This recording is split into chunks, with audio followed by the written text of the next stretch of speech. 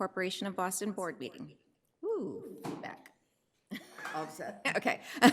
At this time, the Boston Planning and Development Agency is hosting public meetings for the health, safety, and accessibility of Boston residents. Hybrid means that our board meetings are conducted in person at City Hall in our boardroom on the 9th floor and virtually via Zoom and Boston City TV. For more information and updates, visit bostonplans.org. The Open Public Meeting Law requires that I notify the public that this meeting is being recorded. Please be aware that an audio and visual recording of this meeting is being made and broadcast by Boston City TV, which is a part of the City of Boston Office of Cable Communications, at Xfinity Channel 26, RCN Channel 13, and Verizon Fios Channel 962. It's also being live streamed at boston.gov/cable. Now, if there's anyone in the audience who is recording this meeting, we kindly ask that you please identify yourself now. Hearing and seeing none, let's take a roll call. Okay. So, Ms. Bennett? Present. Mr. Shepherd? Present. Dr. Landsberg? Present. Mr. O'Malley is on his way, and the chair, Priscilla Rojas, is present. Okay, so let's start with the first item on the agenda. Request authorization for the approval of the minutes of the March 13th, 2025 board meeting. Motion is in order. So moved.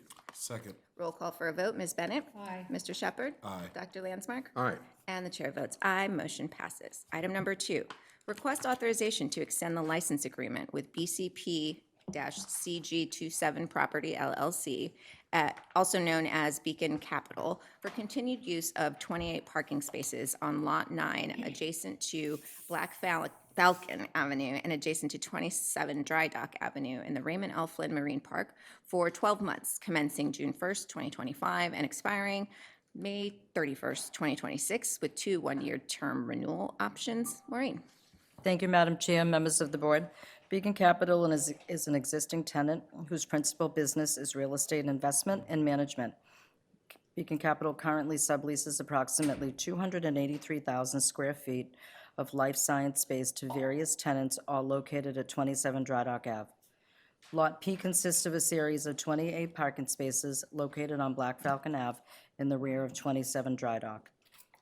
Beacon Capital currently utilizes the above-referenced parking spaces for personal vehicle parking to benefit the tenants of 27 Dry Dock. The existing license agreement will expire on May 31st, 2025. Staff is recommending a one-year term commencing on June 1st, 2025, with 2 one-year option terms at the discretion of the director. The annual fee for the one-year term is calculated at the monthly parking rate, which is currently $450, times 133% per space per month.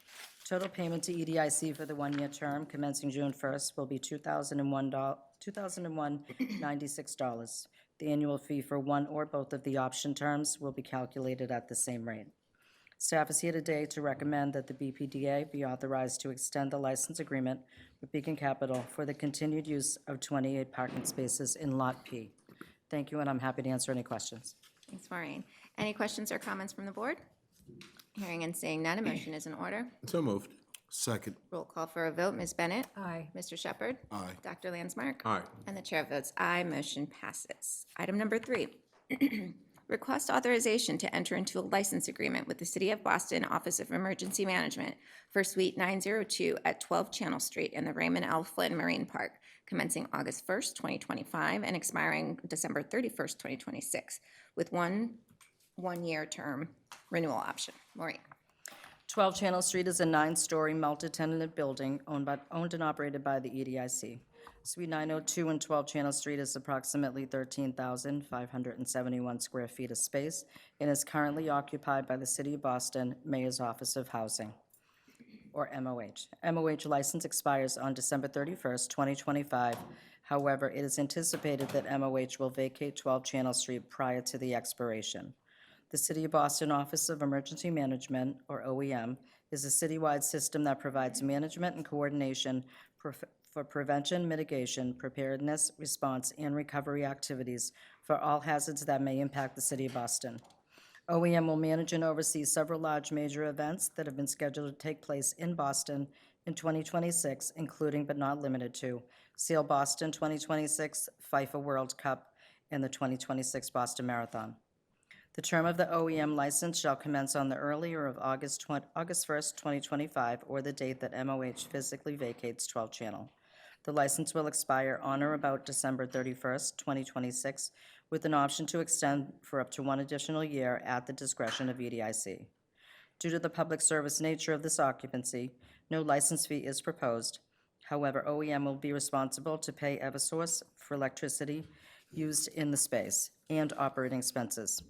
Staff recommends the director be authorized to enter into a license agreement between BPDA and OEM for Suite 902 on the 9th floor of 12 Channel. Thank you, and I'm happy to answer any questions. Thanks, Maureen. Any questions or comments from the board? Hearing and seeing none, a motion is in order. So moved. Second. Roll call for a vote. Ms. Bennett? Aye. Mr. Shepherd? Aye. Dr. Landsmark? Aye. And the chair votes aye. Motion passes. Item number 4, request authorization to enter into a license agreement with Lyft Bikes and Scooters LLC for the installation of bike stations and bicycles at locations within the Raymond L. Flynn Marine Park for a period of 1 year commencing May 1st, 2025 and expiring April 30th, 2026, with one-year term renewal option. Maureen?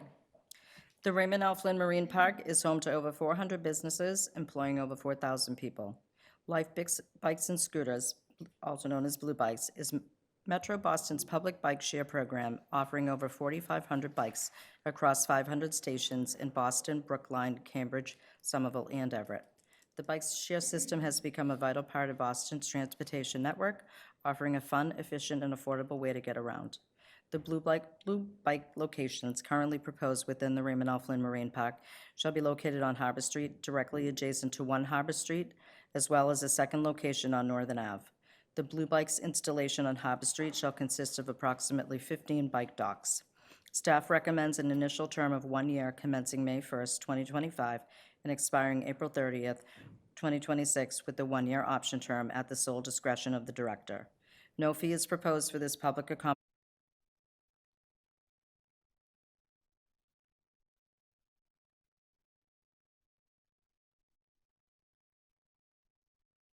that the director be authorized to enter into a license agreement between BPDA and Blue Bikes for the use of locations within the Raymond L. Flynn Marine Park.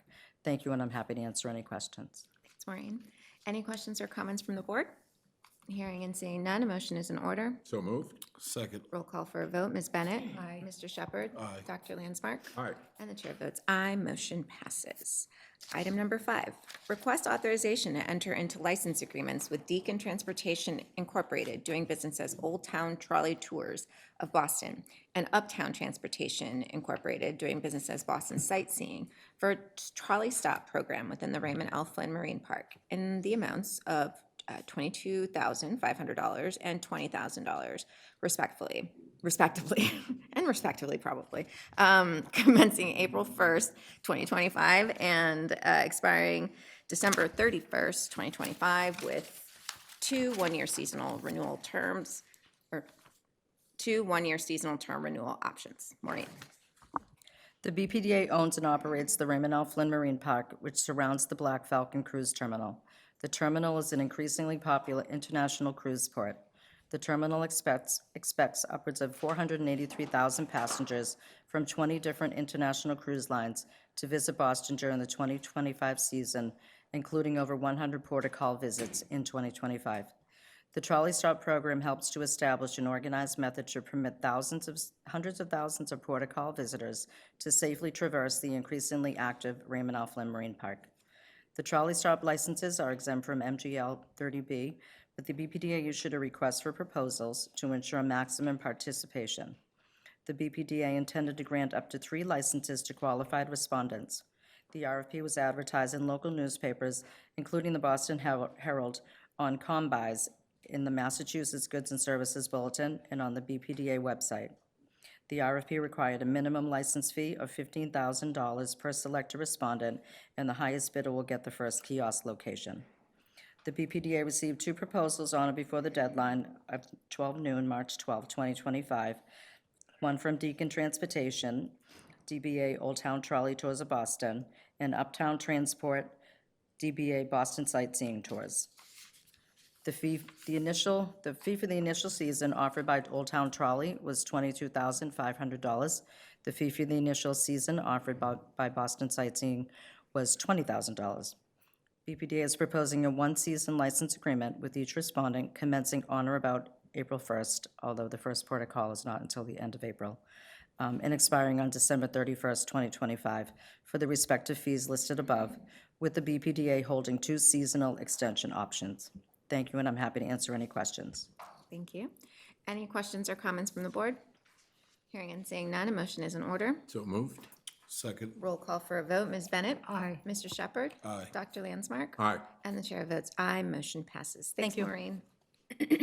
All right, the next 3 items will be presented jointly with separate board votes to follow after the presentation. So I will read all 3 agenda items first, and then we'll have the presentation. So item number 6, request authorization to amend the lease agreement with Magellan Distribution Corporation for the continued use of approximately 4,415 square feet within Suite 803 at 12 Channel Street in the Raymond L. Flynn Marine Park, and extend the current lease term to a total of 9 years, expiring May 31st, 2034, with a 5-year term renewal option. Item number 7, request authorization to amend the lease agreement with Kerwin Group Incorporated for the continued use of Suite 101 at 12 Channel Street in the Raymond L. Flynn Marine Park, and extend the current lease by 4 years, expiring March 31st, 2031, with 1 5-year term renewal option. And then item number 8, request authorization to amend the lease agreement with Payette Associates Incorporated for the continued use of Suite 506 at 12 Channel Street in the Raymond L. Flynn Marine Park, and to extend the current lease by 6 years, commencing June 1st, 2025, and expiring May 31st, 2031, with 1 5-year term renewal option. Dennis. Thank you, Madam Chair. Thank you for allowing us to consolidate these 3 votes. They all tell the same good story. In previous meetings, I had commented on the upcoming vacancies at 12 Channel Street and the efforts that we are taking to both market the property to attract new tenants and actions to incentivize existing tenants to extend their existing leases. The general business model is to decrease the rent in the short term in exchange for additional years to benefit both parties. You'll see from the PowerPoint, and thank you for calling that up, Bridget, that we are requesting permission to amend 3 leases: Kerwin Furniture on the 1st floor, Payette Associates on the 5th floor, and Magellan Distribution on the 8th floor. When negotiating the lease extensions, we needed to factor in the current market realities, and the market is softening for industrial space at the moment, the potential loss of cash flow for an extended period of time during vacancy if the tenants in fact left at the end of their existing lease, and the likelihood of paying real estate commissions for any new tenancies. In that context, the reduced rents in the short term are more than justified by additional years of tenancy added to the leases. Magellan Distribution, 6 additional years, Kerwin, 4 additional years, and Payette, 5 additional years. The guaranteed revenue is between 15 to 44% above my most rosiest magic 8-ball loaded dice forecasting I could do. This is still a much better economic deal for the agency to keep the tenants that we have.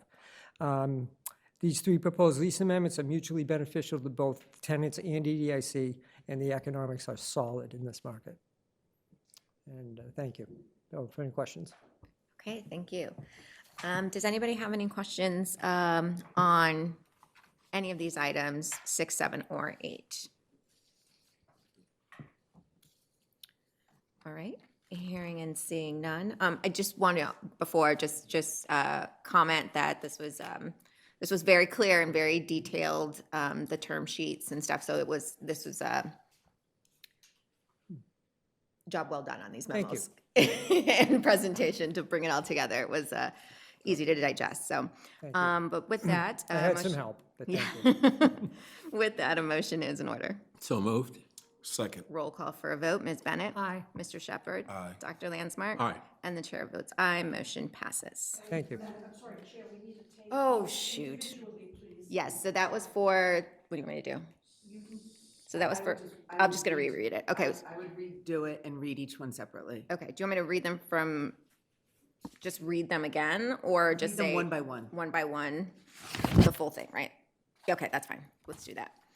Item number 6, this is what we're voting on. So request authorization to amend the lease agreement with Magellan Distribution Corporation for the continued use of approximately 4,415 square feet within Suite 803 at 12 Channel Street in the Raymond L. Flynn Marine Park, and extend the current lease term to a total of 9 years, expiring May 31st, 2034, with one 5-year term renewal option. A motion is in order. So moved. Second. Roll call for a vote. Ms. Bennett? Aye. Mr. Shepherd? Aye. Dr. Landsmark? Aye. Mr. O'Malley? Aye. And the chair votes aye. Motion passes.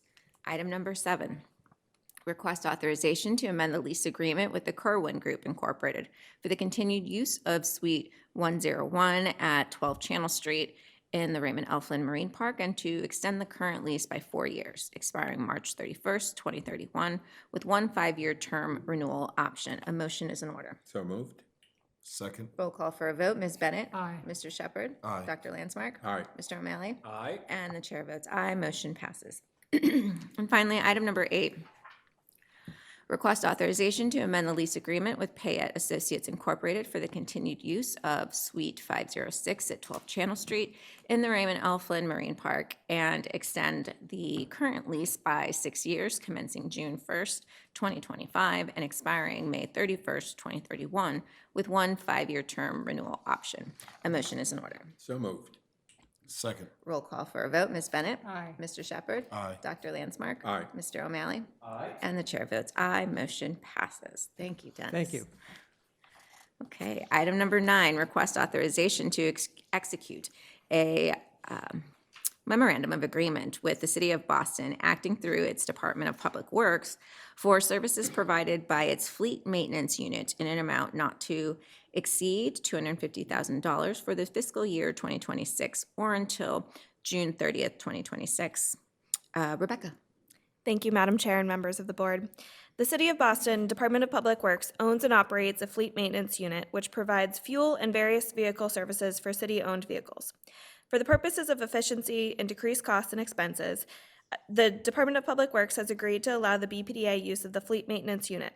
Services under the unit will be provided to all entities under the BPDA, including the BRA and the EDIC. The agreement is for fiscal year 2026.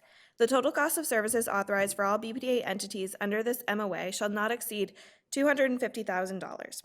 Historically, annual BPDA spending is less than $50,000, but the Department of Public Works requires from all departments that the use of the fleet maintenance unit budget $250,000 annually through the MOA. The not-to-exceed amount is set with the intent to cover any major repairs, such as engines, transmissions, or hydraulic systems, and a variety of equipment. Thank you, and I'm happy to answer any questions. Thank you. Questions or comments from the board? All right, hearing and seeing none, a motion is in order. So moved. Second. Roll call for a vote. Ms. Bennett? Aye. Mr. Shepherd? Aye. Dr. Landsmark? Aye. Mr. O'Malley? Aye. And the chair votes aye. Motion passes. Thank you. Right, item number 10, request authorization to extend a tentative designation status of the Cronin Group LLC by 6 months through October 31st, 2025, and continue lease negotiations with the Cronin Group LLC to facilitate the long-term lease and redevelopment of EDIC-owned 24 Dry Dock site in the Raymond L. Flynn Marine Park. Dennis. Thank you, Madam Chair. BPD issued a request for proposals for the redevelopment of 24 Dry Dock Avenue in 2019. It's a vacant 30,000 square foot building located within the boundaries of the Boston Ship Repair lease premises. It was a unique partnership with between BPDA and Boston Ship Repair, where we would share the revenues. I won't go down that rabbit hole in this presentation, but it remains a good partnership with Boston Ship Repair. Cronin Development was selected as the developer in January of 2020.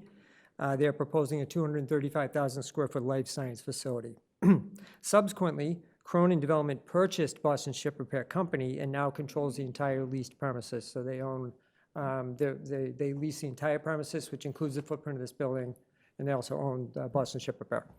The designation has been extended 8 times, the most recent in October 24, wherein the designation was extended through April of 2025. The current economic instability notwithstanding, Material and construction costs remain high. The cost of borrowing is still very high. More importantly, the overbuilding of speculative life science buildings in the last, over the last several years have resulted in almost 7 million square feet of vacant buildings, life science buildings. We have two of them in the Marine Park. We have two buildings for life science completely vacant. And debt financing without a long-term leasing commitment is just not, it's not possible. And the competition for tenants is staggering, as you can imagine. Cronin has made significant progress, nevertheless, towards their Article 80 entitlements. But there's no reason to aggressively spend resources and time toward financing without a tenant in hand. One of the major benefits of tentative designation is that it secures site control for the proposed developer, wherein BPDA will not negotiate with any other developers during the term of the tentative designation, as you know. By virtue of owning the lease between BPDA and Boston Ship Repair, Cronin has literal site control for the duration of the lease, regardless of whether tentative designation is extended or not. However, we are requesting a 6-month designation to the tentative designation for Cronin Development. Retaining the tentative designation status will allow Cronin to move expeditiously in the event that a build-to-suit opportunity materializes. And no one can predict the future, but standing here today, I believe that it's in the best interest of BPDA and Cronin Development to extend the designation through October of 2025. And we'll see what's going on in October and be back, I imagine. Yeah, any questions or comments from the board on this? Oh, was that the end of your presentation? Yes, Yeah, I'm sorry, great, I'm okay. done. We just have this natural groove, which is I apologize. just stepped in. But any questions or comments from the board? All right, I think the economy is what it is, and there are 6 months makes sense to me. Okay. Motion is in order. So moved. Second. Roll call for a vote. Ms. Bennett? Aye. Mr. Shepherd? Aye. Dr. Landsberg? Aye. Mr. O'Malley? Aye. And the chair votes aye. Motion passes. Thanks, Dennis. Thank you. It's a tough one. Item number 11. Request authorization to execute a contract with Randall Wilson Consulting in the amount of $100,000 to conduct healthcare labor and workforce needs analysis as part of the Life Sciences Workforce Development Initiative. Abigail. Thank you, Madam Chair and members of the board for your time. My name is Abigail Cross, Assistant Deputy Director of the Office of Workforce Development. We are requesting authorization to enter into a contract with Randall Wilson Consulting to conduct a healthcare, labor, and workforce needs analysis with a focus on occupations intersecting with the life sciences as a part of the Life Sciences Workforce Development Initiative. The resulting analysis will help OWD understand future labor market dynamics in the healthcare sector to guide future funding cycles while supporting the Wu administration's commitment to increasing Boston residents' employment opportunities in the life sciences sector. The RFP, released on September 30th, 2024, received 5 responses. Randall Wilson Consulting's proposal demonstrated a complete understanding and capability to implement the proposed scope of work, which is as follows. 1, provide a comprehensive analysis of current and future labor market demand for sub-bachelor's degree holders in Boston's healthcare sector over the next 5 years. 2, compare the projected labor market demand to projected supply and identify gaps, specifically skills gaps. 3, assess the capacity of current Boston area workforce development programs training workers for the healthcare sector to meet expected labor demand over the next 5 years. And 4, provide strategic recommendations for increasing racial and gender equity in the healthcare workforce. The contract amount for the RFP is $100,000, and the funding source will be American Rescue Plan Act funds awarded to EDIC as a part of the Life Sciences Workforce Development Initiative. We anticipate the contract start date will be on April 15th of 2025 with an anticipated end date of October 31st. Thank you for your time, and I'm happy to answer any questions. Okay, thank you. Questions or comments from the board? I guess I just have one comment because I don't have a well-formed question yet. This is a little bit macro. So just, this next to kind of the state of our existing property, right, that we just, or the 7 million square feet of vacancy on the EDIC side, the BPDA side, we're seeing, the buildings and,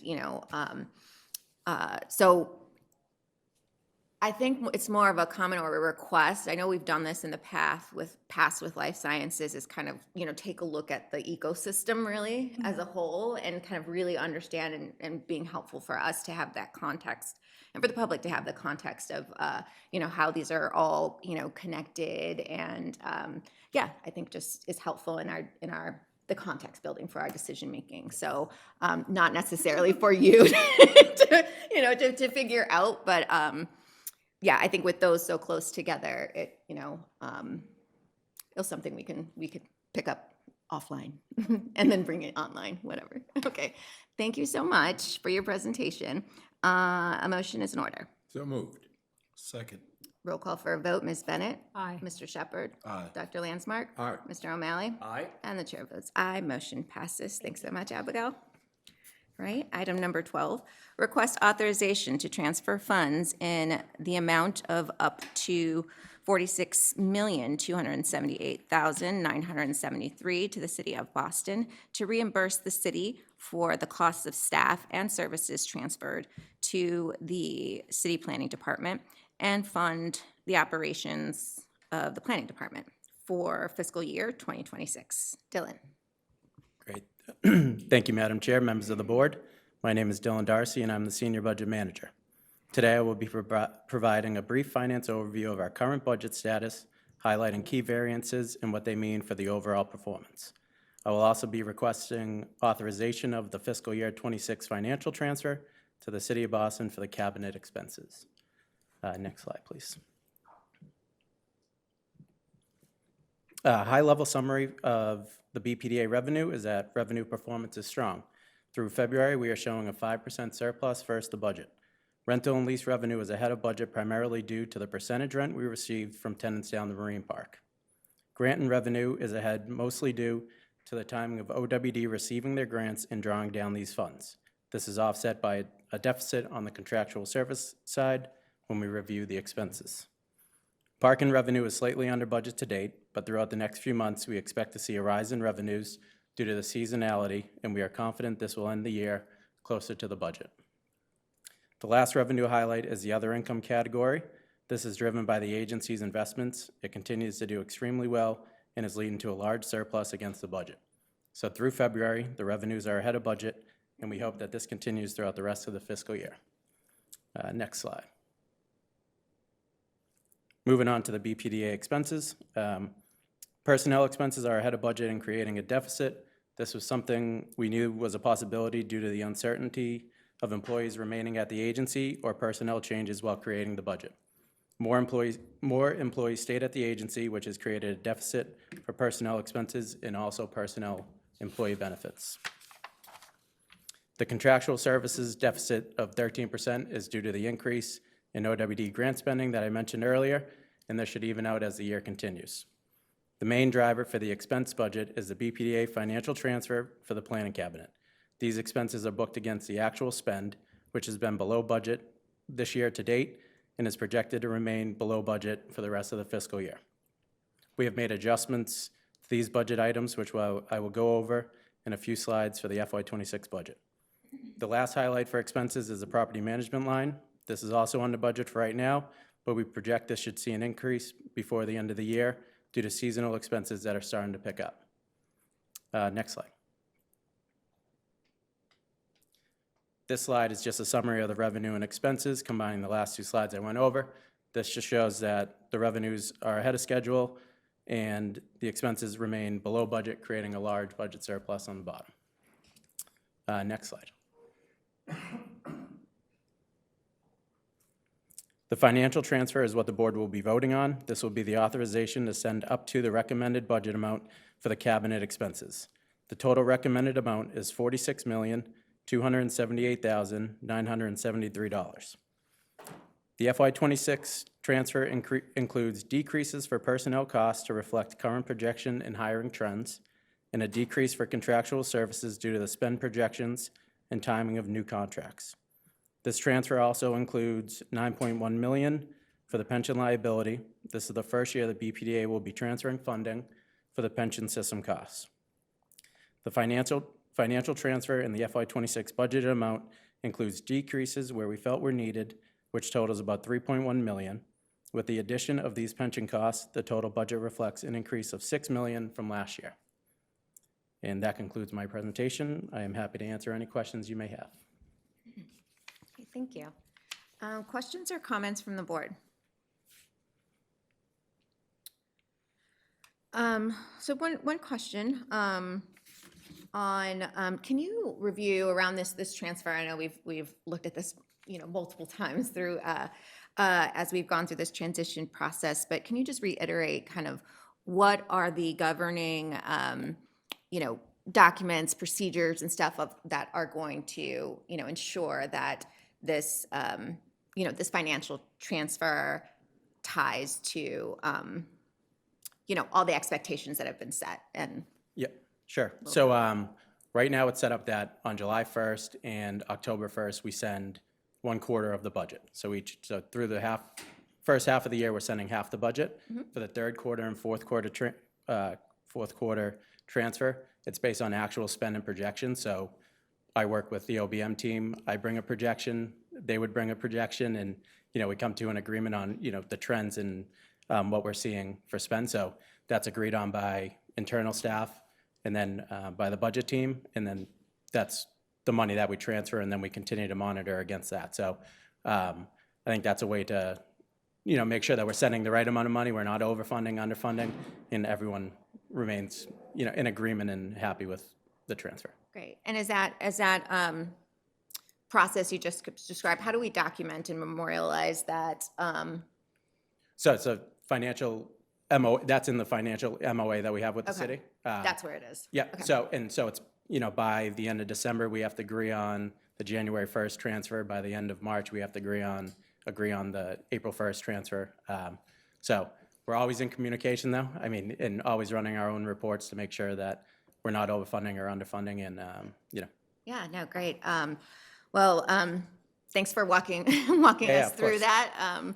As things become more real each step, we just want to kind of go back to the beginning and refresh. This is all the work that we did, and the city as a whole did to come up with that memorandum of understanding around this transfer, and that's okay. It's helpful. Thank you. Any additional questions or comments from the board? Hearing and seeing none, a motion is in order. So moved. Second. A roll call for a vote. Ms. Bennett? Aye. Mr. Shepherd? Aye. Dr. Landsmark? Aye. Mr. O'Malley? Aye. And the chair votes aye. Motion passes. Thanks so you. much, Dylan. Thank you. All right, item number 13, personnel. Mike? Thank you, Madam Chair, members of the board, Madam Secretary, and Director Shen.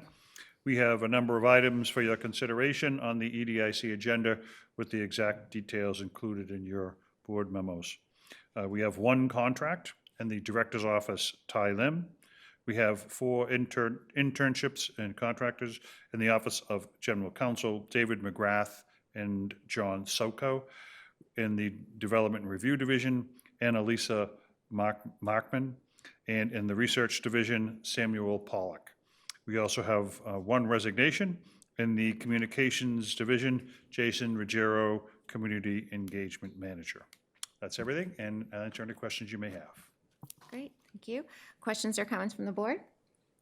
Just want to take a quick second to welcome all the new hires, and thank you so much for the service, Jason, and yeah, everybody who participates in this. So just want to do the shout out. But with that, a motion is in order, though. So moved. Second. Roll call for a vote. Ms. Bennett? Aye. Mr. Shepherd? Aye. Dr. Landsmark? Aye. Mr. O'Malley? Aye. And the chair votes aye. Motion passes. Thank you so much, Mike. All right, and that was the last item. With that, I need a motion to adjourn this meeting. So moved. Second. Roll call for a vote. Ms. Bennett? Aye. Mr. Shepherd? Aye. Dr. Landsmark? Aye. Mr. O'Malley? Aye. And the chair votes aye. Motion passes. Meeting adjourned. Thank you. So then let me, 1 second to grab. Moving on to, yes. Oh, yeah, totally. All right. So we'll now start the BPDA portion of the meeting. Thank you for joining the April 10th, 2025 Boston Redevelopment Authority Board meeting.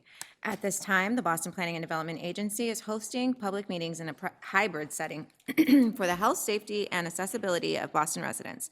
Hybrid means that our board meetings are conducted in person at City Hall in our boardroom on the 9th floor and virtually via Zoom and Boston City TV at the same time. For more information and updates, visit bostonplans.org. The Open Public Meeting Law requires that I notify the public that this meeting is being recorded. Please be aware that an audio and visual recording of this meeting is being made and broadcast by Boston City TV, which is a part of the City of Boston Office of Cable Communications, at Xfinity Channel 26, RCN Channel 13, and Verizon Fios Channel 962. It's also being live streamed at boston.gov/cable. Here's where I ask, is there anyone in the audience who is recording this meeting? If so, please identify yourself now. Okay, hearing and seeing none. Let's go ahead and call roll to begin this meeting. Ms. Bennett, Present. Mr. Shepherd, Present. Dr. Landsmark, Present. Mr. O'Malley, Present. and the chair is present. Thank you.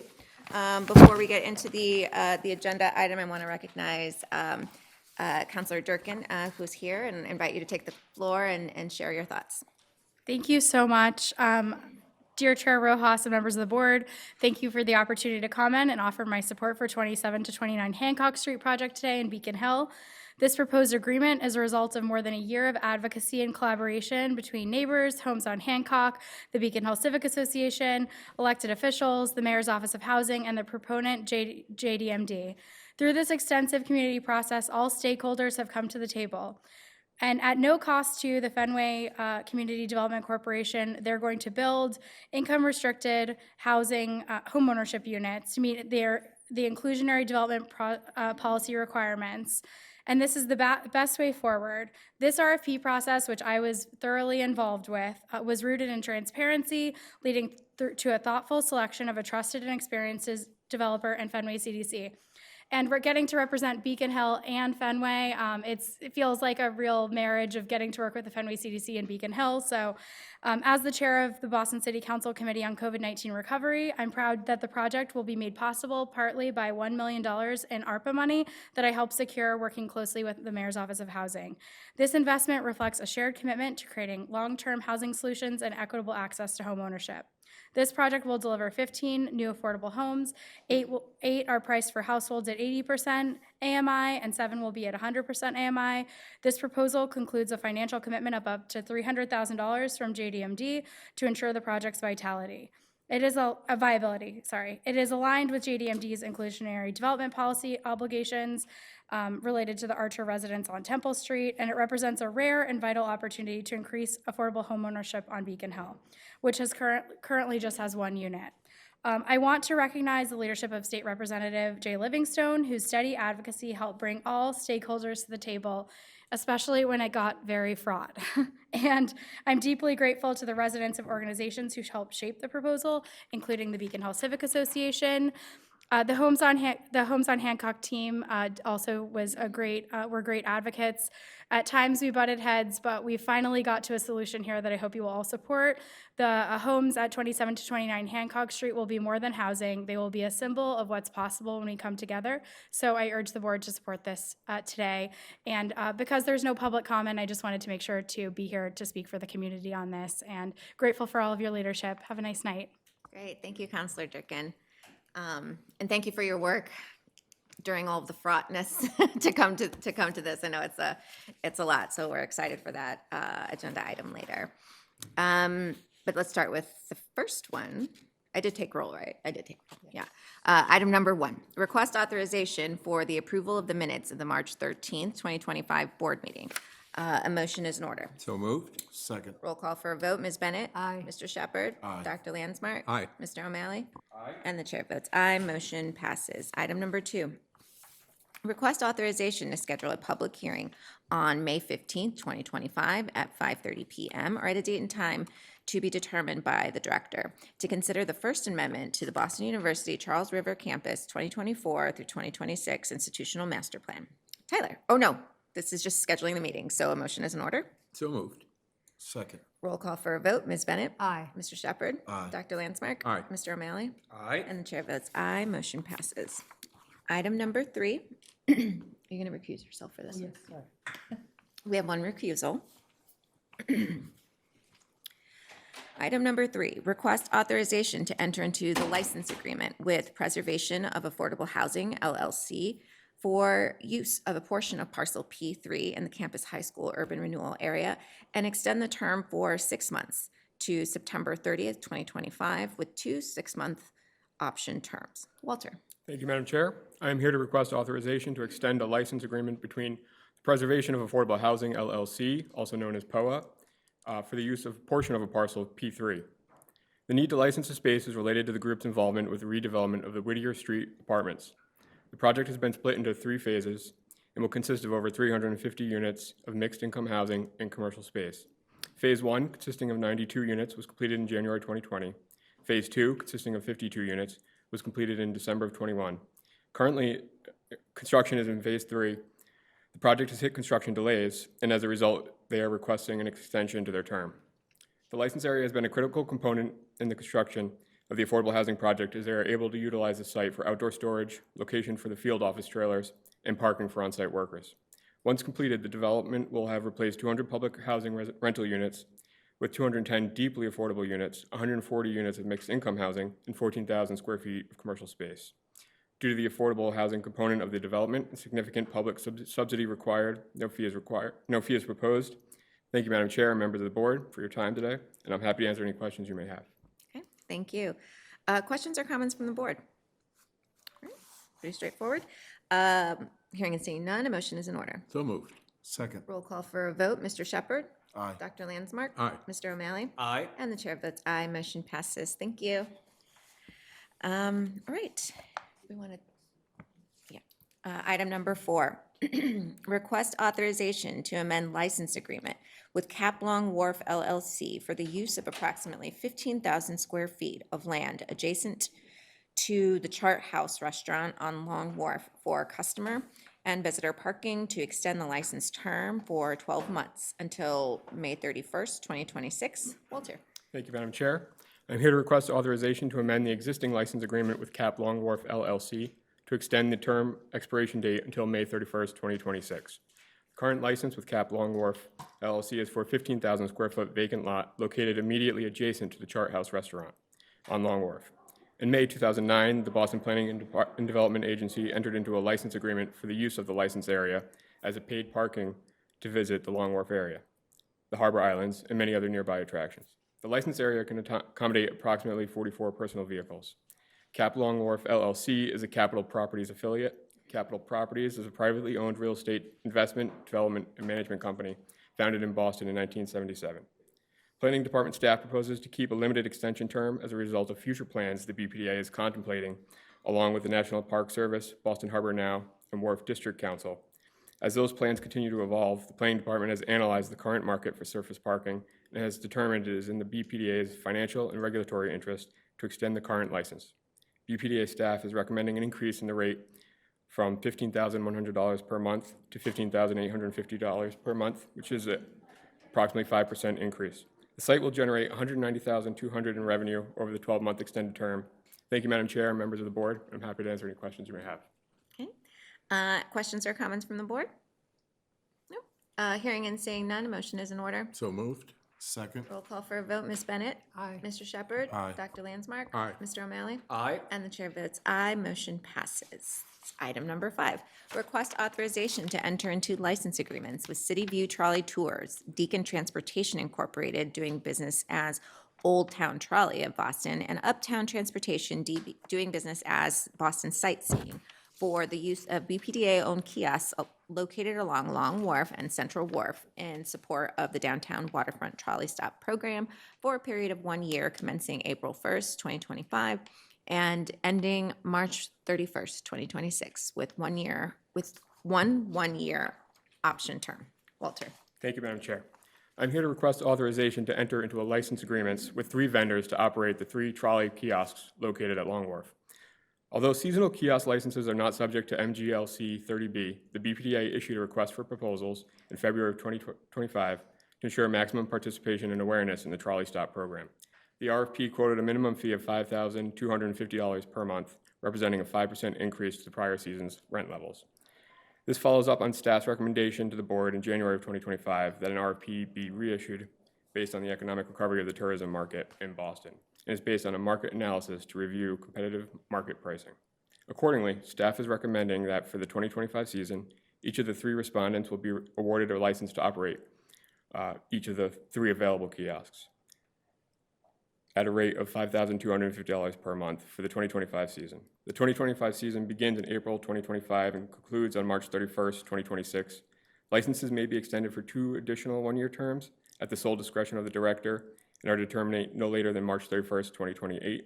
BPDA will receive $63,000 from each licensee for the 2025 season for a net total of $189,000 generated from the Long Wharf Trolley Program. Thank you, Madam Chair and members of the board. I'm happy to answer any questions you may have. Thank you. Questions or comments from the board? Hearing and seeing none, a motion is in order. So moved. Second. Roll call for a vote. Ms. Bennett? Aye. Mr. Shepherd? Aye. Dr. Landsmark? Aye. Mr. O'Malley? Aye. And the chair votes aye. Motion passes. Item number 6, request authorization to enter into a license agreement with Gilly and Mark. What does PTY stand for? Private? What is it? Party, sorry. Party Limited. I'm like, sorry. I'm like, what? I know. Gosh. Okay, we're going to start that over again. Item number 6. Request authorization. There's age references in there if anybody picked it up, but yeah, no. We're all dating ourselves. Okay. Item number 6, request authorization to enter into a license agreement with Gilly and Mark Party Limited for the temporary installation of 2 art sculptures adjacent to Dry Dock Number 2 in the Charlestown Navy Yard, commencing August 25th and ending August 2027, with an option term extension until December 31st, 2027. Walter. Thank you, Madam Chair. I'm here to request authorization to enter into a license agreement with the Gilly and Mark Pty Ltd. and the Boston Planning and Development Agency to allow for the installation of 2 temporary art sculptures along Dry Dock 2 in the Charlestown Navy Yard. Navy Yard Garden and Art is a nonprofit volunteer organization focused on creating public art installations, revitalizing gardens, and offering free programming throughout the Charlestown Navy Yard. To support public art activation initiatives, NYGA has recommended the artwork of Gilly and Mark to be installed along the area of Dry Dock 2. NYGA, who is also in attendance today, and the artists have requested to install 2 sculptures in different locations immediately adjacent to Dry Dock 2 in the Charlestown Navy Yard. The first sculpture, titled Arms of Friendship, which is an octopus, essentially, and the other is named Hippo, was hungry to try new things, which I will refer to as the Hippo. The octopus sculpture location will be at the center of the Brick Plaza at the end of Dry Dock 2.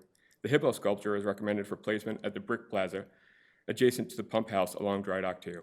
NYGA and the artists are requesting to offer these free amenities from August 1st, 2025 to July 31st, 2027. Created by artists Gilly and Mark, the sculptures are of significant size and weight. Arms of Friendship is almost 15 feet tall and weighs almost 8 tons. Hippo was hungry to try new things, is over 7 feet tall, and weighs just over 1,000 pounds. Due to the free community benefit brought by the sculptures, no fee is proposed. Thank you, Madam Chair, members of the board. I'm happy to answer any questions. Great, thanks. Questions or comments from the board? Do we get to see a picture, early sketch They're yet? Is there one? They're in the memo. They're in the memo? Oh my God, how did I miss that? They're sizable.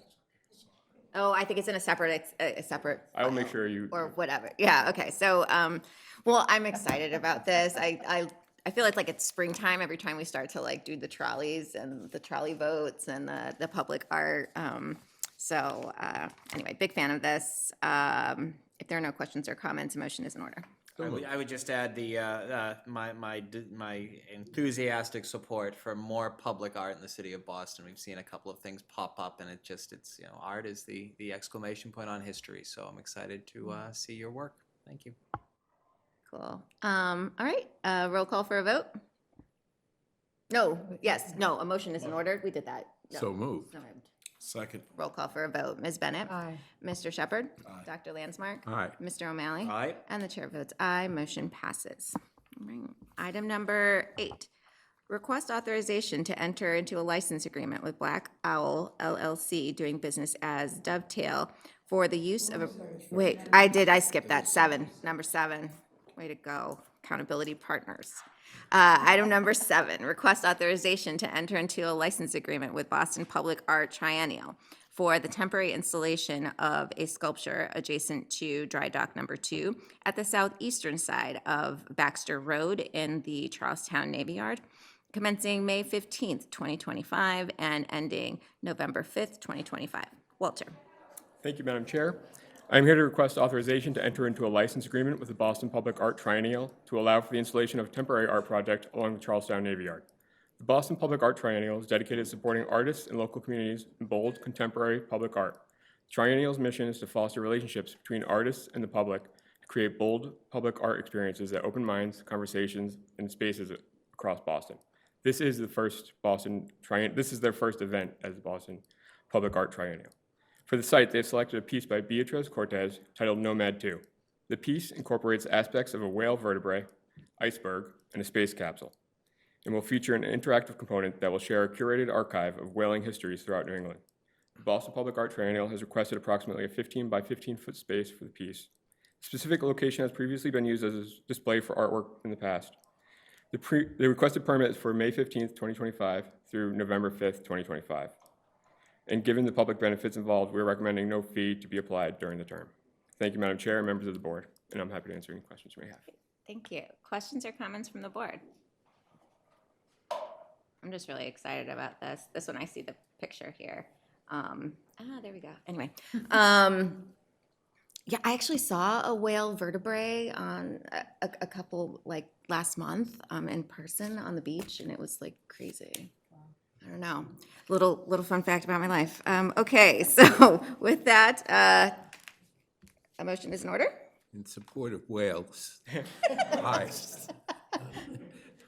So moved.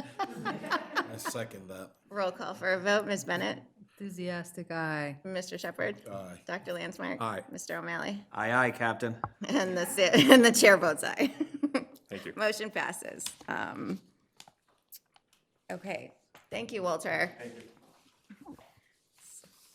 Item number 8, request authorization to enter into a license agreement with Black Owl LLC doing business as Dovetail for the use of approximately 2,850 square feet of land located at Building 34 in the Charlestown Navy Yard for seasonal outdoor restaurant seating, commencing April 1st, 2025, and ending March 31st, 2026, with the term extension option. Liz?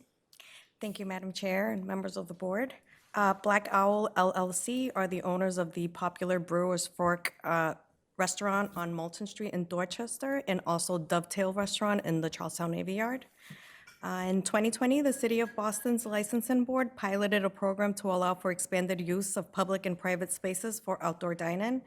Because of its success, the City of Boston announced a permanent outdoor dining program in February of 2023 with an online application portal that includes outdoor dining consultations, accessible design templates, real-time application tracking, and annual license renewal. The City of Boston charges a monthly fee for outdoor dining for, they charge $199 per month if there is no alcohol served, and $399 per month if alcohol is served on properties that are owned by the City of Boston. Black Owl LLC is required to submit required documents for approval prior to us licensing.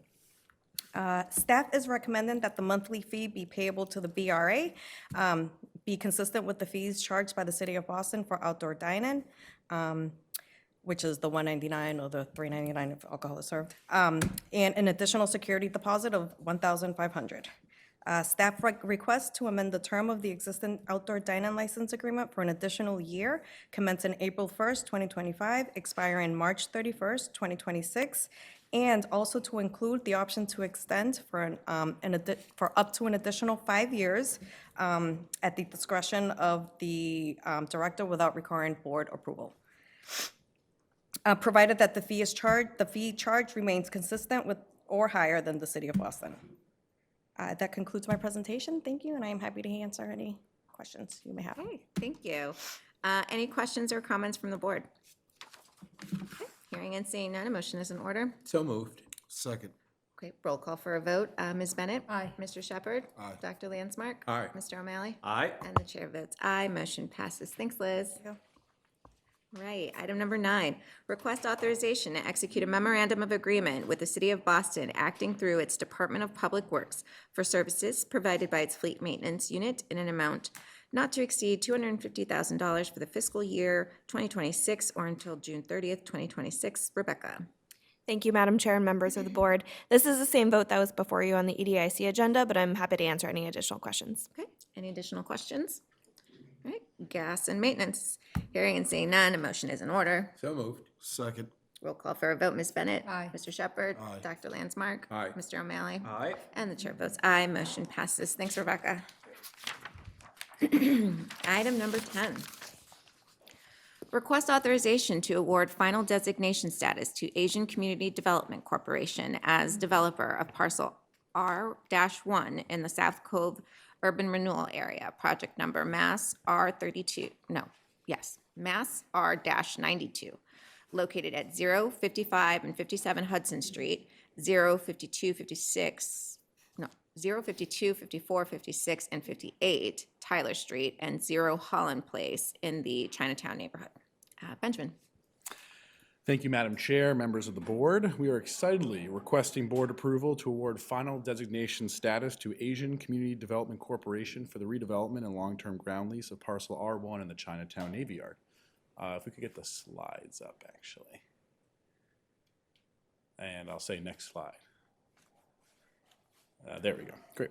Parcel R1 is an approximately 8,000 square foot site located in the South Cove Urban Renewal Area. It is comprised of 14 contiguous assessors parcels of land bounded by Harvard Street to the south, Tyler Street to the west, Hudson Street to the east, and bordered to the north by the rear of 75 Nealon Street.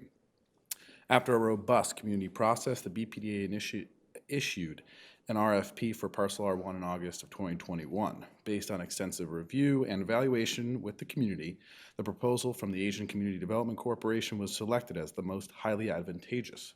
Accordingly, in April 2022, the BPDA board approved the tentative designation of Asian CDC for the redevelopment of parcel R1. Since then, the board has extended the proponent's tentative designation status due to their continued work. Next slide. The development team has planned a 12-story structure with 110 residential units consisting of 66 rental and 44 homeownership opportunities. All are income restricted to a variety of income levels. The property will also add a community use space for the Chinatown branch of the Boston Public Library. This venture exemplifies a real teamwork effort from the city perspective and has included work from the Planning Department, Mayor's Office of Housing, Public Facilities, Boston Public Library, City Operations, and the Office of Budget Management, just to name a few. Next slide. As you can see through these renderings, Asian CDC will redevelop a surface parking lot into a new community asset that is thoughtfully designed. Next slide.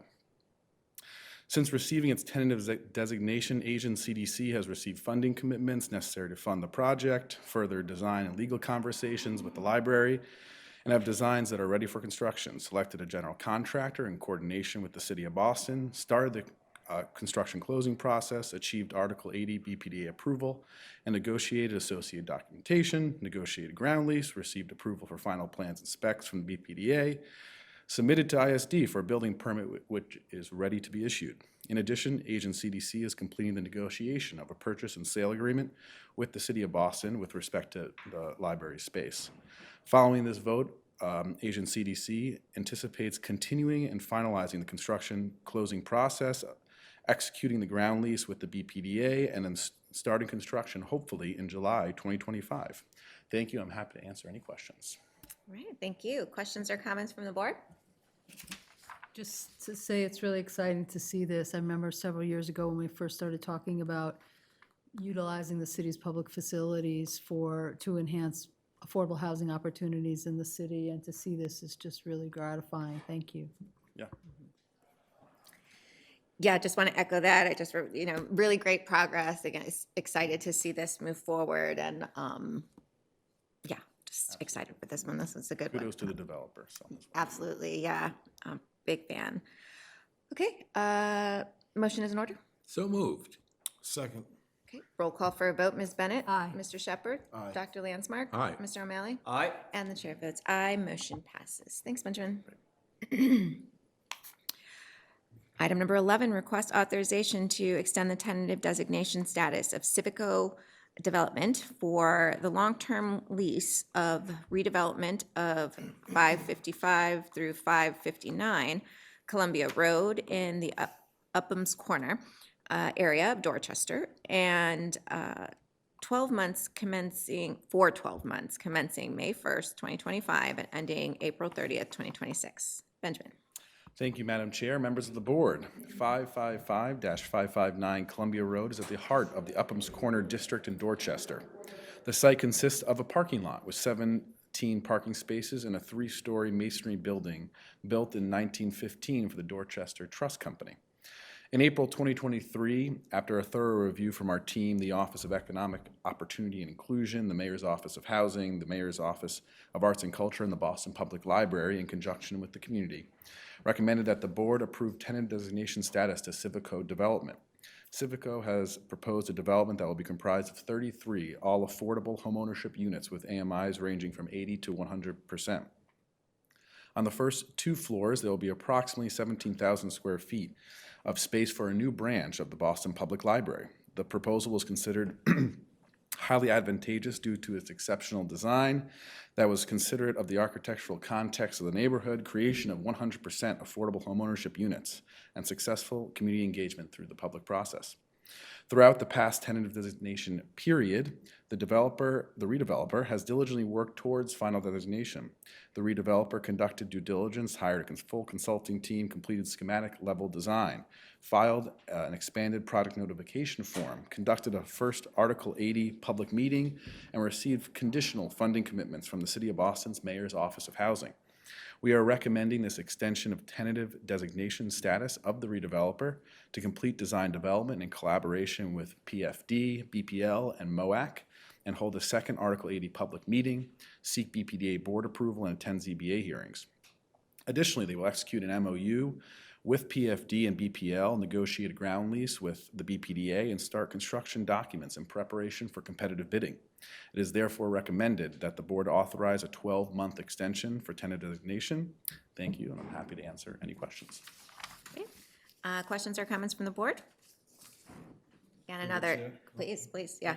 Just quickly, I was saving my comment from the last one to this one due to the fact of the Boston Public Libraries. I see the common theme throughout the city of building housing on top of libraries, which I think is excellent. It's access to the libraries. It's almost like having a big Starbucks underneath you, without the coffee, but Yeah. just the space to be able to study and have access to it. So I think it's a great idea. And I guess my question would be with this: do we see any of these potentially happening anytime soon, coming out the ground, like from the Fields Corner, Samuel and Associates in the Fenway area? Do you mean in addition to these two, or? Yes. Yeah. Yeah. Proposed. Proposed. I know there's another one in the West End neighborhood. That's with that as well. MOH, which is again, we're all sort of on the same path forward. Not that I know of any other ones right now, but obviously something that we enjoy to work on, so. I can't wait. Yep. Thank you. Yep. Yeah, great. Super cool. And libraries are more than just like, yeah. a house for books, like there's yeah. so much programming that goes there, such an information source. Definitely evolved. Yeah, no, it's There's a lot of design work Wi-Fi, all that stuff. A lot of design work happens between the developer and the library to make sure that the space works for them. So, yeah. Yeah, this is good stuff. Thank you. Okay, roll call a motion is in order. So moved. Second. Roll call for a vote. Ms. Bennett? Aye. Mr. Shepherd? Aye. Dr. Landsmark? Aye. Mr. O'Malley? Aye. And the chair votes aye. Motion passes. Thanks, Benjamin. Thank you all. All right, item number 12.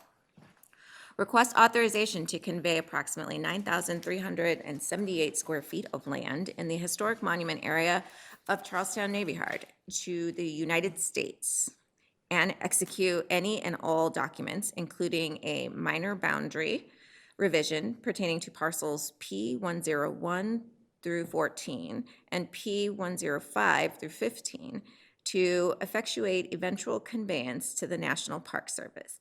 Liz. Thank you, Madam Chair and members of the board. The BRA Board previously approved the conveyance of approximately 6,550 square feet identified on the exhibit submitted with the memo. The purpose of the conveyance is to assist National Park Service with redevelopment of Building 107, excuse me. The additional land included will be utilized for an expanded building entrance, accessible parking, and two located building mechanicals and equipment. Today's request is to expand NPS's boundary lines to also include the connector building that is in between NPS's Building 107 and Building 108. Building 108 has already been demolished, leaving the connector building attached to Building 107. In order for NPS to begin their redevelopment, the rehabilitation of the connector building needs to be considered. NPS cannot spend or request funds on any property that is not included within the national park boundary lines. Expanding their boundary lines will allow NPS to continue to move forward and to possibly request additional funds that may be needed for the rehabilitation of the connector building. Expansion of NPS boundary lines does not require fee ownership of the subject land. Staff is recommending that BPDA be authorized to convey approximately 9,378 square feet of land in the Charlestown Navy Yard to the United States Department of Interior, acting through National Park Service, for an NPS minor boundary revision and any or all necessary documents pertaining to the parcels identified on the attached exhibit. Thank you, and I am happy to answer any questions you may have. Okay, thank you. Questions or comments from the board?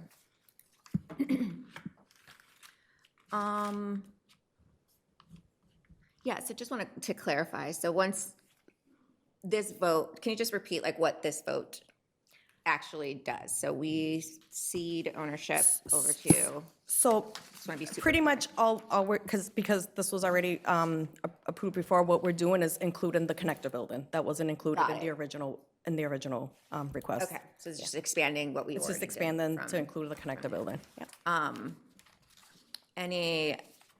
Well, there's, change going on all over the place, so, yeah. Any questions or comments?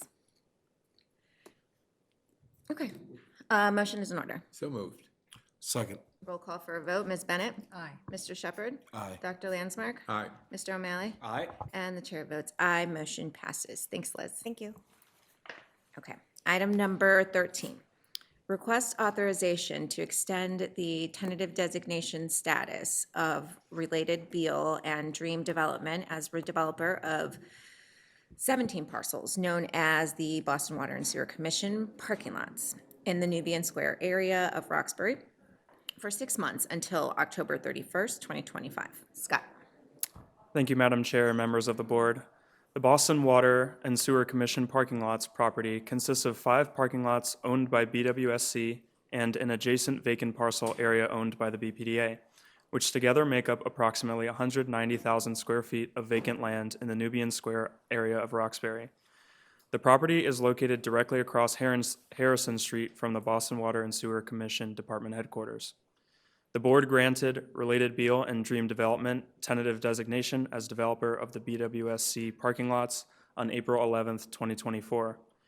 The developer proposes 402 total units, of which 89% are allocated as affordable rental and homeownership units across 5 phases. The proposal includes 79 homeownership units, 229 rental units, and 94 senior housing units. The proposed development will also include 1.17 acres of at-grade open space. The ground floor spaces in the proposal include dining and retail, community services, and incubator and startup spaces. Phase 1 will comprise a 6-story residential building with approximately 44,000 square feet of gross floor area and 45 affordable homeownership units. Since April 11th, 2024, the proponent received BPDA board approval for the Article 80 small project review of Phase 1 and a Boston Zoning Commission vote for a minor modification to amend the boundaries of Parcel 35 to include the entire Phase 1 project site and restate that the permitted land uses for Parcel 35 shall be residential, commercial, retail, and open space uses. In December 2024, the proponent received Boston Zoning Commission vote to expand the Newmarket Industrial and Development Area and make the BWSC parking lots in the Nubian Square area of Roxbury eligible for planned development areas, or PDAs, in order to enable redevelopment of the BWSC lots comprised in the future phases of the project. During the next tentative designation period, the developer seeks to continue and complete BPDA design review for Phase 1, apply for MassWorks funding, and submit a Mass Housing Commonwealth Builder Matching Funds application. Additionally, the developer will advance the review and approval of construction drawings and negotiate a ground lease with BPDA. Thank you, and I'm happy to answer any questions. Okay. Questions or comments from the board? Okay, hearing and seeing none, a motion is in order. So moved. Second. Roll call for a vote. Ms. Bennett? Aye. Mr. Shepherd? Aye. Dr. Landsmark? Aye. Mr. O'Malley? Aye. And the chair votes aye. Motion passes. Exciting to see this move forward. Great.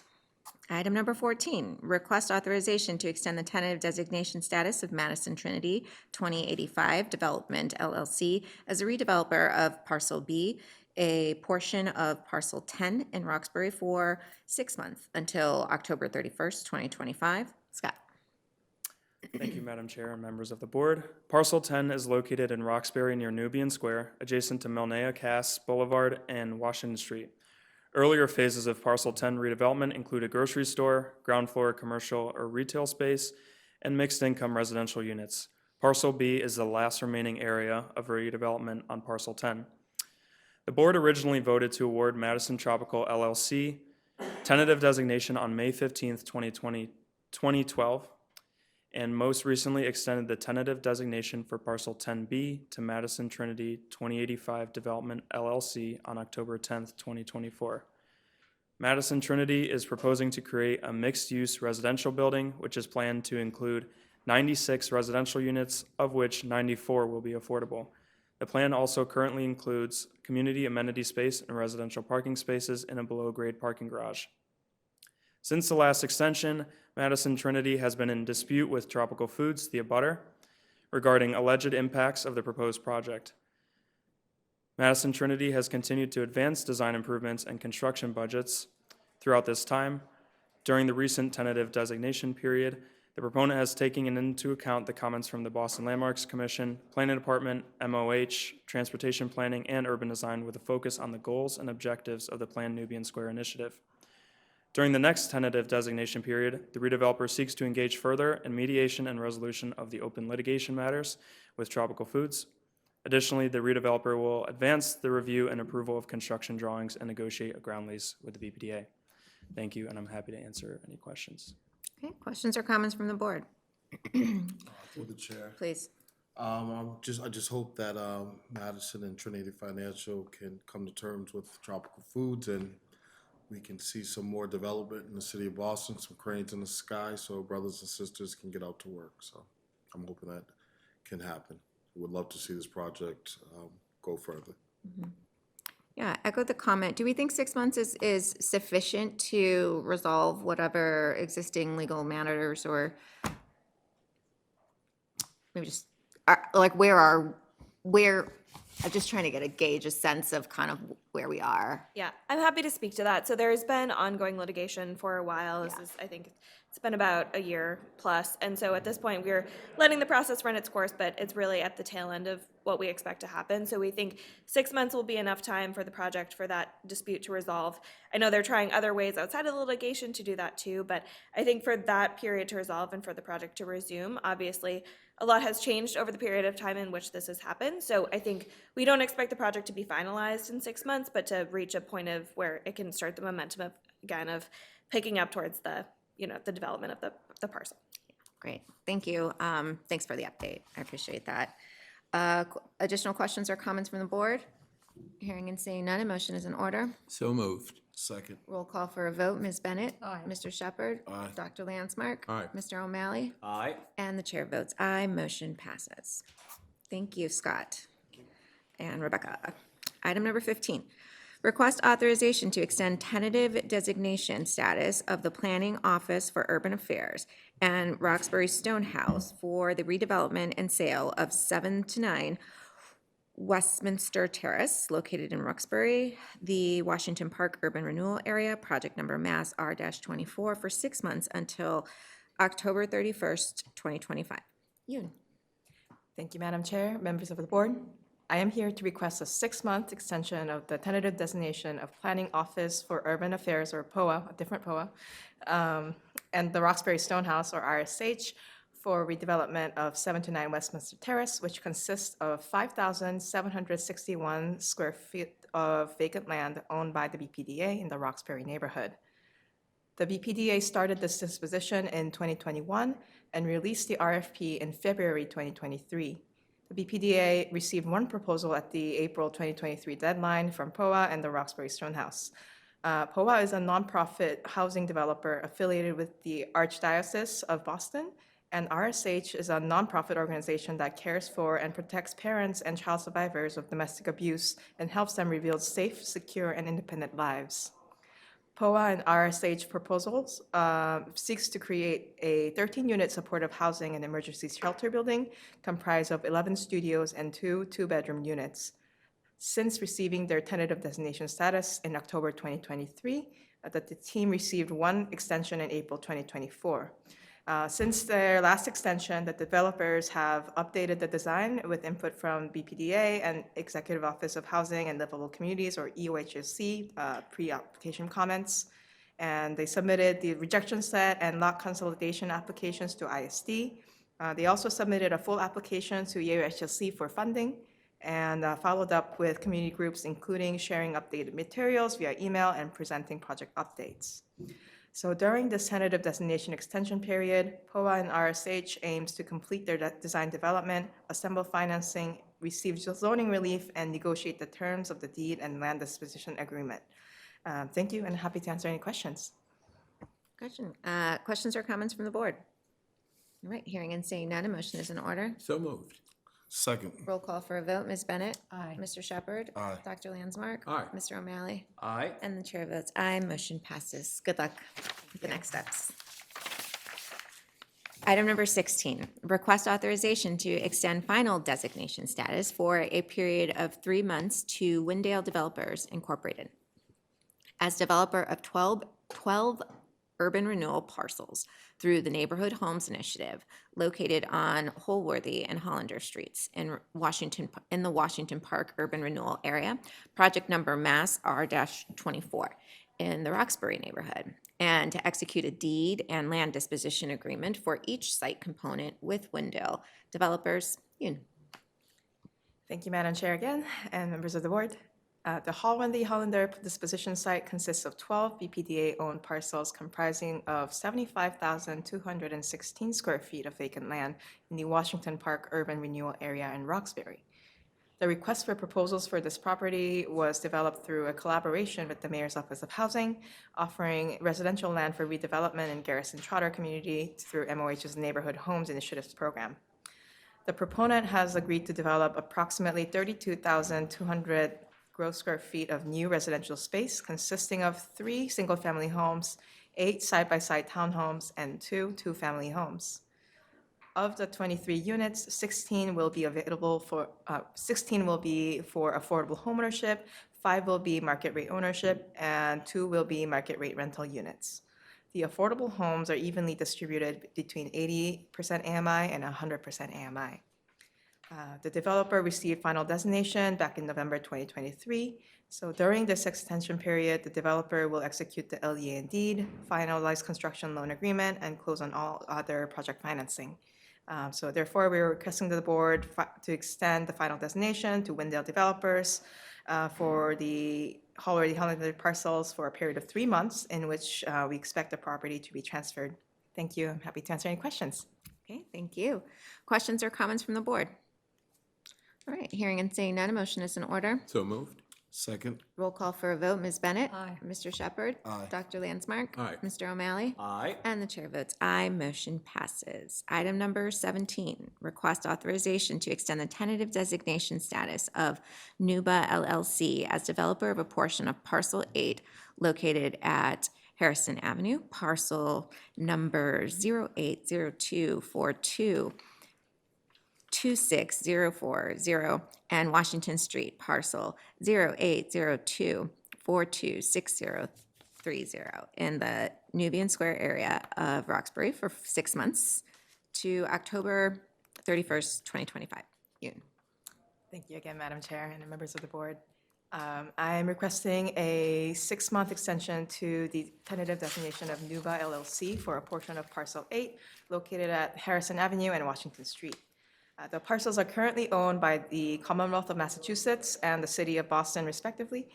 And the board originally voted to award Nuba LLC the tentative designation status on April 15, 2021, and extended their designation on October 10, 2023. Nuba LLC is proposing to create approximately 110,000 gross square feet of residential space, which will include 109 all-affordable units consisting of 45 homeownership units and 64 rental units. The project consists of ground floor commercial space and the creation of a park at the corner of Melnia Cass Boulevard and Washington Street. So since the last extension, Nuba LLC has made significant progress toward final destination, including completion of 75% park design review with DCR, the release of LIHTC investor RFP for the apartments portion, and the purchase of a sculpture to be housed at the Nuba Park at the corner of the lot. So, but due to current market conditions, it has been discovered that the project cannot support the full $5,010,000 purchase for the Commonwealth-owned portion of the property. The BPDA, in coordination with MOH and the developer, are in conversation with DCAM and DCR to review an option of a land swap of city-owned parcels to cover the acquisition gap for the Commonwealth-owned parcel. The arrangement is to be memorialized with an MOA between the parties, which we are also asking for authorization in this vote.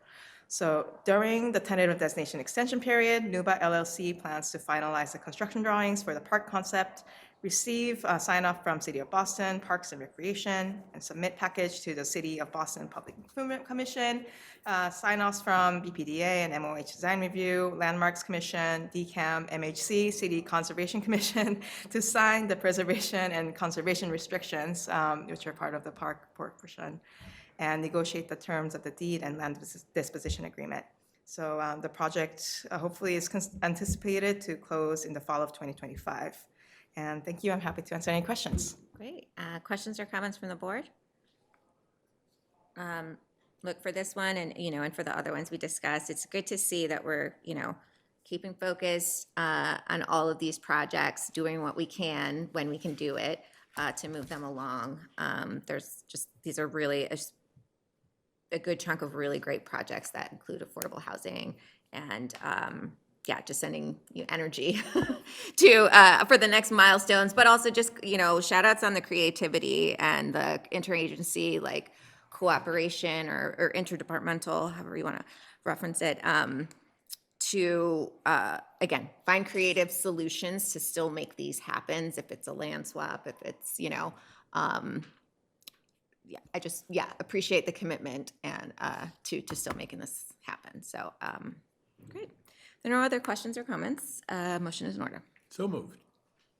Second. Roll call for a vote. Ms. Bennett? Aye. Mr. Shepherd? Aye. Dr. Landsmark? Aye. Mr. O'Malley? Aye. And the chair votes aye. Motion passes. Good job, Yoon. Thank you. Right, item number 18, request authorization to execute a contract with Haven Contracting Group for the Charlestown Peace Park Project in the amount of $901,500 and to execute any change orders for a total contract amount not to exceed $991,650. William. All right. Excuse me. Thank you, Madam Chair, members of the board. We're very happy to be presenting this project. It is the Charlestown Peace Park. We're looking to execute a contract with the contractor Haven Contracting, and we were last before you on this matter June of last year to get authorization to issue that IFB. And as you may recall, the Peace Park is about a 5,000 square foot plaza. For decades now, it's been used by the Charlestown community for community organizing, some really great programs. It's a very passionate space for the community. The BRA acquired this parcel in April of last year from MassDOT. The intent is to redevelop and improve the open space so that it can continue its current use by the community. We would be utilizing city funds as well as some philanthropic funds that have been secured for the site. And once we have developed the property, we will be transferring it to the Boston Parks and Recreation Department for permanent Article 97 protection as open space. We originally bid this project last year of July. We got 3 bids, but all were over budget and far above funding that we had available for the project. We rebid again November of last year. We had more than 50 folks downloading the solicitation. We received 2 bids on December 19th, the lowest being from Haven in the amount of $899,500. The total authorization we're requesting is for $991,650. That does include a 10% contingency. And again, this is being funded mostly by the City of Boston Community Preservation Funds, as well as some private and anonymous philanthropic funds. So we are looking to start construction as soon as possible so that we can keep the funders happy and open the park later this year. Happy to answer any questions you may have. Great. Questions or comments from the board? William, can you just talk a little bit about the connection to the CPA fund? Just give a little bit more context of what that is and how these are all connected. So Ms. Bennett will recall this started many years ago. Folks within the community have always used this space as a place of healing. So members of the community who have experienced pains of violence or pains of alcohol or drug abuse have often come to this space to heal themselves and to connect with others. There was a truly grassroots effort many years ago to improve the site. However, because it was owned by MassDOT, who, as we all know, operates highways, it was very difficult to get funding and frankly, even permission to allow folks to improve the site. That's really where we came in. The BRA, once the CPA funds had been allocated, we were willing to take possession of the site ownership and allow it, the rest of the funding to take place, the rest of the design to take place, and ultimately our team will oversee the construction, which is critical in order to pass it along to the Parks Department. They did not have capacity to do this work. So we're really just intermediate here, doing good work. Yeah, I agree. Well, thank you. Thank you for that, for that explanation. I think it's a really great story, again, of interagency, state, city coordination, collaboration for something that's, really, really precious to those who use it. And it's been touched by a lot of folks. So. Yeah. All right. If there are no further questions, motion is in order. So moved. Second. Roll call for a vote. Ms. Bennett? Aye. Mr. Shepherd? Aye. Dr. Landsmark? Aye. Mr. O'Malley? Aye. And the chair votes aye. Motion passes. Okay. Item number 19, request authorization to amend the construction contract with APC Development for building envelope repairs of the China Trade Center located at 2 Boylston Street to increase the contract amount by $1,155,391 and to execute any change orders for a total contract amount not to exceed $5,954,955. William. All right, less of a feel-good presentation, but I am proud of the work that we're doing here. We are requesting authorization to amend the current contract with APC for the building envelope repairs at the China Trade Building. We all recall the China Trade Center was built in the 1880s. It is a cast iron frame structure with a masonry veneer. Our project aims to restore portions of the masonry that were not repaired a few decades back when the majority of the masonry was done. Our original contract was to the magnitude of $4.8 million. We're looking to increase that by about $1.15 million. The issue that we encountered when we were repointing the bricks at the 6th floor of the building, the masons, when doing the grinding of the joints, the bricks started to become displaced and essentially fell into their hands. We had a structural assessment done. We got bad news. For a width of 90 feet of the building from the ground to the 6th floor, the outer white layer of brick had become structurally compromised.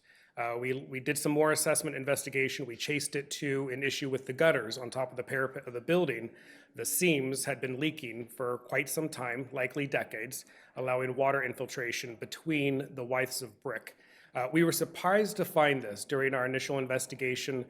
There was no visible signs of this, which is atypical. Usually you would see the outermost withe of brick bowing a little bit. We didn't see that. In fact, we had passed recently an ISD facade inspection. So there were no signs that this was going to be an issue, which is why we didn't do any destructive testing initially to try to find this before we were under contract. The good news is the original cost of this work was coming in at $2.5 million for this change order. Over the past 3 or 4 months, we've been working extensively with our designer, our engineer, our contractor, and our subcontractor to identify portions of the original work that could be value engineered out, as well as to reduce the cost. So ultimately, we're requesting only $1 million instead of $2.5 million. So I guess that's the good news there. So again, we are requesting an increase of $1,155,391. That'll bring the total contract award to $5,954,955. The contractor has everything ready to go. So as soon as we have authorization tonight, they'll start this work tomorrow morning. So happy to answer any questions you may have. Great. Questions or comments from the board? I'll just say that the safety of pedestrians in the future is more important than the cost. We've seen in the past few incidents where bricks have fallen off of buildings, and we definitely do not want to see that. So let's get it done the right way. Absolutely. And this area of the building is in the alley that's beside and behind the building, which does have pretty heavy pedestrian traffic. So. Yeah, echo that. And, again, these are old, very, very old structures. So I'm glad that, also the finance team and the whole team, right, to be able to budget for it as proactively as you can. But again, these are, sometimes we don't know. So this makes sense to me, and especially in light of, what we saw the building collapse in Dominican Republic and stuff. Like, I think it just I don't know, this just really landed on me with that. So cool. So if there are no other further questions or comments, motion is in order. So moved. Second. Roll call for a vote. Ms. Bennett. Aye. Mr. Shepherd. Aye. Dr. Landsbarg. Aye. Mr. O'Malley. Aye. And the chair votes aye. Motion passes. Good luck starting to Yes. work tomorrow. Yep, exactly. All right, item number 20.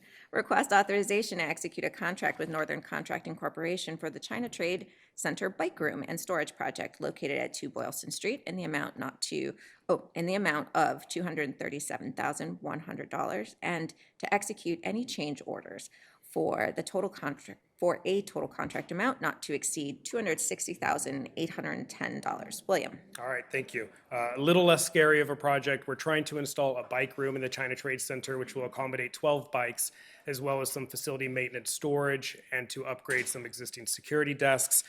We bid this project in January of this year. We had more than 50 folks downloading the solicitation, and 4 bids were received in February of this year.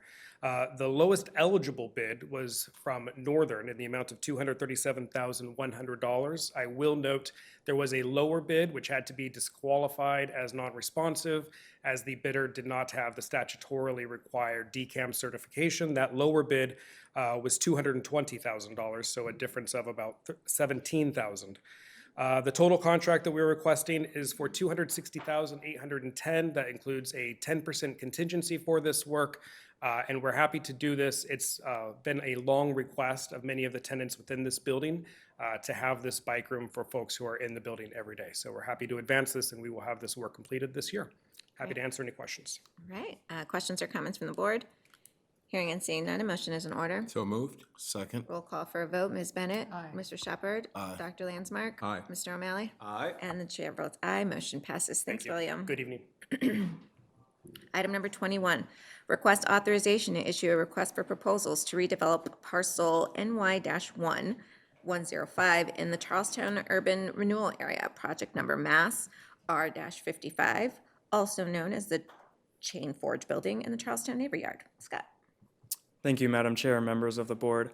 I'm here to request authorization to advertise and issue a request for proposals, or RFP, for Chain Forge, also known as Building 105.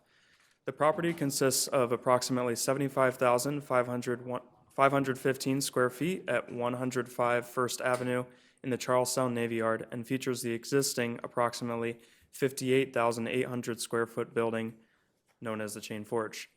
The building was constructed by the U.S. Navy in 1904 and has been vacant since the closure of the Boston Naval Shipyard in 1974, when the Boston Redevelopment Authority acquired the property.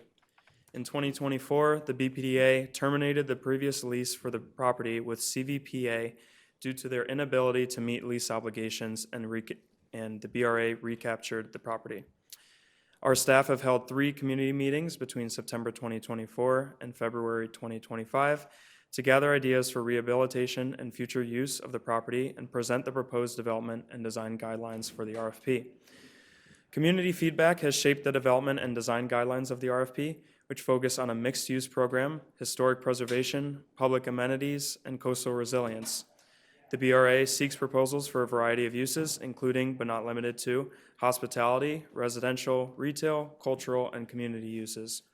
All proposals will be evaluated based on the comparative evaluation criteria, which include the ability to execute, exceptional design and development, strength of financial offer and finance plan, and diversity and inclusion. We expect to return to the board later in 2025 to provide an update on the result of the RFP submissions and hopefully a recommendation of a proponent for tentative designation. Thank you, and I am happy to answer any questions. Cool. Questions or comments from the board? I just want to say that in reading the development objectives, I guess want to just note that these align well with the values of the agency and what the city of Boston, state of Massachusetts, so just glad to see us, sticking to these values as we are, figuring out the future of this building. So, all right, if there are no other questions, a motion is in order. So moved. Second. Roll call for a vote. Ms. Bennett? Aye. Mr. Shepherd? Aye. Dr. Landsmark? Aye. Mr. O'Malley? Aye. And the chair votes aye. Motion passes. Thank you. Item number 23, Kate? Yes. Okay. No, item number 22. 22. Thank you. Item number 22.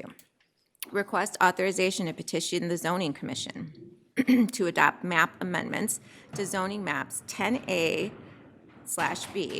to reflect where Roslandale Squares and Streets zoning will replace existing Article 67 zoning subdistricts and adopt a text amendment to Article 67. Abdul. Thank you, everyone. My name is Abdul Razak Zachariah. I'm a planner 2 on the zoning reform team here at the City of Boston Planning Department. Today we'll be presenting and discussing the draft zoning map and text amendments for Rosendale Square for the board's approval to petition to the Boston Zoning Commission. We'll also highlight the community process that went forth in bringing forth this map and the key logic that went into mapping squares and streets districts to help increase opportunities for housing, business spaces, and community serving outdoor spaces. All of this is part of the implementation of the Rosendale Square Small Area Plan, which was adopted by this board back in February of this year. Slides up, I'm not sure. There we are. Next slide, please. So the team who've worked on this project includes myself, as well as Eileen Michaud, who is the project manager of the Rosendale Square Small Area Plan, and Andrew Plum, who helped in reviewing public comments and in preparing for community meetings. I also want to highlight Kenya Beeman and Jonil Casado, who helped with facilitating community meetings and advance our outreach to families, community groups, and Spanish-speaking residents, respectively. Kathleen Oniver, who is our Deputy Director of Zoning, and a special thanks to Joshua McCorkle, who is the Rosendale Liaison for the Mayor's Office of Neighborhood Services, who helped in supporting us a lot with community outreach, engagement, and some relationship building throughout the process. Next slide. So for your consideration this evening, these are the 2 components that are necessary to further allow for multifamily housing, commercial, and mixed-use development in and around Rosendale Square.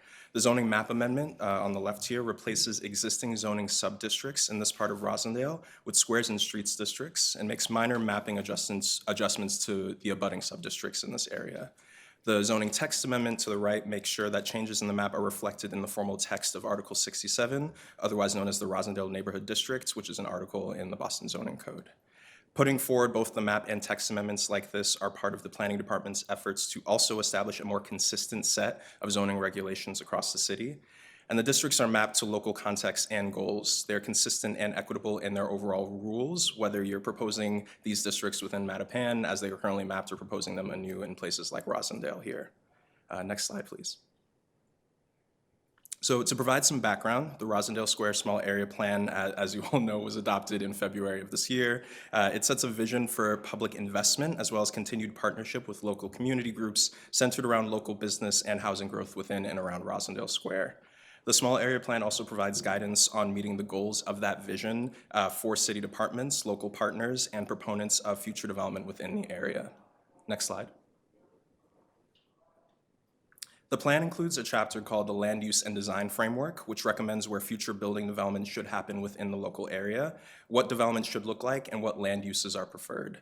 It sets a vision as well for more multifamily housing and mixed-use development in and around Rosendale Square to promote housing opportunities near public transit and to bring more local consumer activity closer to businesses that are throughout this area.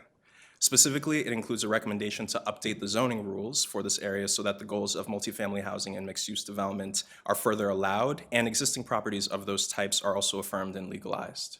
Next slide.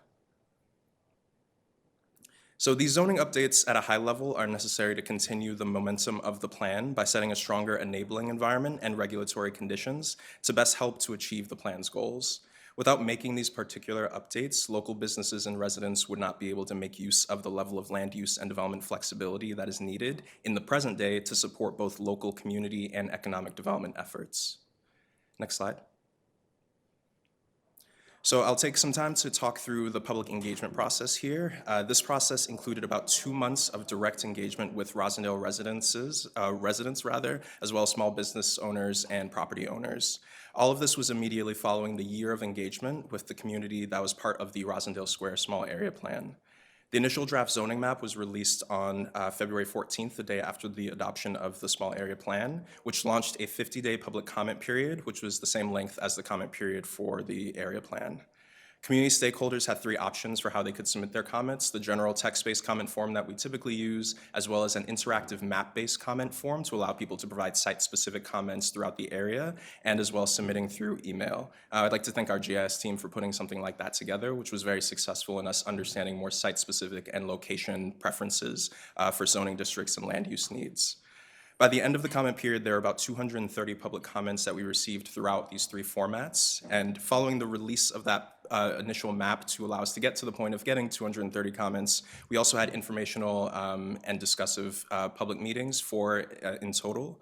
The first was an in-person meeting specifically focused for tenants and property owners that was held at the substation in Rosendale, with the focus on identifying folks who are within the rezoning boundary and speaking with them directly, as well as bringing interdepartmental partners who are related to the development process, either in the midst of when someone's applying or after when they're seeking further approval. So staff representing ISD, the licensing board, the Office of Economic Opportunity and Inclusion, and staff from our urban design team as well were present at this meeting to help people understand the other features that come kind of post-zoning if you're proposing something. We also held a virtual general public meeting in the same week as that in-person meeting for folks who cannot attend that in-person session.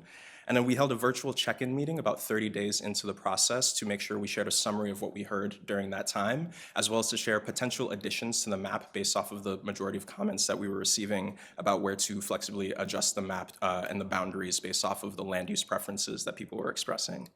And then there was a virtual closeout meeting that was held to share the revised zoning amendments that are for consideration this evening. Throughout the entire public comment period, we also held virtual evening and in-person afternoon office hours for residents to be able to speak with us. I would like to thank the Rosendale branch of the public library for allowing me to have a table there next to the kids section, so I had a pretty nice setup there. So we were able to use that time to speak one-on-one or in small groups with folks who came through, both who registered ahead and who came through just to chat, and left materials at the library as well for people to peruse on their own time. Today's meeting obviously is where the board votes to allow the planning department staff to move forward in petitioning the Boston Zoning Commission in the adoption of these zoning amendments. And we wanted to make sure that the adoption process was clear for stakeholders throughout all of this to understand that this is not the last step, but rather than different from plans, we then bring it forward to the Zoning Commission. And that was communicated throughout each of these steps. Next slide. So the timeline that I just shared provides that high-level overview of our wide-reaching public engagement and outreach strategy.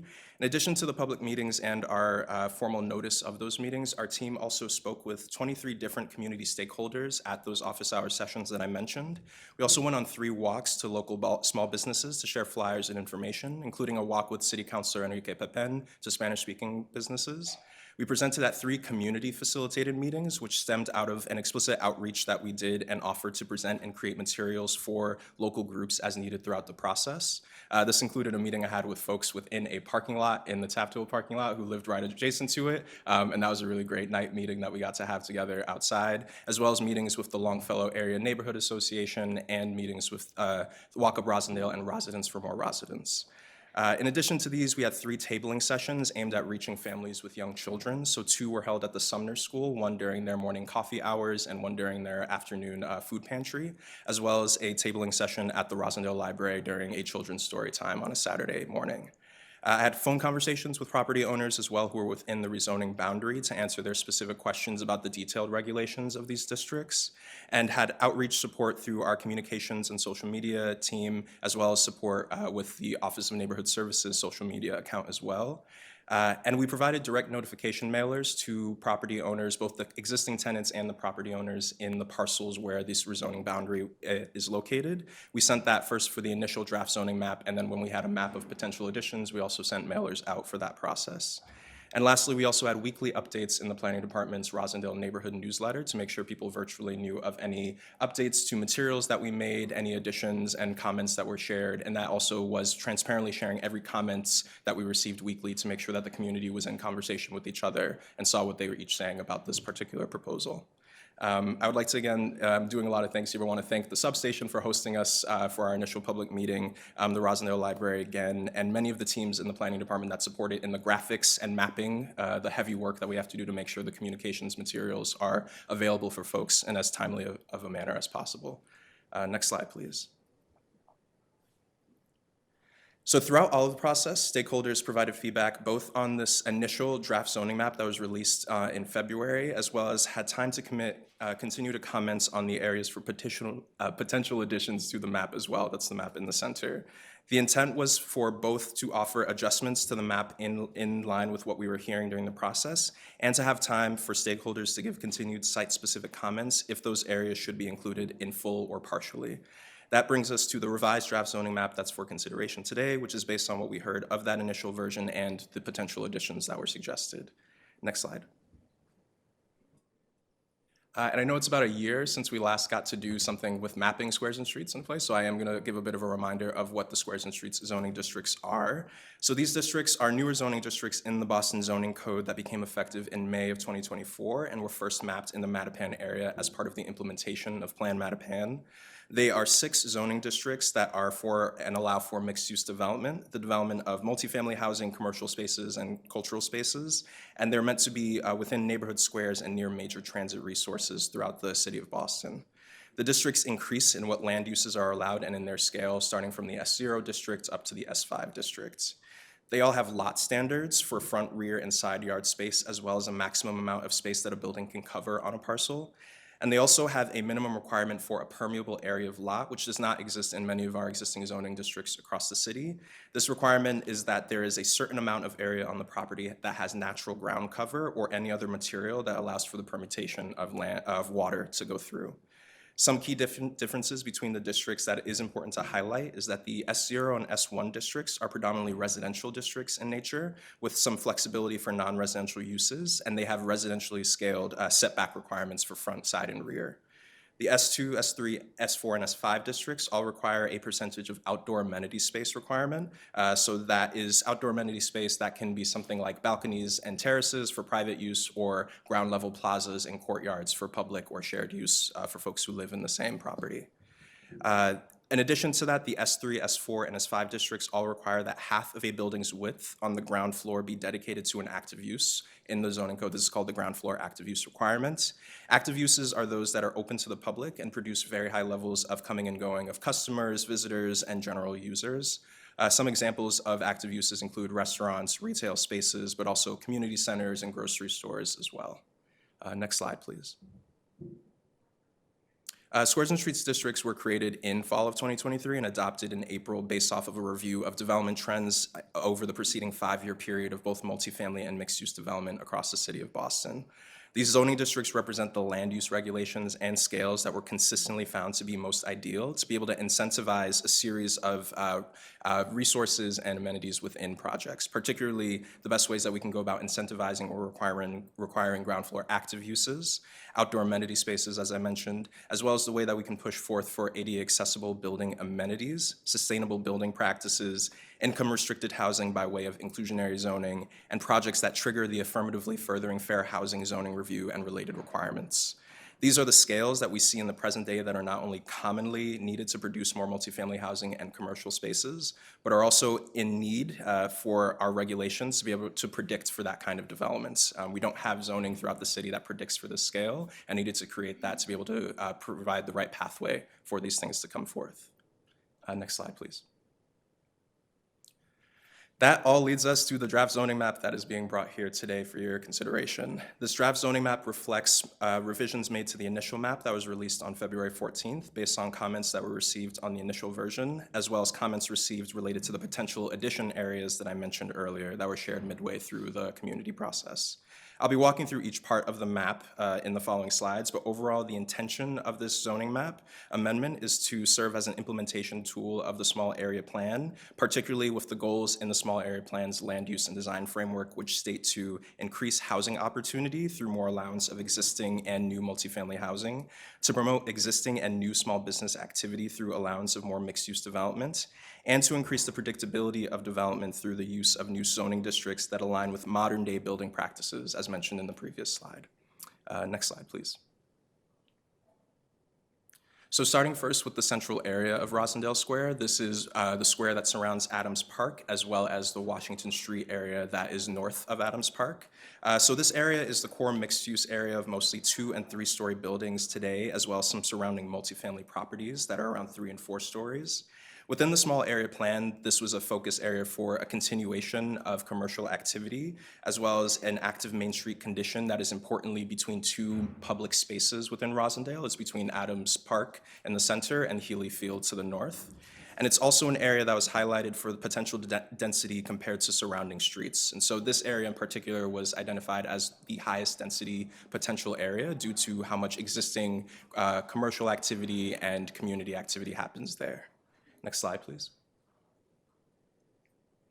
So within this area, the S4 and S5 districts were mapped to allow for the highest housing density and a mix of commercial uses, as well as the use sizes of those commercial activities. S4 and S5 require active ground floor uses, as well as permeable area of lot, and the highest percentages of outdoor amenity space requirement. That allows for incentive to retain and return existing businesses should redevelopment happen because of that active use requirements, and encourages publicly accessible outdoor amenity spaces as well as green infrastructure on active streets. S4 also affirms and increases development potential of large-scale parcels, and there are several large-scale parcels within this area, including the Sumner School, the former Bank of America building, and a senior housing community known as Rogerson Communities. S5 is mapped on and adjacent to major publicly owned parcels as well, including the Rosendale Village MBTA commuter rail lots and the Greater Rosendale Medical Center, as well as the Taft Hill Municipal lot that is nearby. S0 is mapped to affirm smaller multifamily clusters and to transition between larger squares and streets districts. So we treat that as a transition residential district between the much higher density and then where we see lower density areas. And then lastly, an update that is not a Squares and Streets district here is the Urban Plaza Open Space District, or OSUP, and that is mapped onto the Taft Hill Municipal Lot as a ways to affirm the parking lot use and occasional temporary community uses at that site. Next slide, please. Continuing to focus in this central area, an update that's being made within the text amendment is to retain the applicability of the Rosendale Neighborhood Design Overlay District. This overlay district provides a layer of design review for renovations and redevelopment projects in the area that are over 300 square feet or have some kind of public facade change that is proposed. This leaves an opportunity by making sure the NDOD is still applicable here to have community processes over project design if something is proposed around this kind of central area of Rosendale Square. Next slide. The next key areas, we're going to try to group them together, are the major streets that go away from the central square of the area.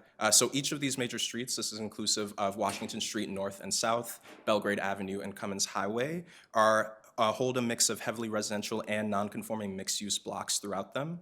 They also have existing non-conforming 3-unit and multifamily housing throughout, and they each connect Rosendale Square to another commercial cluster or local neighborhood if you were to continue further down them.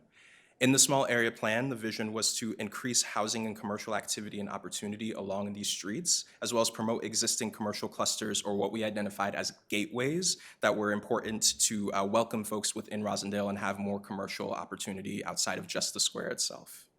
Next slide, please. The S1 and S2 districts were mapped in these areas predominantly to allow for moderate housing density and small to medium commercial land uses, both above and below the typical scale of what we'd see in an Article 80 project. S1 is mapped on fully and majority residential blocks, and this is to align with the overall residential condition that one would find within those areas, while the S2 district is mapped at existing commercial clusters and areas identified by local residents for future mixed-use growth and commercial growth overall.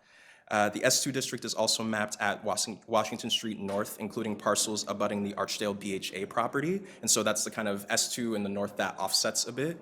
And that is where there's a current construction storage site located there that abuts against a major housing facility. And so that is also to encourage and incentivize redevelopment that's more fitting with the needs of a more residential and mixed-use area.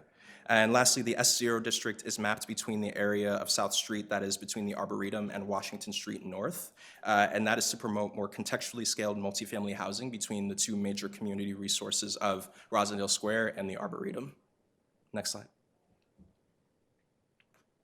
The next area is north of the Rosendale Square MBTA station. And so if you've been up to Rosendale and you know the kind of elevation change that happens on the lower lot of the commuter rail is where you kind of see most of the square. And then when you move upwards, there's a more lower scale density area and residential area. In this particular area, you will find mostly 2-unit properties with some non-conforming 3-unit and multifamily properties. And there are also non-residential properties at a larger scale that are not currently allowed but exist there, including a multi-commercial building near Fallon Field and the Beacon School that's closer to the train station and closer to the parking lots. There's also a small business cluster with 1-story buildings and a larger multifamily senior housing development that's at the northmost point of this map. Within the small area plan, this was envisioned as a site, again, to promote an existing commercial cluster, so another gateway for the community.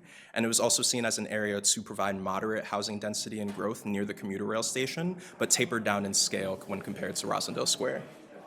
Next slide. So here we have the S0 district mapped in the lowest scale residential areas, providing homeowners with more flexibility for renovations and affirming the non-conforming residential uses that are already there. We have the S1 district mapped surrounding the commuter rail station to affirm existing uses. And we have the S2 district mapped to align with the existing commercial cluster, encouraging growth of both the existing storefronts that are there and to affirm that larger senior housing facility that I mentioned that is in the northmost point of the map. Next slide, please. And I promise we're getting there. This is the last part of the map. So this is the existing context around Firth Road and Florence Street. This area is predominantly residential in nature and is immediately abutting Healy Field. This holds a mix of housing as well, in that housing 3-unit and multifamily homes. There's also an existing corner store at the right intersection near Hyde Park Avenue at the end of that segment. Within the plan, this was also identified as a lower density but important area to increase housing opportunity. And in the logic of mapping near Healy Field was to provide more opportunity for folks to live closer to a public space, both across the street from and within walking distance of it. Next slide, please. So in evaluating this area, the S0 district was mapped to affirm those existing 3-family or 3-unit properties as well as multifamily properties, and to encourage continued multifamily development here near that major public space. Next slide. And so this has a bit of text on it. One thing that is really important that I wanted to highlight in working within Rosendale and identifying the kind of trends there was that this was an area that was in major need of allowing for more multifamily housing and commercial space developments.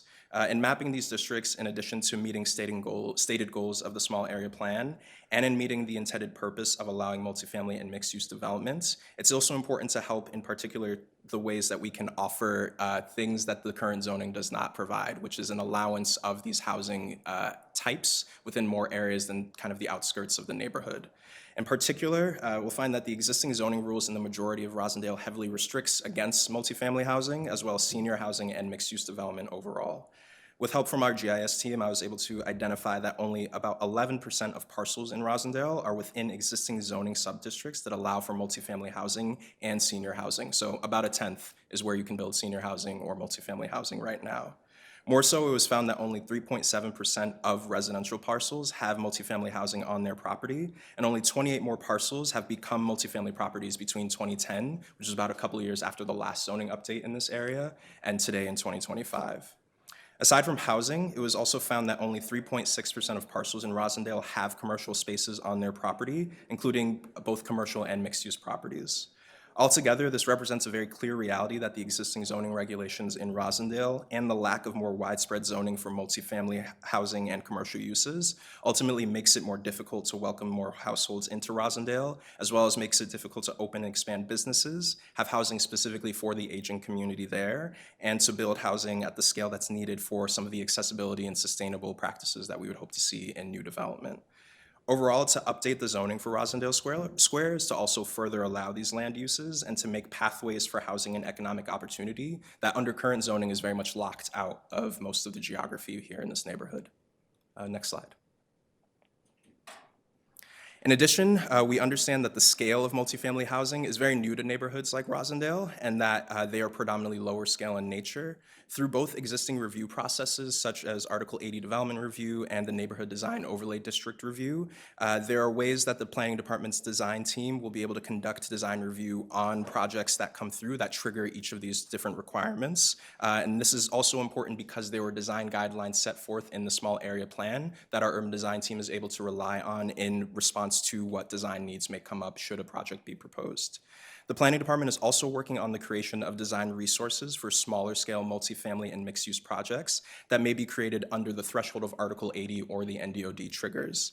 The intent of that kind of resource is to provide people with kind of a guidebook or an idea of how you can redevelop towards multifamily that also fits in the context of neighborhoods that are typically lower scale in nature. An example of this that you all have seen is the ADU guidebook that was put together by our team working on ADUs and neighborhood housing. The idea being that if you have that guidebook in support, then it also provides an initial starting point to think of what fits on your lot and within your neighborhood. And the Planning Department will also further investigate appropriate triggers for site plan and design review overall for these smaller scales to better understand how we can promote design processes for all scales of housing development. Next slide, please. So to provide some context, this was provided by one of our urban design staff as a way that we might think through a large project or a large development and how urban design guidelines and standards can help to move that project into something that fits within the characteristics of an area. So this is an example of the bowling building that is in Nubian Square. In this particular example, it illustrates how the bowling building relates to nearby lower scale buildings with architectural articulation, as well as step backs at higher stories and pedestrian oriented design. The design guidelines that are in the Rosendale Square Small Area Plan set similar recommendations for how the design review of buildings, especially the center of Rosendale Square, can help shape buildings to align with their surrounding context, improve the public realm, and continue the pedestrian experience without compromising on housing, commercial space, or outdoor amenities. Next slide. And lastly, outside of the map amendment, there's also the zoning text amendment for Article 67. This is updates to the text amendment that are proposed to make sure that the text is in alignment with what we have in the map itself. First, the text that describes the applicability of the Neighborhood Design Overlay District is updated, as I mentioned, to make it applicable in the Squares and Streets districts. Additionally, the zoning subdistricts that will be replaced by Squares and Streets districts will be removed from the text of the neighborhood article itself to make sure that is a kind of edited appropriately to match what's on the ground. And third, clarifying text was added to the article that was to explain when it was first developed and the continued maintenance of that article through community processes moving forward. Next slide. So I want to thank you all for taking these amendments into consideration. With your vote, we would advance these amendments to the Zoning Commission next. Great, thank you so much. Fabulous presentation. Before we move on to board questionings, we have a representative from Councilor Pepin's office. Ms. Bronchuk, if you'd like to make some comments. Yes, good evening. Everyone can hear me okay? Virtual, yeah. I was just like, oh. Everyone can hear me? Hello? Hello, can folks? You can't hear me. Okay, great.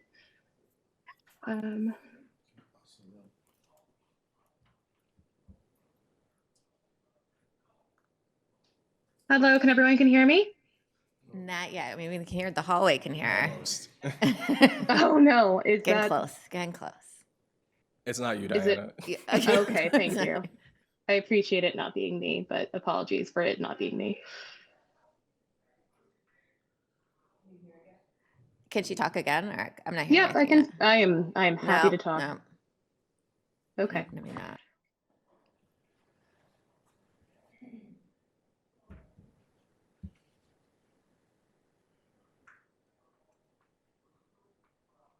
Still here.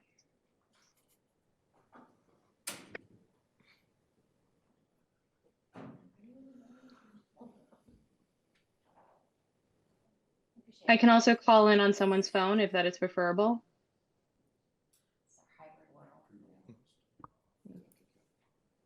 Yeah, no, I'm gonna wait for Teresa to, we'll give it another.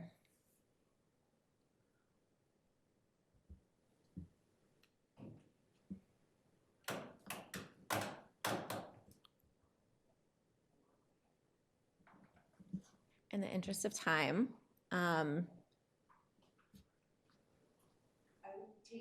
board questions and then go, yeah, right there. Okay, so we're going to take board questions now. Questions or comments from the board? Thank you, Madam Chair. I'll kick things off with more of comments than questions, some of which may be repetitive from when we discussed this the last time. But I wanted to start by thanking you, Abdul, and your team. This has been a labor of love, to say the least. A lot of work, and I really appreciate your going above and beyond so many times to make sure that we ran as ecumenical a process as possible, hearing all voices, all opinions. I, for one, think that this is going to be absolutely transformative in a very, very positive way for the neighborhood of Rosendale. Rosendale is my home neighborhood. I was born there. Growing up in the 80s, Rosendale, to use an expression I hate, was the redheaded stepchildren of, or stepchild, I should say, of Southwest Boston. And now that could not be further from the truth. And I mentioned last time, and it bears repeating, the leadership of then Councilor Tom Menino in identifying Rosendale Square as an opportunity to bring in vibrant, diverse businesses, which was, believe it or not, controversial in some quarters at the time. And it's now arguably one of the finest Main Streets district, I'd say, in the country. And I think this is the next step to allow for more housing, which is desperately needed, to allow for more businesses to thrive and support. The whole vibe of Rosendale is welcoming and wonderful, and I think that this goes really well in line with that. So I will be proudly supporting it and appreciate your work and look forward to seeing it ratified at the Zoning Commission next month. Great. Additional questions? Yeah, comments? Through the chair, I definitely second a lot of your opinions. Definitely want to just kudos to your team, yourself, great presentation. It's very difficult to give 2.5+ years of work in a 15-minute presentation. So I appreciate everything you've done. You've made a lot of people, myself, even more aware than I have been, and I just hope everything for the residents of Rosendale goes smooth, and I'm glad you guys were able to bring people more on board and make them fully understand the concept of what was going on. So thank you. Questions or comments? Ditto. Ditto. And I'll ditto, but I did want to point out, and thank you for even some of those crowded slides. I know I asked for that, because I think it is remarkable, right? The things that we are, learning or validating, right, with the data throughout this process of 11% of Rosendale really is only 11% is really compliant with the zoning code as it is, right? So I think, putting that context together and all the care that you take with, explaining like current state, future state is, you do that very well. and it's coming. It's data driven, and I think that goes a long way with helping people to be involved and feel and understand. And I think zoning reform is not for the faint of heart. This is an extremely difficult and complicated topic that has a difficult and complicated history of the use of zoning as a tool. So again, very proud of the outreach, the many different ways that we have just transformed the way that we collect data, right? Get input from people is just, is phenomenal. Having a community facilitated meeting, like, these are ways that your daily actions are helping to build that trust with the community, to repair, what we can with what we have, control over. And yeah, this is something we can influence, and this is great. That just fabulous job. I'll stop rambling. With that, shout out to design. Oh no, she's still here. So she's still here, so they haven't been able to Fixed figure it? this out. So Okay. I'm gonna turn the sound on my computer so we can hear her. Okay. Go ahead, Diane. Evening, everybody. Thank you so much for being so accommodating for me. My name is Diana Bronchuk. I am Chief of Staff for District 5 City Councilor Enrique Papen, and I am going to speak his testimony on his behalf. I'm writing to express my strong support for the new proposed zoning map for Roslindale Squares and Streets. This plan is an important overdue step toward building a more vibrant, inclusive, and sustainable Roslindale, and a better Boston overall. Boston's current zoning code is deeply outdated. It was written decades ago for a very different city, and it has become one of the biggest obstacles to addressing the challenges we face today. The existing zoning encourages car-centric, low-density development, limits the creation of affordable housing, and makes it unnecessarily difficult to build the kinds of homes, businesses, and community spaces that our neighborhoods actually need. If we continue with the status quo, we will fall further behind. The housing crisis will worsen, small businesses will struggle to find suitable spaces, and we'll miss key opportunities to make our communities more walkable, climate resilient, and equitable. The proposed zoning map for Roslindale Squares and Streets helps turn the page. It reflects thoughtful community input and planning, and it moves us toward a more modern, responsive, and forward-thinking approach. The team did their due diligence in learning from residents about proposed expansions, height changes, and more. And this map encourages more housing near transit, more flexibility for local businesses, and a better use of land in a neighborhood that is ready to grow in a thoughtful, inclusive way. Improving our zoning is not just a local issue, it's a citywide imperative. Roslindale can lead by example, showing what's possible when we match our policies with our values and our vision for the future. I urge decision makers to adopt the proposed zoning map and to continue advancing zoning reform across Boston. And if I may also take one moment and just truly thank the team.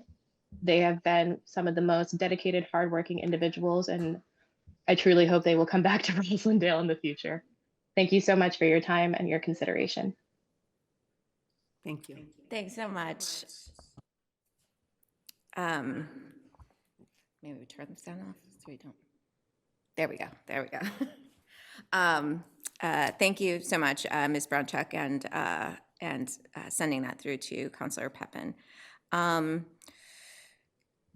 Yeah, I hope you feel and recognize the sentiments that are coming through with how people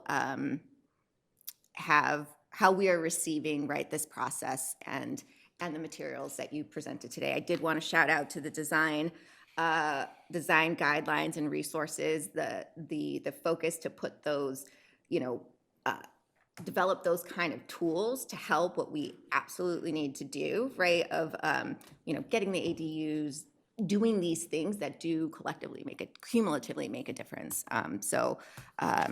Yeah, I just wanted to shout out design. Okay, with that, if there are no other comments or questions, a motion is in order. So moved. Second. Okay, roll call for a vote. Ms. Bennett? Oh, Nez not here. Mr. Shepherd. Aye. Okay, Dr. Landsmark. Aye. Mr. O'Malley. Aye. And the chair votes aye. Motion passes. Bravo. All right. Yes, we're going to take a 5-minute break, so we'll see you at 5:55? Yeah.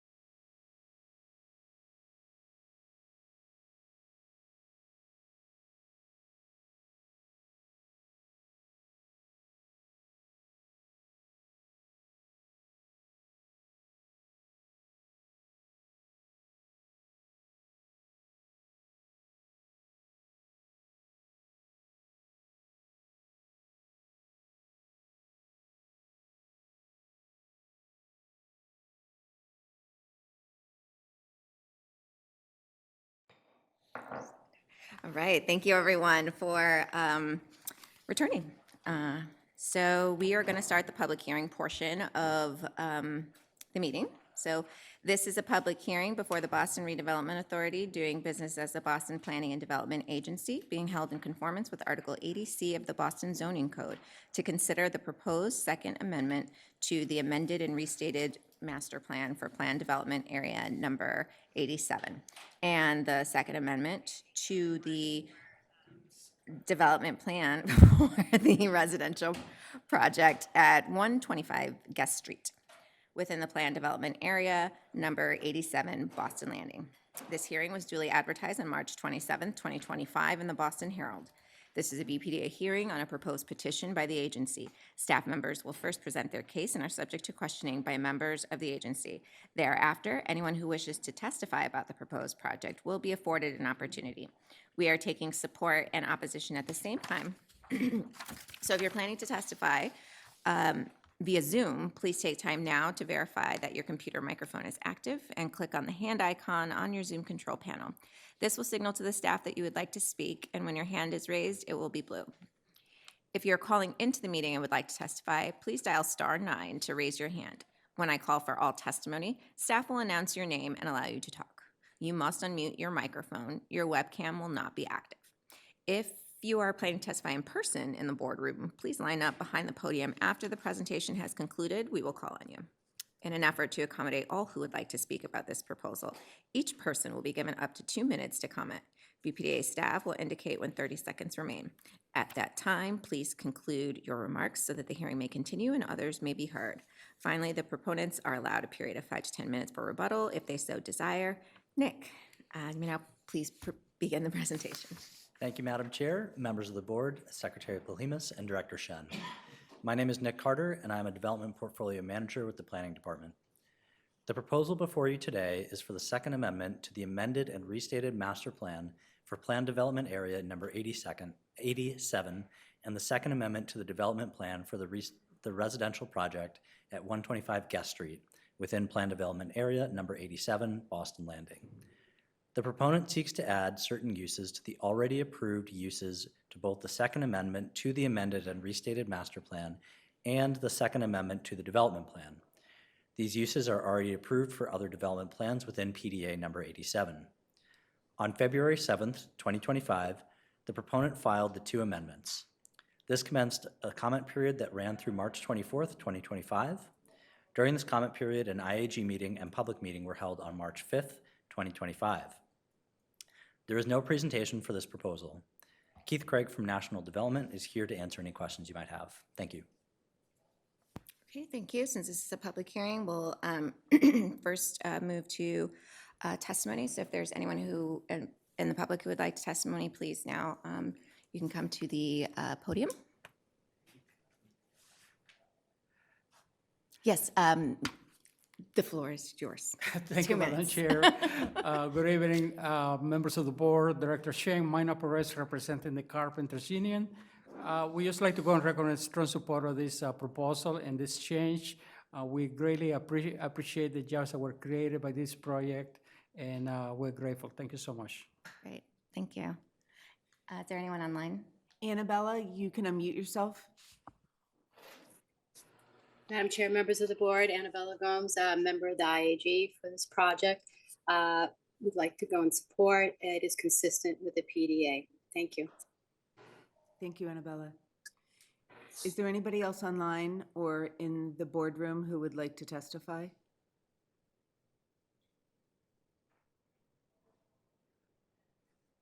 Madam Chair, that concludes the public hearing. Okay, great. So do we have any questions or comments from the board? All right. Want to say thank you to the IAG member and to people who have taken time to come here and participate in the public hearing today. So if there are no further questions or comments for this change order, a motion is in order. Second. Okay, roll call for a vote. Ms. Bennett? Aye. Mr. Shepherd? Aye. Dr. Landsmark? Aye. Mr. O'Malley? Aye. And the chair votes aye. Motion passes. Thank you. Good luck. Okay, so let's go back. Now to 23. Okay, going back to item number 23, request authorization to, so this is going to be similar to last time, a joint presentation for the next two items. So I'll just read these two and then we'll go from there. Request authorization to sign the municipal planning board notification form declaring the intentions of the Commercial Wharf East condominiums to file a Chapter 91 license application with the Commonwealth Department of Environmental Protection.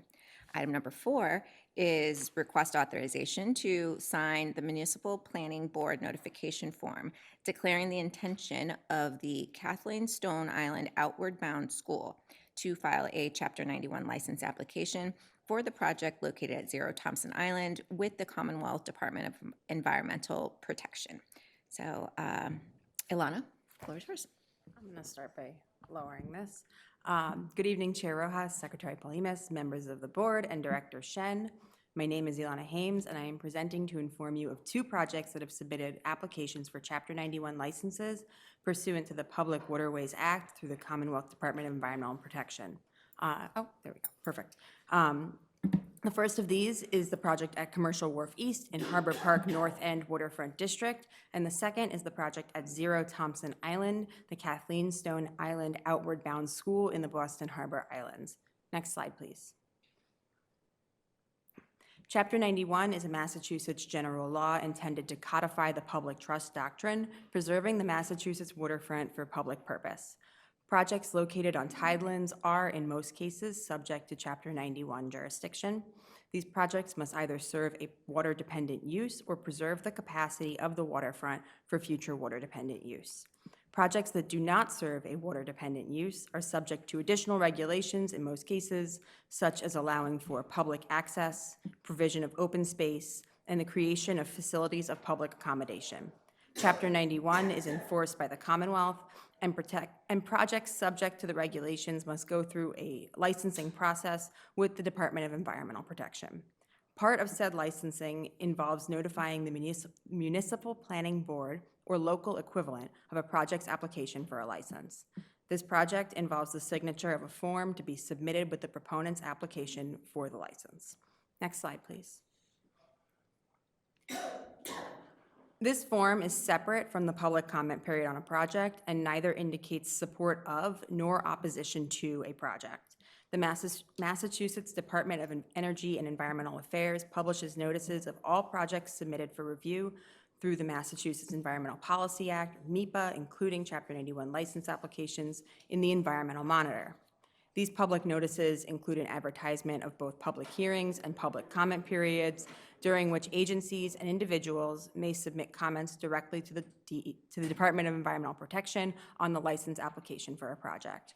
Through a coordinated effort between planning and other city departments, we issue a comment letter as appropriate for projects. Next slide, please. The project at Commercial Wharf is expected to meet all stipulations set forth by the Code of Massachusetts Regulations 310 CMR 9.00 waterways with respect to the projects on private tidelands. The proposed project is seeking a Chapter 91 license to authorize the existing conditions at the site and to provide previously proposed harbor walk improvements. Such harbor walk improvements are part of a legislatively authorized extension of the Harbor Walk pedestrian promenade along the south side of Commercial Wharf per Chapter 313 of the Legislative Acts of 2022. Next slide, please. The project at 0 Thompson Island is also expected to meet all stipulations set forth by the waterways legislation with respect to projects on filled and flowed tidelands serving a water-dependent use. This license application is for the reauthorization of an existing pile-supported pier and solid wharf, as well as the maintenance of 3 pile-held floats with associated gangways on filled and flowed tidelands. This project was not subject to Article 80 review. After this presentation and vote for authorization, the Director of Planning will sign the Municipal Planning Board notification forms for each project, and the forms will be returned to the proponents for submission to DEP as part of a complete Chapter 91 license application package. Signature on these forms indicates that the Municipal Planning Board or equivalent has been notified of the license application. Thank you, and I'm happy to answer any questions you may have. Okay, any questions or comments from the board? I just wanted to thank you for your diligence in going through the Chapter 91 process. for us and for the public. Yeah, your diligence around that. It's a very, a limited resource that we have. So appreciate the work to make sure that we're complying with the use and the spirit of what's intended there. Thanks. We've So- been working on standardizing things. Yeah, I know. I'm like, another thing that's not the pain of heart, chapter 91.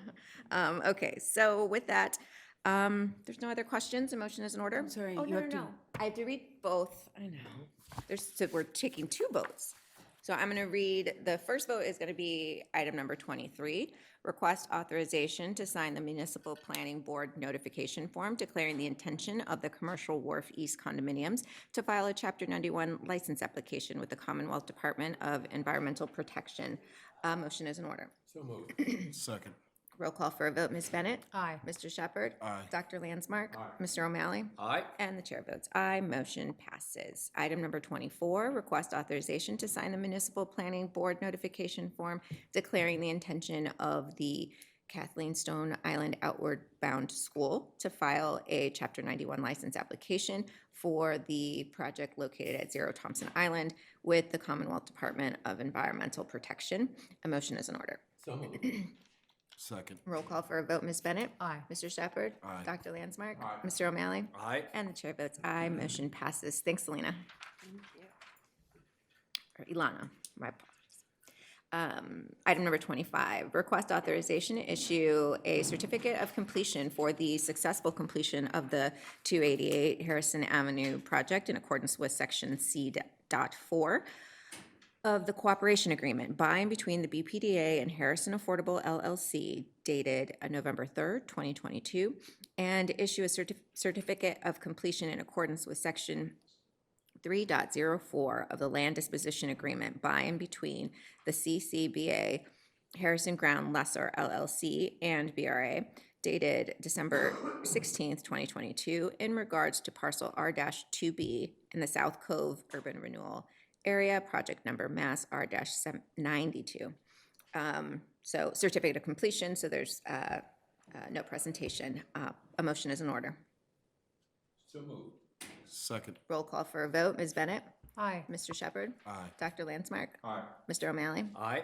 And the chair votes aye. Motion passes. Item number 26, request authorization to issue a certificate of completion for the successful completion of the improvement on parcel R-59-B2 in the Charlestown Urban Renewal Area, project number Mass R-55, located at 24 Washington Street, pursuant to an agreement by and between the Boston Redevelopment Authority, doing business as the Boston Planning and Development Agency, and Eric Anderson, dated August 4th, 1977.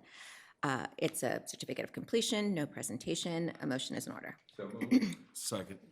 Roll call for a vote. Ms. Bennett? Aye. Mr. Shepherd? Aye. Dr. Landsmark? Aye. Mr. O'Malley? Aye. And the chair votes aye. Motion passes. Item number 27, request authorization to issue a certificate of completion for the successful completion of 373 Northampton Street project in Roxbury, formerly the Northampton Street Residences, pursuant to an agreement by and between the Boston Redevelopment Authority, doing business as the Boston Planning and Development Agency, and THR Acquisition LLC, care of Transom Real Estate and Harbor Run Development LLC, dated September 15th, 2022. Again, a certificate of completion, no presentation. A motion is in order. So moved. Second. Roll call for a vote. Ms. Bennett? Aye. Mr. Shepherd? Aye. Dr. Landsmark? Aye. Mr. O'Malley? Aye. And the chair votes aye. Motion passes. Item number 28, this is an informational update on the Article 80 Reform, Implementation and Development Review Modernization. Nupur. Good afternoon, Madam Chair, Secretary Polhemus, Director Shannon, members of the board. My name is Nupur Monani. I am the Senior Deputy Director for Development Review. I'm here to provide an informational update on the Article 80 Modernization Project. And because this is purely informational, there is no vote needed at the end of this item. Next slide. As you all will probably remember, we began working on this project in March 2023. In our analysis of the existing development review process, detailed stakeholder interviews, and extensive community engagement, we identified several issues with the status quo today. First and foremost, review times are lengthy and unpredictable. A typical review under Article 80 can take anywhere from 2 months to 2 years, and a majority of our projects, over 3/4 of them based on our analysis, within the last 10 years did not meet the statutory timelines required by the code. Second, mitigation and community benefits are inconsistent from one project to the next. These ad hoc and last-minute negotiations make it impossible to predict the cost of development and timelines for permitting. And 90% of community members, as well as developers, when we surveyed them through the first phase of this project, agreed with this particular issue. Today's community engagement process, community engagement methods used during development review also don't reach a majority of Bostonians. Renters, young people, and non-white residents are severely underrepresented in who shows up to our public meetings. Finally, competing priorities can often lead to contradicting feedback. And this is largely a result of various independent initiatives that have been layered on as requirements without being fully coordinated into Article 80 since it was first established in 1996. Next slide.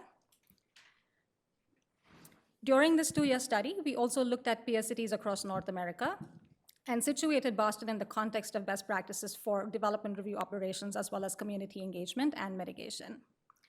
All of the research and subsequent recommendations that we came up with were published in September 2024 in the draft action plan, following which we invited reactions and additional feedback during a 90-day comment period. Next slide. And we received a lot of really good feedback. We received 99 detailed comment letters that were very thoughtfully put together from both community members and industry organizations. I'm not expecting anyone to read the small font on the right, but it just gives you sort of an idea of the broad sort of swath of stakeholders we heard from, including institutions, CDCs, elected officials, neighborhood associations, developers, and individuals themselves. In addition to this, we had released a survey that received over 300 responses, which largely confirmed and validated the direction that we were heading in with this work. The feedback that we heard, if we go to the next slide, was essential in deciding where we focus our efforts going forward from here. There were several recommendations in the action plan which received broad support from our stakeholders. Some of these are listed in the column on the left here.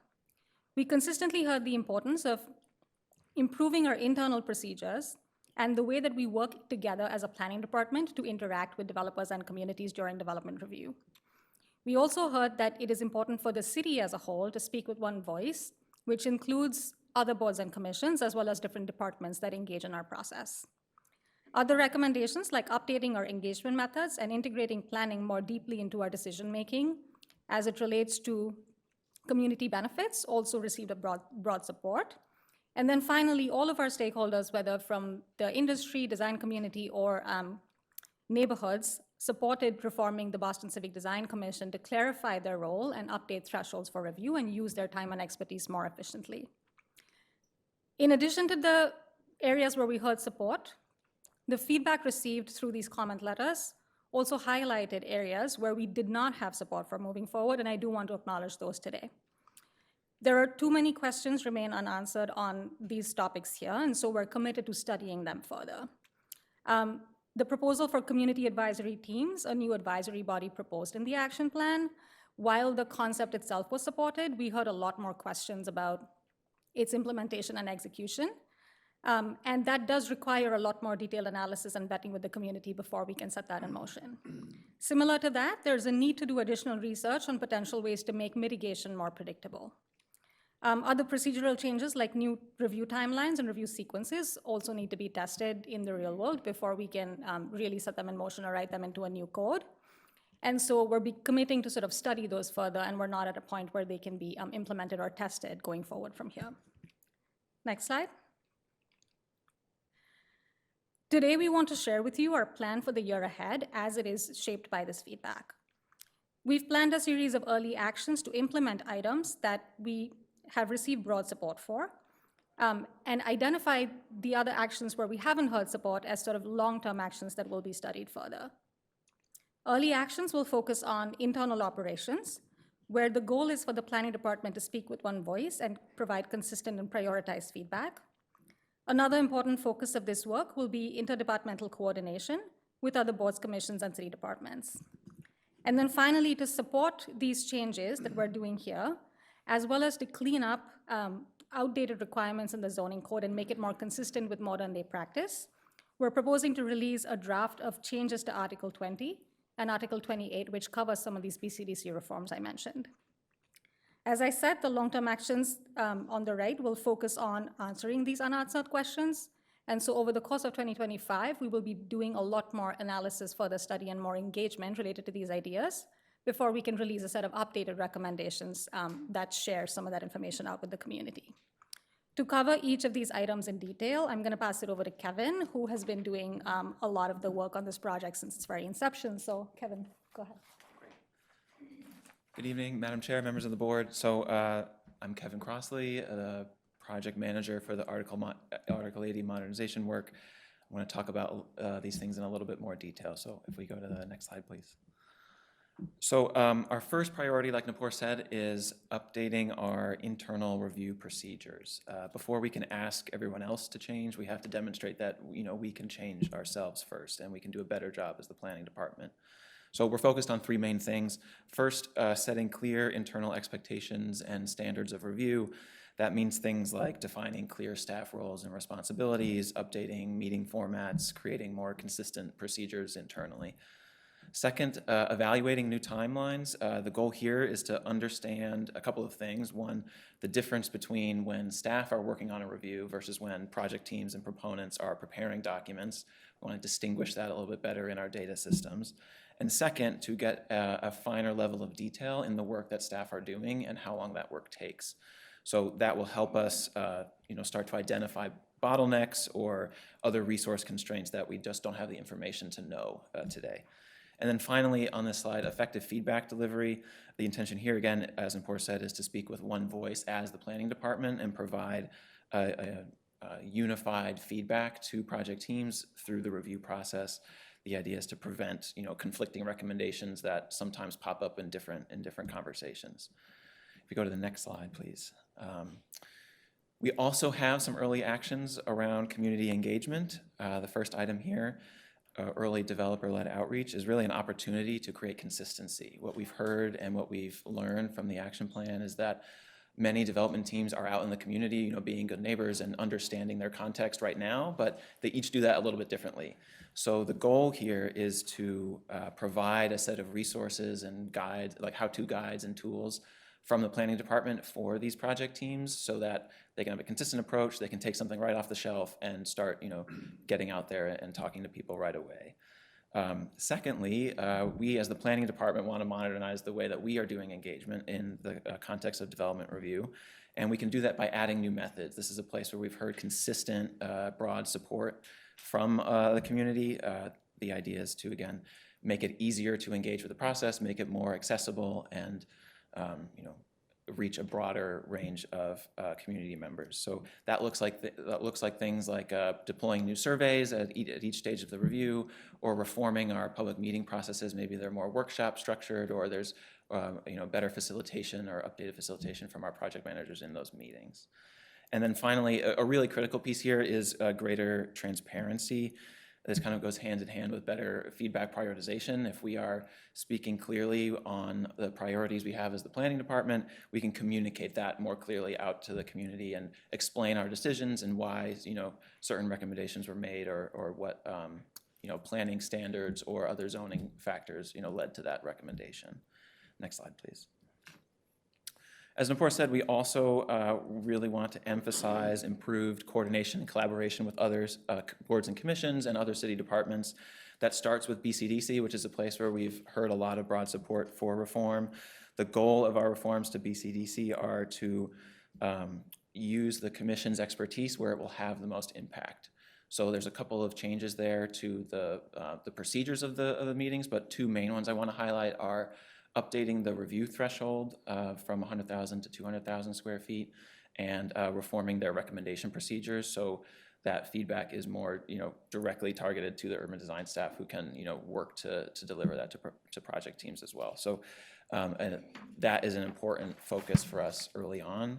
But that's not the only board and commission that has a role in review. There's a lot of others and a lot of other city staff that play a role, and we are focused on them as well in the short term.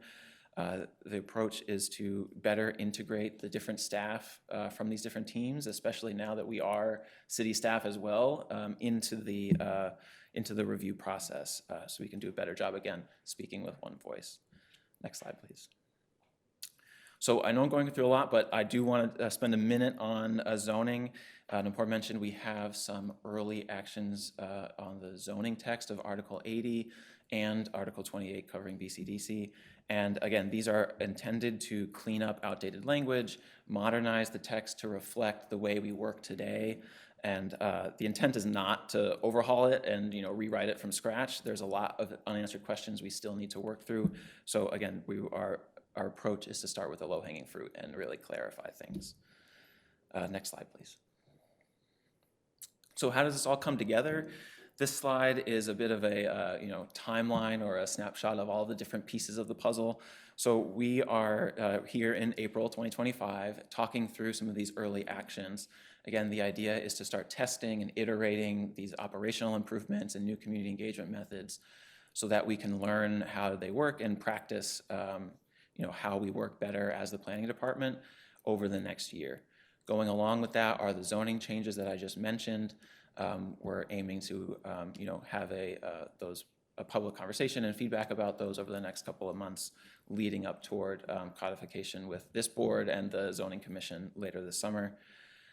Going along with that, on the bottom of the slide are the long-term actions that Nopur mentioned. Again, those are places where we have a lot of unanswered questions that we want to continue engaging with all of our stakeholders to answer those questions, refine the recommendations, and prepare a final set of recommendations that give us more guidance for those things. Those all then come together early next year, where we take what we've learned from this iteration and testing, combine it with these long-term recommendations into another set of zoning changes we're thinking will be ready mid next year. Next slide, please. So in the short term, just to remind everyone, this is the focus in the immediate next steps are these operational, internal procedural changes, some of those community engagement activities, as well as the draft zoning. In the coming weeks, we will be releasing a lot of this information in a more detailed format. We'll have a document we're calling a early action supplement to the action plan that will go into a lot more detail of these operational changes, and we'll be releasing the draft zoning for a public comment period where we will continue to seek feedback. We'll have a couple public meetings, some office hours, and focus groups to go along with all of that. So I think that's our last slide. So thank you for your time. Nopur and I are, of course, happy to answer any questions you might have. Okay, thank you. Great presentation. Questions or comments from the board? I have a couple questions. Thanks for the presentation, super helpful. In my experience interacting with this process, two of the most fraught areas are the community advisory piece and how to make that effective, and also the community benefits and negotiation. And I don't know if that's what you mean by mitigation, but is that it? Is that sort of part of this review process, the benefits piece, or? Yeah, that's part of my own shorthand for reading, working on this stuff every day. All right. Mitigation, community benefits, all of those things are included there. Okay, great. And so are there any early thoughts that you can share about how, or suggestions that have come through that are interesting to you guys about the community advisory structure? If it's too soon, that's to speak about it, it's fine, but I'm I'm just happy to share curious some what of the thoughts from the are. action plan report. You can absolutely jump into, but those the community advisor, the role of community in advising the planning department and staff, as well as the community benefits process, are two important areas of recommendations that we heard about in our early reviews and documented in the action plan. The community advisory teams is one important part of those recommendations, as well as proposed in the action plan to kind of standardize or make the mitigation and community benefits process a bit more predictable. Those are also two of the places where we have the most unanswered questions. So a lot of the ideas we propose in the action plan around community advisory teams introduced a lot of questions about, what's the specific composition of these groups, how are they organized, what kinds of conflict of interest rules might we propose for them, what is their specific role in the review process, when are they involved, and what is their specific scope of review. Lots of unanswered questions there. Similarly, with mitigation and community benefits, we heard broad support to better emphasize planning and connect the goals that we document in planning into those processes. And that's a place where we're looking to, get into the weeds a little bit in the short term. But a lot of the bigger questions about a more, predictable approach or, certain other standards or thresholds and things are, again, unanswered questions.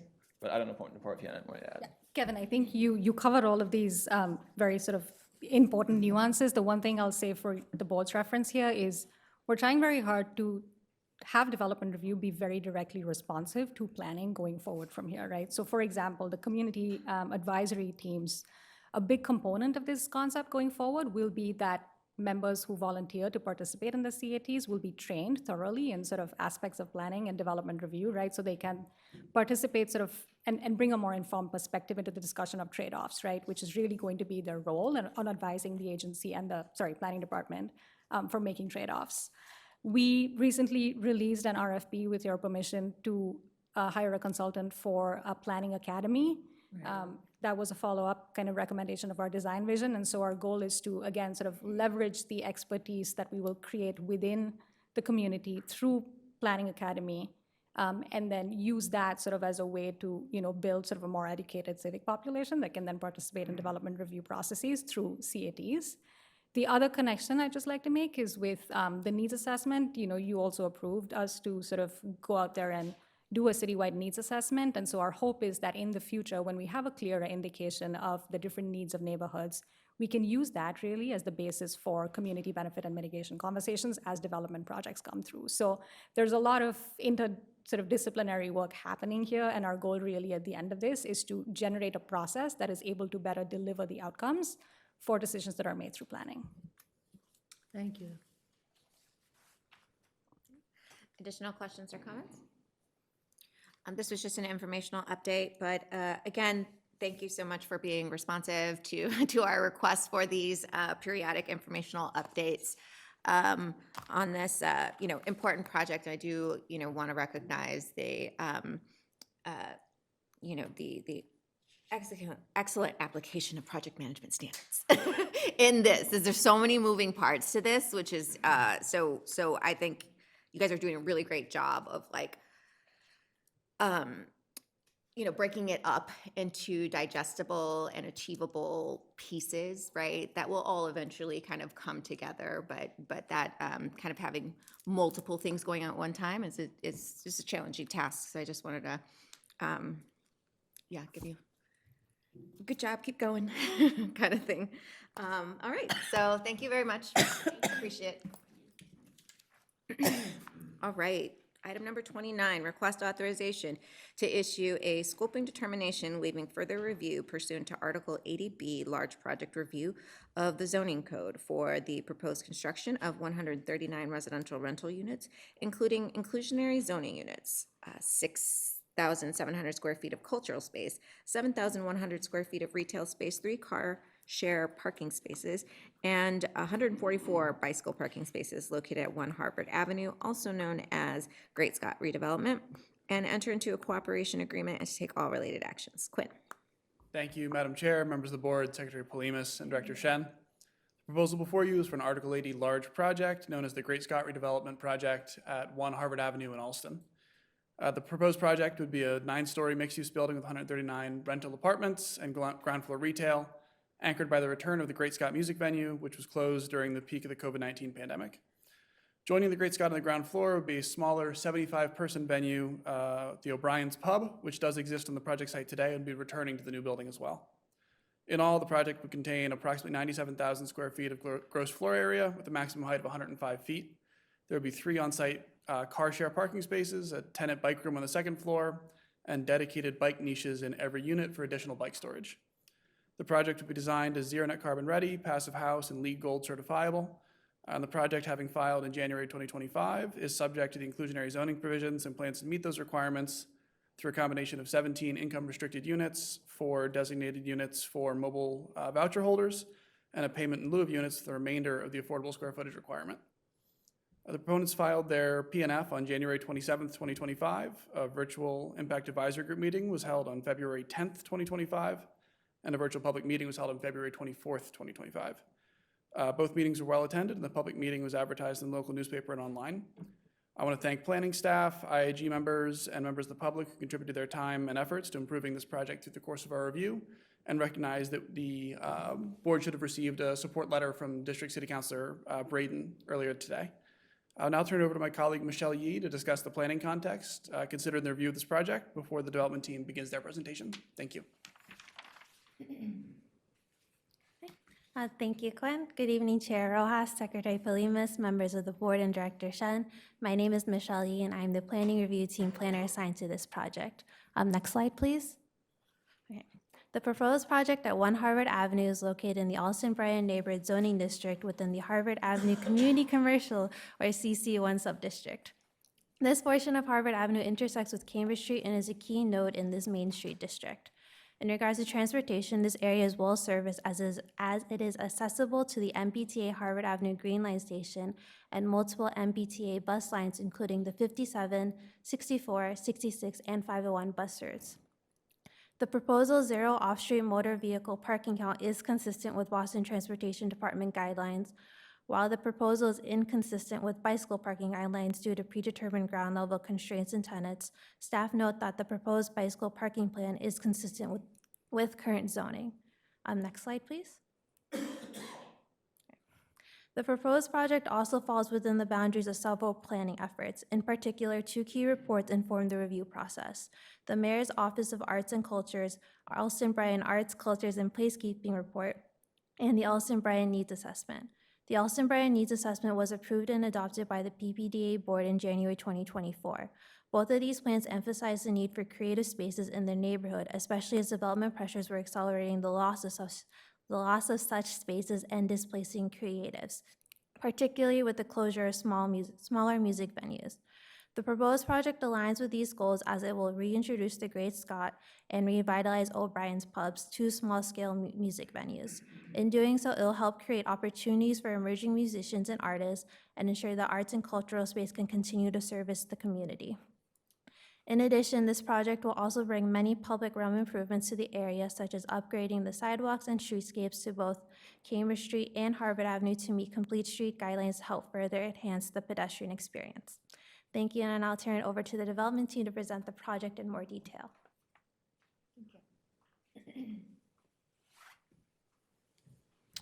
Thank you very much, Quinn and Michelle.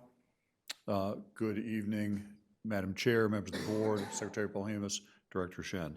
I'm Don Wiest with the Boston-based law firm of Dane Torpy, here representing the project proponent, Alston Live Management. After I make a couple introductory comments, Jordan Warshaw from the proponent will speak, and then Jan Brenner from the design team at Cambridge 7 will walk you through the project design. So a couple introductory comments. One is we know that the agency has been looking at ways to, where appropriate, streamline the Article 80 process. We just had a presentation on that. I want to pass our sincere, heartfelt thanks to Quinn Valstich, our project manager. Thank you, Quinn. This is a project that had community support like I've never seen in 25 years of doing this work, working at the agency and working in private practice. We had 381 letters of support. We had 5 letters of opposition. We challenged Quinn, saying that we have a project that has a lot of broad-based support. We're solving a lot of problems at this site. Can we move expeditiously through this process? Quinn pushed back very hard on us. We had to just perform and answer questions and refine our design. But he made the deal with us that as long as we kept meeting the standards that were set for us, and our team could turn things around quickly, we would keep moving through the process. So we're very grateful to be here in April, having filed in January. Again, Quinn, thank you so much for the guidance and all the pushing. Secondly, this is a project that really brings together what we love about Boston. There'll be 2 music spaces on the ground floor, housing above. Both are desperately needed. And what is striking about this project is that while it might not be accurate to say this could only happen in Boston, there are really only a few cities in America where this could happen, because for a project like Great Scott to work, you need a certain amount of residential density, you need a broad-based and deep musical culture like Boston has, and you need transit. And those 3 factors come together at this site beautifully. We'll take a little dig at our rival to the south, New York City. This project would not have happened, or wouldn't have happened right in New York City. In New York, this project would have been at Hudson Yards. It would have been glam. It would have been glitzy, high budget. What Great Scott is about is the intimacy of a performer and a crowd up close to each other in a simple space. That's what this project is ultimately about, and we're delighted to present it to you this evening. So with that being said, I will turn the presentation over to proponent Jordan Warshaw. Thank you. Thank you, Don. Jordan Warshaw on behalf of the project team. Thank you, Madam Chair, members of the board, Director Shen, Secretary Polhemus. Thank you all very much for having us today. I would like to first start by introducing the other two members of our triumvirate. We are a three-person development team here. Myself, together with Carl Lavin in the blue sport coat. You can wave to the crowd.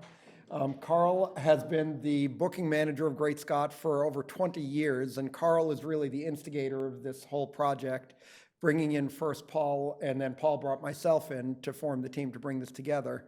Paul, you may know, is the producer of the Boston Music Awards, Music Festival on City Hall Plaza, longtime music industry person, and I'm the bricks and mortar guy that they found through a project that Paul and I had worked on previously together to bring this all together.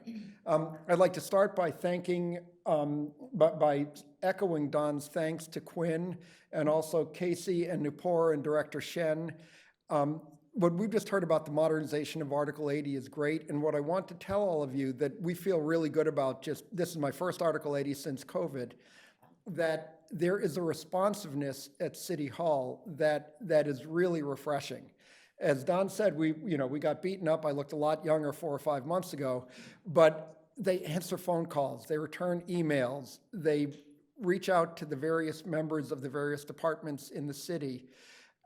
It's really refreshing to work with government that works well like this, and it's a real credit to the administration and to Kairos' BRA, to the modern, or BPDA, or BP, or whatever the initials are this week. It's a real credit that things are really working well, and I want to say thank you. The slide up on the screen is, for people that don't know, showing where the old Great Scott was and where it is today. At the bottom of the screen is the corner of Com Ave and Harvard Ave. Great Scott stood there for many decades, and the pandemic hit and it got closed down, and they were unable to make an arrangement with the owner of the building that worked for everybody. And Carl and his team worked really hard to keep the thing alive. Somebody not even affiliated with the project went and put out a petition, keeps Great Scott, don't kick them out, don't bring in somebody else, and they got 25,000 signatures in a week. That's how beloved the space was. And then the landlord said to Carl and his team, it said, you've got to raise money to improve the building if you want to stay. Carl went out and did a GoFundMe type campaign, raised $300,000 from almost 1,000 people in a matter of months. But by the time the money was in, the lease was being signed with Taco Bell, which is what sits there today, sadly. No offense to Taco Bell, but Music Club is more fun. So we came together, we found the site at the corner of Harvard Ave and Cambridge Street just up the road. It's actually an aggregation of 3 sites, 3 properties, including the one where O'Brien's Pub sits today. We closed on the purchase of that property on New Year's Eve. And since then, the 3 of us, together with the current management team of O'Brien's, everyone stayed in place, has been continuing to operate the venue as it has been operated prior to our takeover. And as Don said, the community support has been unbelievable. The music community has come out, the neighborhood community has come out. One thing that tells you how important this is to people is it is taller than the projects that are existing or approved around it, yet there were only 5 objectors, and 2 of them were the owners of the 2 properties next door, which already are recent approved Boston projects. And by the way, the project to our south, which you recently approved, the post office project, we've been working really well with them. They've been very helpful, and the 2 of us are going to work very well together. So people desperately want Great Scott to come back. They desperately want O'Brien's to remain, and they desperately want housing. And so they supported the project that we put together at the scale that we put it together, because they know that to support these venues, we need a certain density of income-generating property.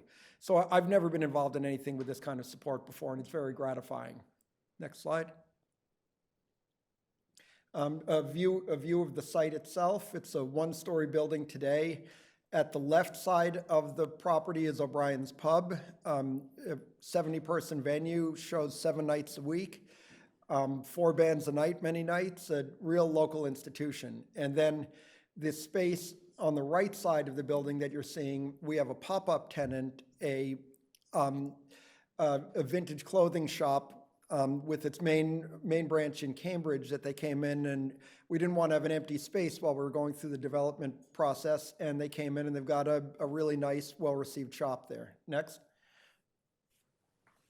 And now I'd like to turn over to Jan Brenner of Cambridge 7.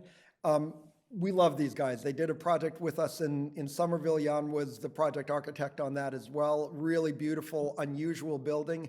And before I introduce Jan, the reason Cambridge 7 is here is, without disparaging anything else that's been built in the city, there's a certain formula for what multifamily buildings look like here and around the country. And we don't believe in doing sort of cookie cutter conventional buildings. We like to do things that are a little different. And if you look at the hotel that Jan and Cambridge 7 did for us in Somerville, it's called the Cambria Somerville. It doesn't look like any other 5-story hotel that's been built in Boston in recent years.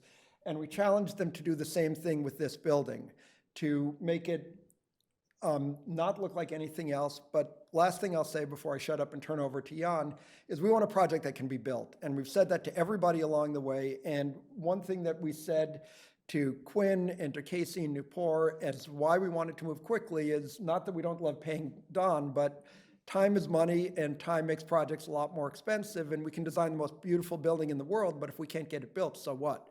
So we said, Jan, we'd like to design something beautiful. We don't want it to be too expensive. We want to be able to actually build it, but we don't want it to look like every other building in Boston. And with that, Jan will explain what he's done. Good evening, Madam Chair, Director Chen, and members of the board. Jan Brenner, Cambridge 7. Pleasure to be here. I'm going to talk a little bit about the design ideas for this. So we wanted to embrace music. Obviously, that was the generator for the building and Great Scott. And in particular, we were interested in this idea of musical syncopation. Syncopation is basically irregular and unexpected rhythms. And we thought this could be really interesting to translate into architecture. So how do we translate this into architecture? If you see on the top right, that's an unfolded elevation of the building.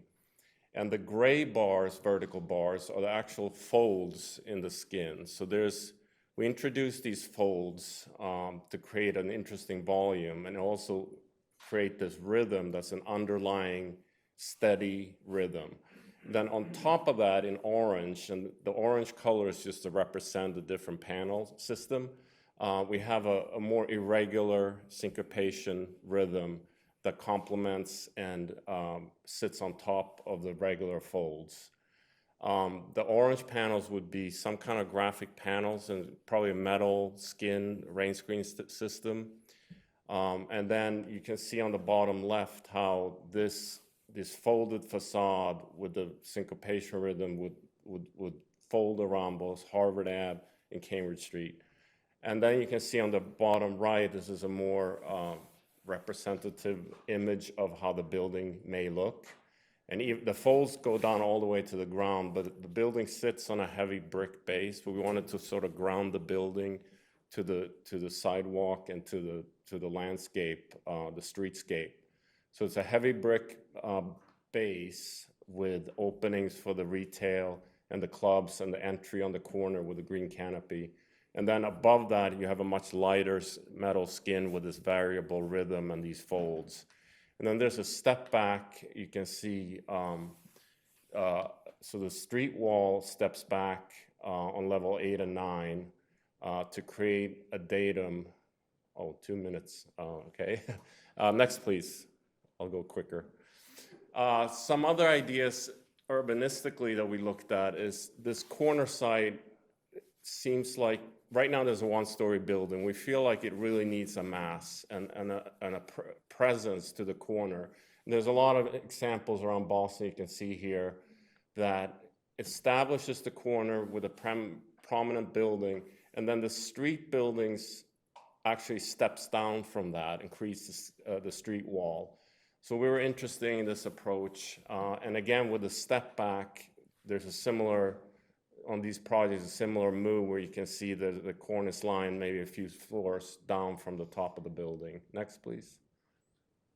This is sort of an aerial view of the corner.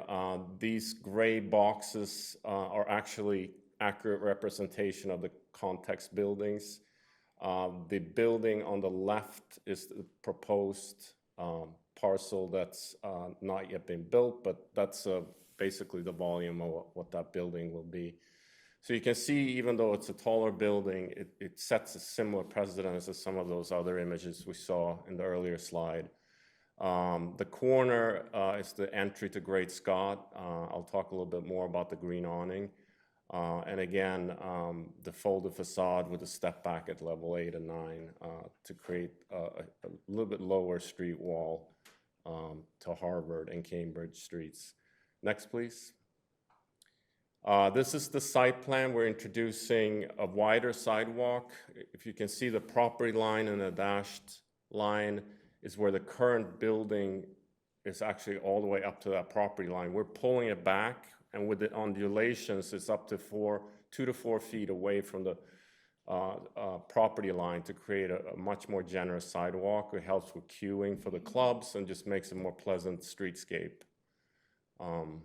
And we're introducing 6 new street trees, decorative brick paving zone between the trees. And you can see in the back, there's the loading dock to the clubs and car share parking for 3 spaces. I don't know if, Jordan, you want to talk about the parking, or we can get to that later. I see that we're getting cautioned that our time is almost up, so maybe we can answer that as a question unless you'd like us to walk through it. Okay. I would just last kind of couple comments and Okay. just start talking about it. Thank you. Next, please. This is a street view on the corner. You can see this is an accurate sun angle representation too, on a little bit, almost a dusk view, not quite. And you can see how the sun hits the folds, and you create interesting shadows and depth to the building envelope that's a little unique. We wanted to create a unique musical facade. And as the sun moves around this building, Just finish your. Okay, sorry. We can go to the next slide. I'll go quickly. The lower part of the building, the Great Scott old awning was green, so we wanted to create a modern representation in an interesting contemporary way to represent the green awning. Real quick, we want to create an art competition for the facade of the Great Scott. You can see here a placeholder that looks like graffiti. That would actually be bid to a series of artists, local artists, and see if we can come up with a really interesting facade idea that might play into the panels above to create a unique facade to Great Scott. Next, please.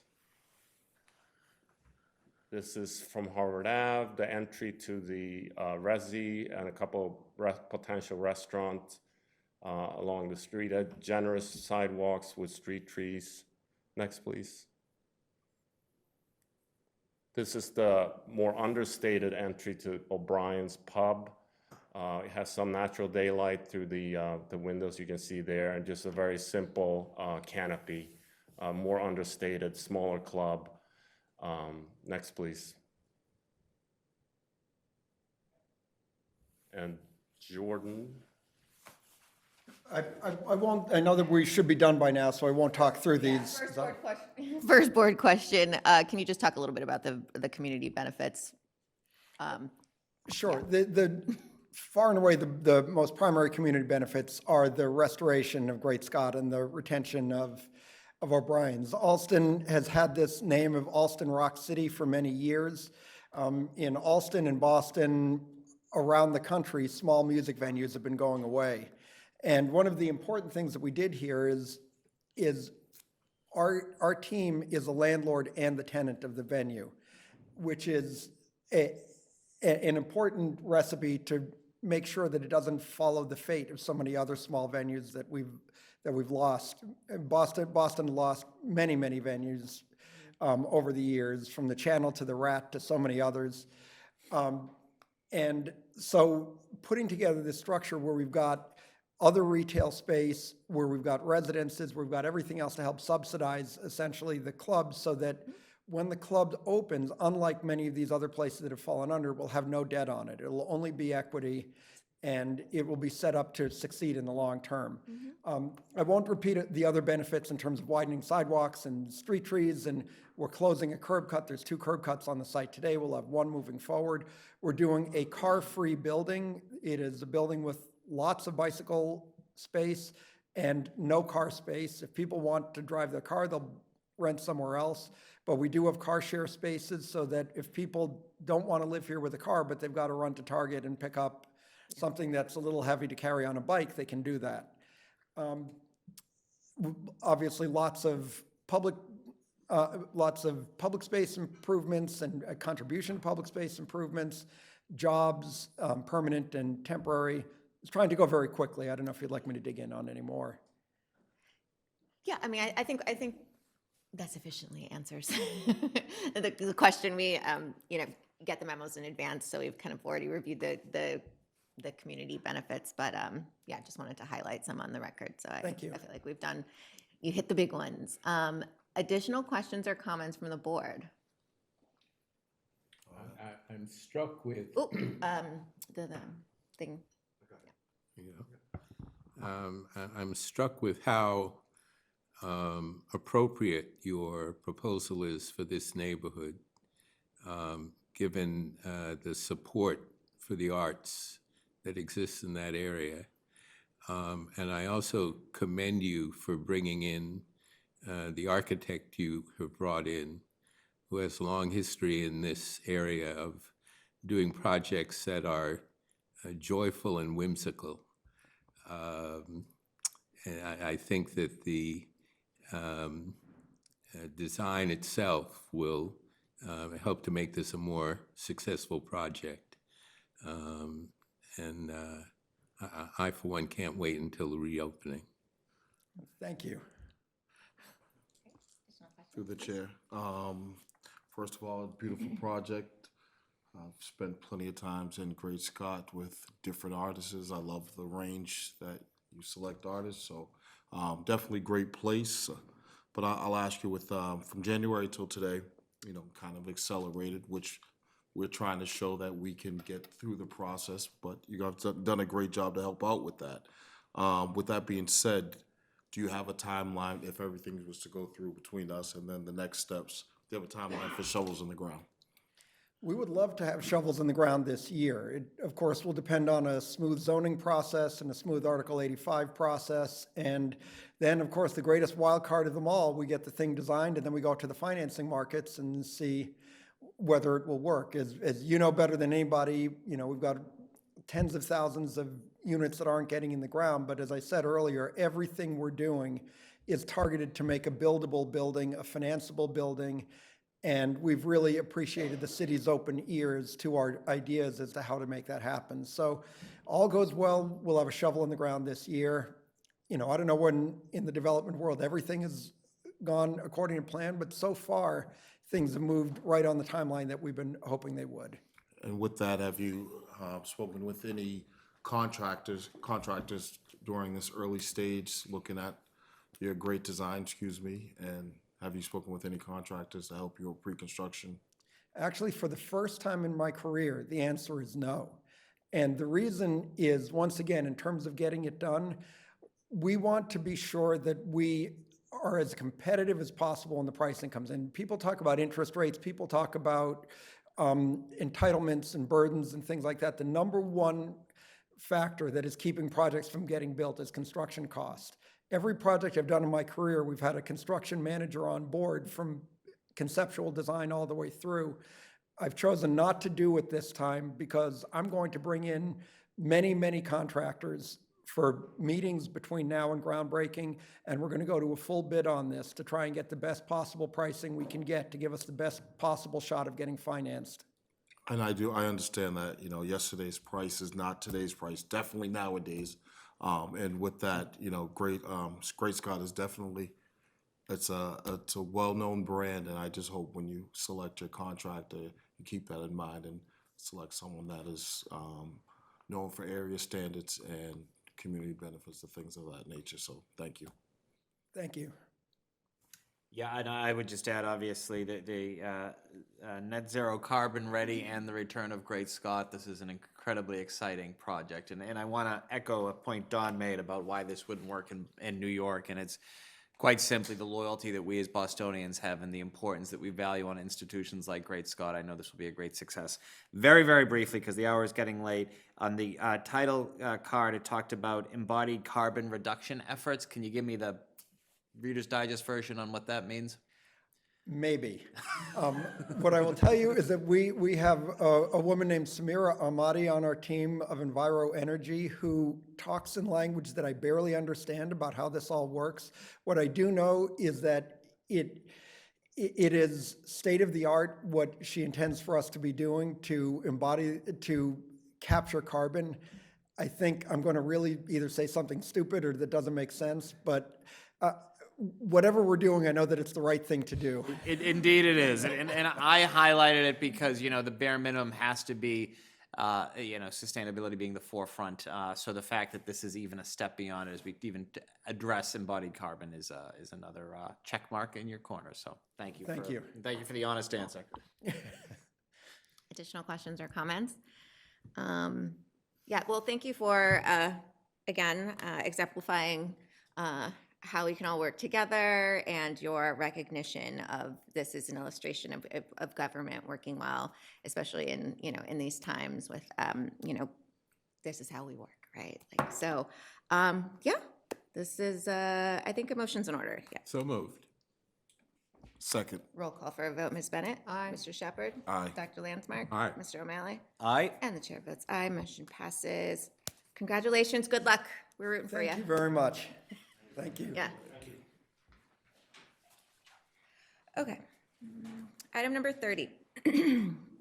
Request authorization to issue a scoping determination waiving further review pursuant to Article 80B Large Project Review of the Zoning Code for the proposed construction of 333 residential rental units, including 52 IDP units, 175 car parking spaces located at 83 Leo Birmingham Parkway, and to enter into an affordable rental housing agreement and restriction, and to take all related actions. Daniel.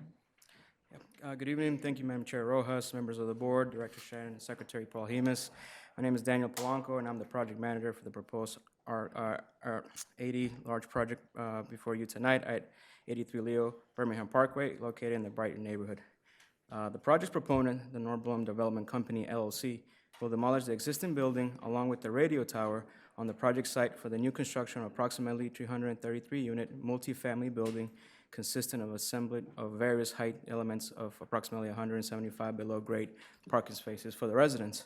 As part of the public benefits and mitigation, the proposed project will provide significant transportation and public realm improvements, including the construction of a new pedestrian boardwalk connecting the lower elevation of Soldiers Place with the higher elevation at Leo Birmingham Parkway. As part of the Article 80 process, the project held an IAG and public meeting on September 2024 and January 2025. The virtual meetings were advertised in the local Brighton news outlets as well as listed on the BPDA website. I would like to also add that we did receive a support letter from Councilor Breeden, as well as support from the local civic associations as well. Thank you for your time and consideration of this project before you tonight. I do have the development team here with me to present the project in detail and to answer any questions. I will now turn over to Michelle Yee to discuss the planning context. Thank you. Well, thank you, Daniel, and good evening again, Chair Rojas, Secretary Williams, members of the board, and Director Shen.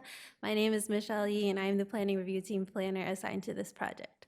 The area surrounding the proposed project at 83 Leo Birmingham Parkway has been the focus of several planning efforts including the 2018 BPDA Western Avenue Birmingham Parkway Soldiers Field Road intersection and corridor improvement plan, the 2020 Department of Conservation and Recreation or DCR Parkways Master Plan, and the ongoing Leo and Birmingham Parkway reconstruction. These plans envision a network of walkways and bikeways across Boston.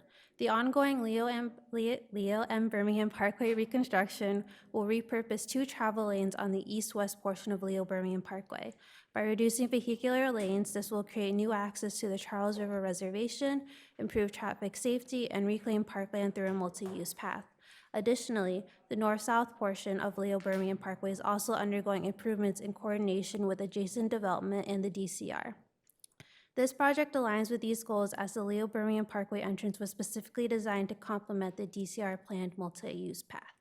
Next slide, please. Okay. The proposed project is located in the Alston-Brighton neighborhood zoning districts, Western Avenue, Soldiers Field Road Community Commercial or CC1 subdistrict. It is also in the Leo and Birmingham Parkway Greenbelt Protection Overlay District or GPOD. And this portion of the Leo Birmingham Parkway is a former industrial and commercial area that has recently seen several new residential buildings contribute to an evolving land use context. Within this figure, a little hard to see, I noticed, but this red does highlight the existing zoning, showing the maximum height and setbacks that can be built in this area. As you can see, while the proposed project could build out to the area built in red, zoning relief is ultimately recommended due to its consistency with the goals of the local planning context. Additionally, this project will bring many public realm improvements, such as the creation of a pedestrian boardwalk, which the development team will go into further detail later on. They'll connect the lower elevation of Soldiers Fields Place with the higher elevation on Leo Birmingham Parkway to help enhance the pedestrian experience. The proposed project is also subject to Parks Design Review due to Ordinance 7.4-11 due to its close proximity to the Charles River Reservation. Thank you, and now I'll turn it over to the development team to present the project in more detail.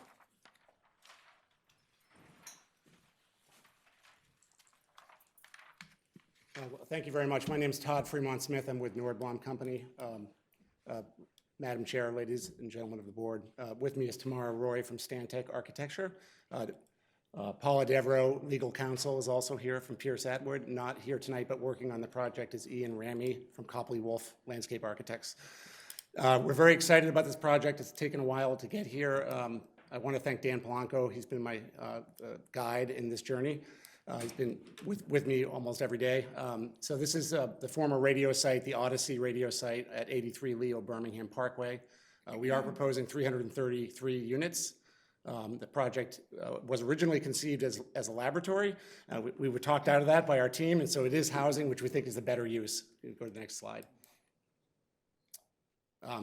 Just a bit on the public process. We were out early and often speaking with the neighborhood groups, working with the Mayor's Office of Housing, Leader Mike Moran's office, Councilor Breeden's office. It's been a little bit of a process, but we're here and we're thankful for the advice and guidance that we've received and the support we've received. Next slide, please. So the site is shown here in yellow. It's at the corner of Market Street and Leo Birmingham Parkway.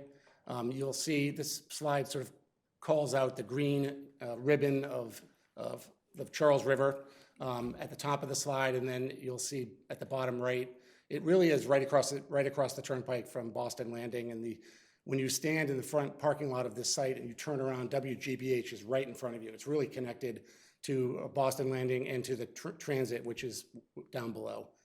Next slide, please. So one of the goals of working in this emerging neighborhood, and it really is an emerging neighborhood, is to save this grove of trees on the bottom right slide.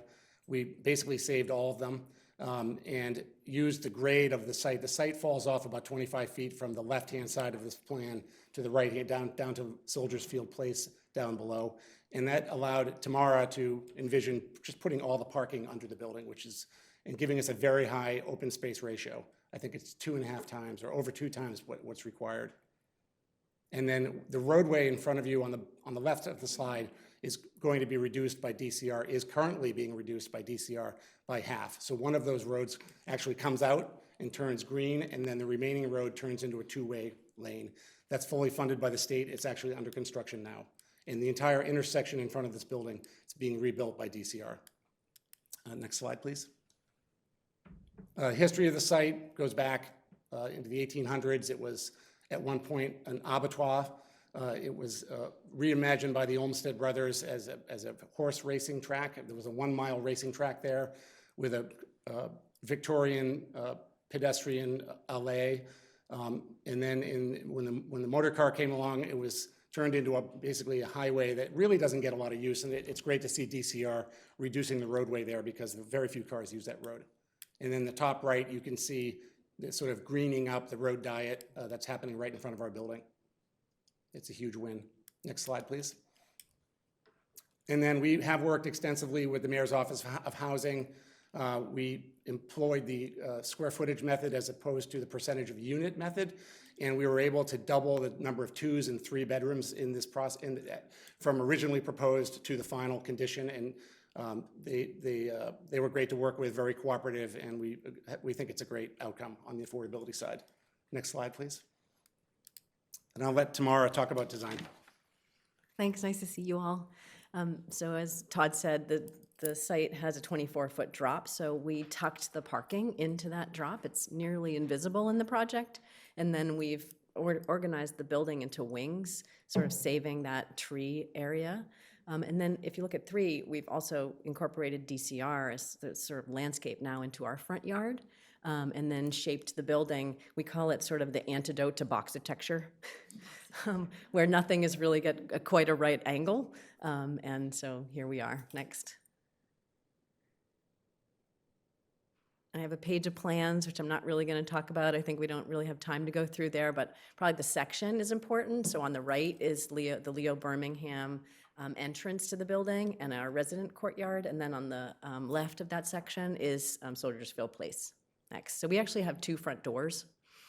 And then this is a little hard to read, but this is Copley's plan for leaving the existing grove 2.7 times the open space that's required on the site, and also diversifying the types of trees. So we have 65 new trees, and the blue ones are all non-invasive new native trees. So really about, and our concept is into the woods, so it's really about the landscape here. Next. And then a major amenity that came through during our community process was that the Soldiersville Place new neighborhood was developing, and they just didn't have a way to get up to Market Street and to the T. And so it became a part of this project. So making that journey really through the sort of threading it through the woods is what Copley was doing, kind of really low impact construction of this boardwalk that ramps and also has little, through the BCDC process, has little pockets of resting place so that you can pause and make your way up to the crosswalk up at Market Street. Next. We have a huge list of sustainable design features. You know most of them though: passive house, all electric, solar panels, and then a lot of obviously landscape aspects to it. Next. And then for building materials, we're using these warm wood tone fiber cement panels, contrasting with the more charcoal panels, and really kept our materials palette to just those 2. Next. And this is our last slide. And we didn't even see the 2-minute warning or the big stop sign. We're afraid of the stop sign. So again, because it's a larger building, we are delivering 52 units of affordable housing, which is a very large block of affordable housing. We are connecting Soldiersville Place up to Leo Birmingham. It's complicated, but we're doing it. And I think it's a very sensitive design, keeping the trees, burying the parking, and a passive house construction environmental. And we're thrilled to work with Stantec, which is a great design firm. And thank you very much. That's it. Thank you. Yeah, thank you for your presentation.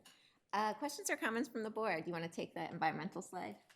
Yeah, great. That's one of them. First is thank you. I had to Google what abattoir meant. It's a nice euphemism for what it is. Yeah, it's a slaughterhouse for animals. We're on TV. Yeah. On TV. So thank you for that. Thank you for finishing early. You got extra points for that. And this, if you wouldn't mind going back to the slide that sort of shows all the sustainability, which is quite impressive, if that's possible. If not, I'll ask right about the PV array. How much PV will be on the roof? Do you know? Good question, as much as we can fit. That's a good answer. Somebody knows the answer to that question. It's just not me. No, I mean, it's impressive. It's No, it's but far it is a beyond. product of, what mechanicals are on the roof. Of and how course. we can fit around it, so, but we're But at going to that height, maximize I the mean, roof at that height, area. it should be pretty, and just the size, it should be pretty impressive. So I'll follow up with Daniel, but that's music to my ears because it's hard it's often hard with these projects to get a good PV array. So that was impressive. And then, I mean, saving the trees is very, very impressive. I drive by that area. I know exactly what you're talking about. So to be able to do both, and it's a cool design. It is a cool, interesting, different design. I think I challenge all the people in this room to, kind of think outside the box a little bit with some of these designs as we think about development. Literally. So, literally and figuratively. So yeah, it's a good project and appreciate your efforts. So. Thank you. This was the slide I was looking for. Yeah, I don't need to go through them all, but that's impressive. You're setting a standard that I hope further subsequent developments follow. Thank you. And through the chair, I'll be brief. I feel like I'm preaching to the choir. North Bloom, you guys do a great job with your selection of general contractors that do the right thing in the neighborhoods, support the neighborhoods, support the men and women in the neighborhoods with area standards. So I won't be long-winded on that, but I bring that up only because when you have an Article 80 large project, it impacts the neighborhood a lot. And I feel like everyone, when you have something so significant that's going to change the neighborhood, you can't skip steps, and no one should ever skip steps. Understood. But you guys, like I said, preachers to the choir, so thank you very much. Thank you. Appreciate the size of the affordable units and kind of where you guys got to on that. I think that's unusual and appreciated. Thanks. We thank Mayor Wu for that. Yeah, it does work, by the way. ability If you do it by square feet. percent of rental area as opposed to percent of units, the math does work. We were surprised, but. Yeah. Any additional questions or comments? What was that word? You said like square texture? What was it? It was really... boxitecture. Boxitecture. Boxitecture. Sorry. I thought it was clever. Great. A motion is in order. So moved. Second. Roll call for a vote. Ms. Bennett? Aye. Mr. Shepherd? Aye. Dr. Landsmark? Aye. Mr. O'Malley? Aye. And the chair votes aye. Motion passes. Congratulations. Good luck. Thank you very much. We're rooting for you. Okay, item number 31, request authorization to amend the off-site affordable housing and contribution agreement between Boston Redevelopment Authority, doing business as Boston Planning and Development Agency, and JDMD Owner LLC for 33 through 61 Temple Street in Beacon Hill, and to discharge the affordable rental housing agreement and restriction between the Boston Redevelopment Authority, doing business as the Boston Planning and Development Agency, and JDMD Owner LLC, when conditions have been satisfied regarding the transfer of 27 through 29 Hancock Street in Beacon Hill to the Fenway Community Development Corporation to build income-restricted homeownership units and to take all related actions. Camille. Thank you, Madam Chair, members of the board, Secretary Paul Hemus, and Director Shen. My name is Camille Platt DaCosta, and I'm a project manager with the Planning Department. I'm here before you tonight requesting authorization to amend the offsite affordable housing and contribution agreement between the Boston Redevelopment Authority, DBA Boston Planning and Development Agency, and JDMD Owner LLC for 33 through 61 Temple Street in Beacon Hill, which includes the transfer of 27 through 29 Hancock Street in Beacon Hill to the Fenway CDC to build 15 income-restricted homeownership units on the site. And I will be presenting today as well. So, next slide. Next slide. So very quick background, JDMD acquired the 27 through 29 Hancock Street site to meet an off-site affordable housing requirement for the project created by the Archer project, again, which is at 33 through 61 Temple Street. The proponent originally proposed a rental single-room occupancy or SRO project. For this proposal, there was significant community pushback for the proposed SRO plan. The proponent then went back and proposed another supportive housing use on the site with 39 SRO units. This iteration was also not supported by the neighborhood. If you could go to the next slide, please. So from there, in its current and third iteration, JDMD ran a request for a proposal or RFP process to find an affordable developer for, again, the current iteration at 27 through 29 Hancock Street, which included participation by quite a few folks, Representative Livingstone, Councilor Durkin, the Mayor's Office of Housing, the Beacon Hill Civic Association, and the Homes on Hancock Neighbors, which is a group that was created from the previous iterations of the project on the site.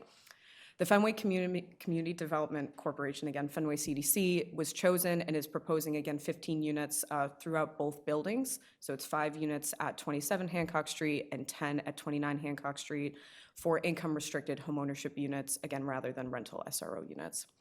JDMD will gift the buildings and fund up to $300,000 for possible cost overruns to the Fenway CDC while they are working on the project. It is a renovation of the existing buildings as well. So the project itself will not go through the Article 80 process. It will go through ZBA. But this is, again, to amend the RHAR for the original project. And this version, again, has received tremendous support from abutters, Beacon Hill Civic, elected officials, and the Mayor's Office of Housing, who's been working in conjunction with us on this. And next slide, please. This is a very high-level overview of the proposal from Fenway CDC. Again, in front of you tonight is the amendment to the RHAR versus the approval for this project. But just want to give a brief overview. Again, 5 units at 27, 10 units at 29. And there is a range of AMI levels, and of course might change depending on when the project begins construction and renovation of the buildings. But it will be energy efficient. And there is a construction management plan that will be done with the input of neighbors and Homes on Hancock and Beacon Hill Civic Association. And the Fenway CDC will stay on as part of the HOA for 3 years post-completion of the project as well. And I'm happy to answer any questions you may have if you go to the next slide, and thank you. All right, thank you. Questions or comments from the board? Can you, and I'm not going to belabor this too much, I just want to go back to that slide on that table that you presented. Can you go one slide back?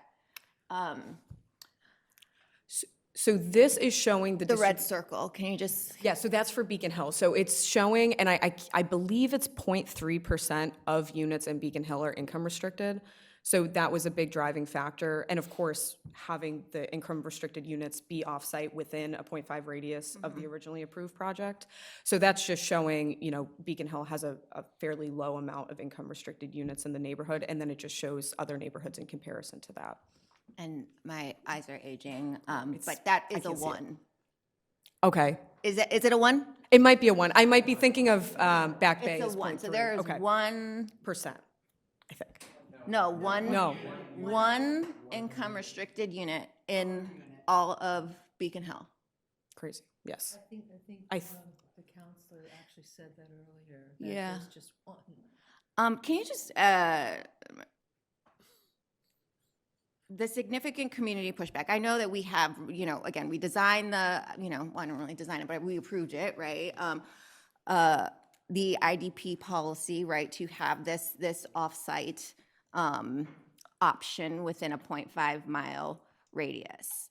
I'm always a little wary of when we are exercising that kind of instead of an on-site. So can you tell me a little bit about the significant community pushback of the first couple times? Sure. Of like how we got to, we need to do it a different way.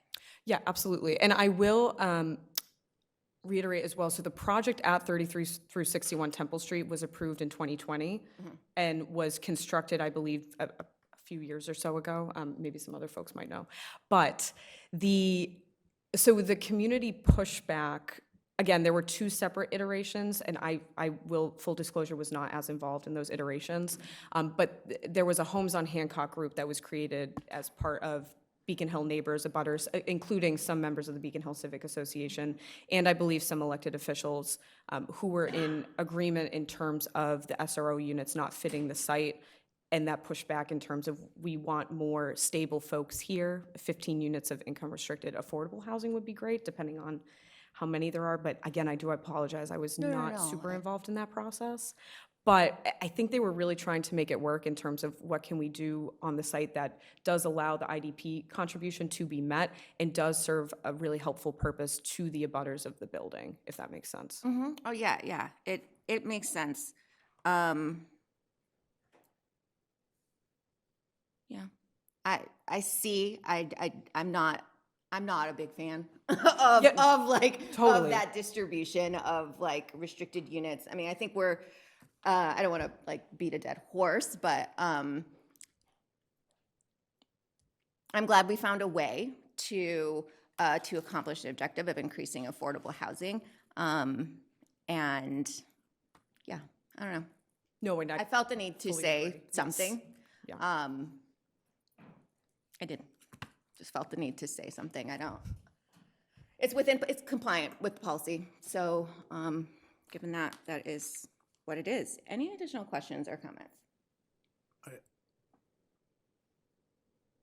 In line with the point that the chair made, could you repeat the statement as to how many income-restricted units there were on Beacon Hill?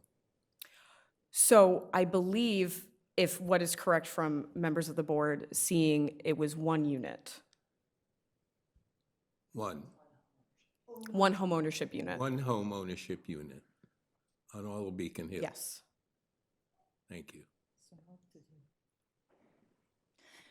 Yeah. Additional questions or comments? I think hopefully message sent. But a motion is in order. So moved. Second. Roll call for a vote. Ms. Bennett? Aye. Mr. Shepherd? Aye. Dr. Landsmark? Aye. Mr. O'Malley? Aye. And the chair votes no. Thank you. Thank you. Great job. All right, item number 32, request authorization to issue a certification of approval pursuant to Article 80E Small Project Review of the Zoning Code for the proposed construction of 35 residential rental units, residential indoor and outdoor amenity spaces, 7 car parking spaces, and 51 bicycle parking spaces located at 98 through 100 Condor Street, and to enter into a community benefits agreement, and to take all related actions. Tyler. Thank you, Madam Chair, members of the board, Secretary Polimis, and Director Shen. I'm Tyler Ross, Senior Project Manager in Development Review Division. The proposal before you is an Article 80 small project at 98 to 100 Condor Street in East Boston. The proposed project consists of the renovation of an existing 4-story manufacturing building into a multifamily residential rental building. The 4-story building will contain 35 rental units and 7 off-street parking spaces. The project will also deliver 44 bike spaces for residents.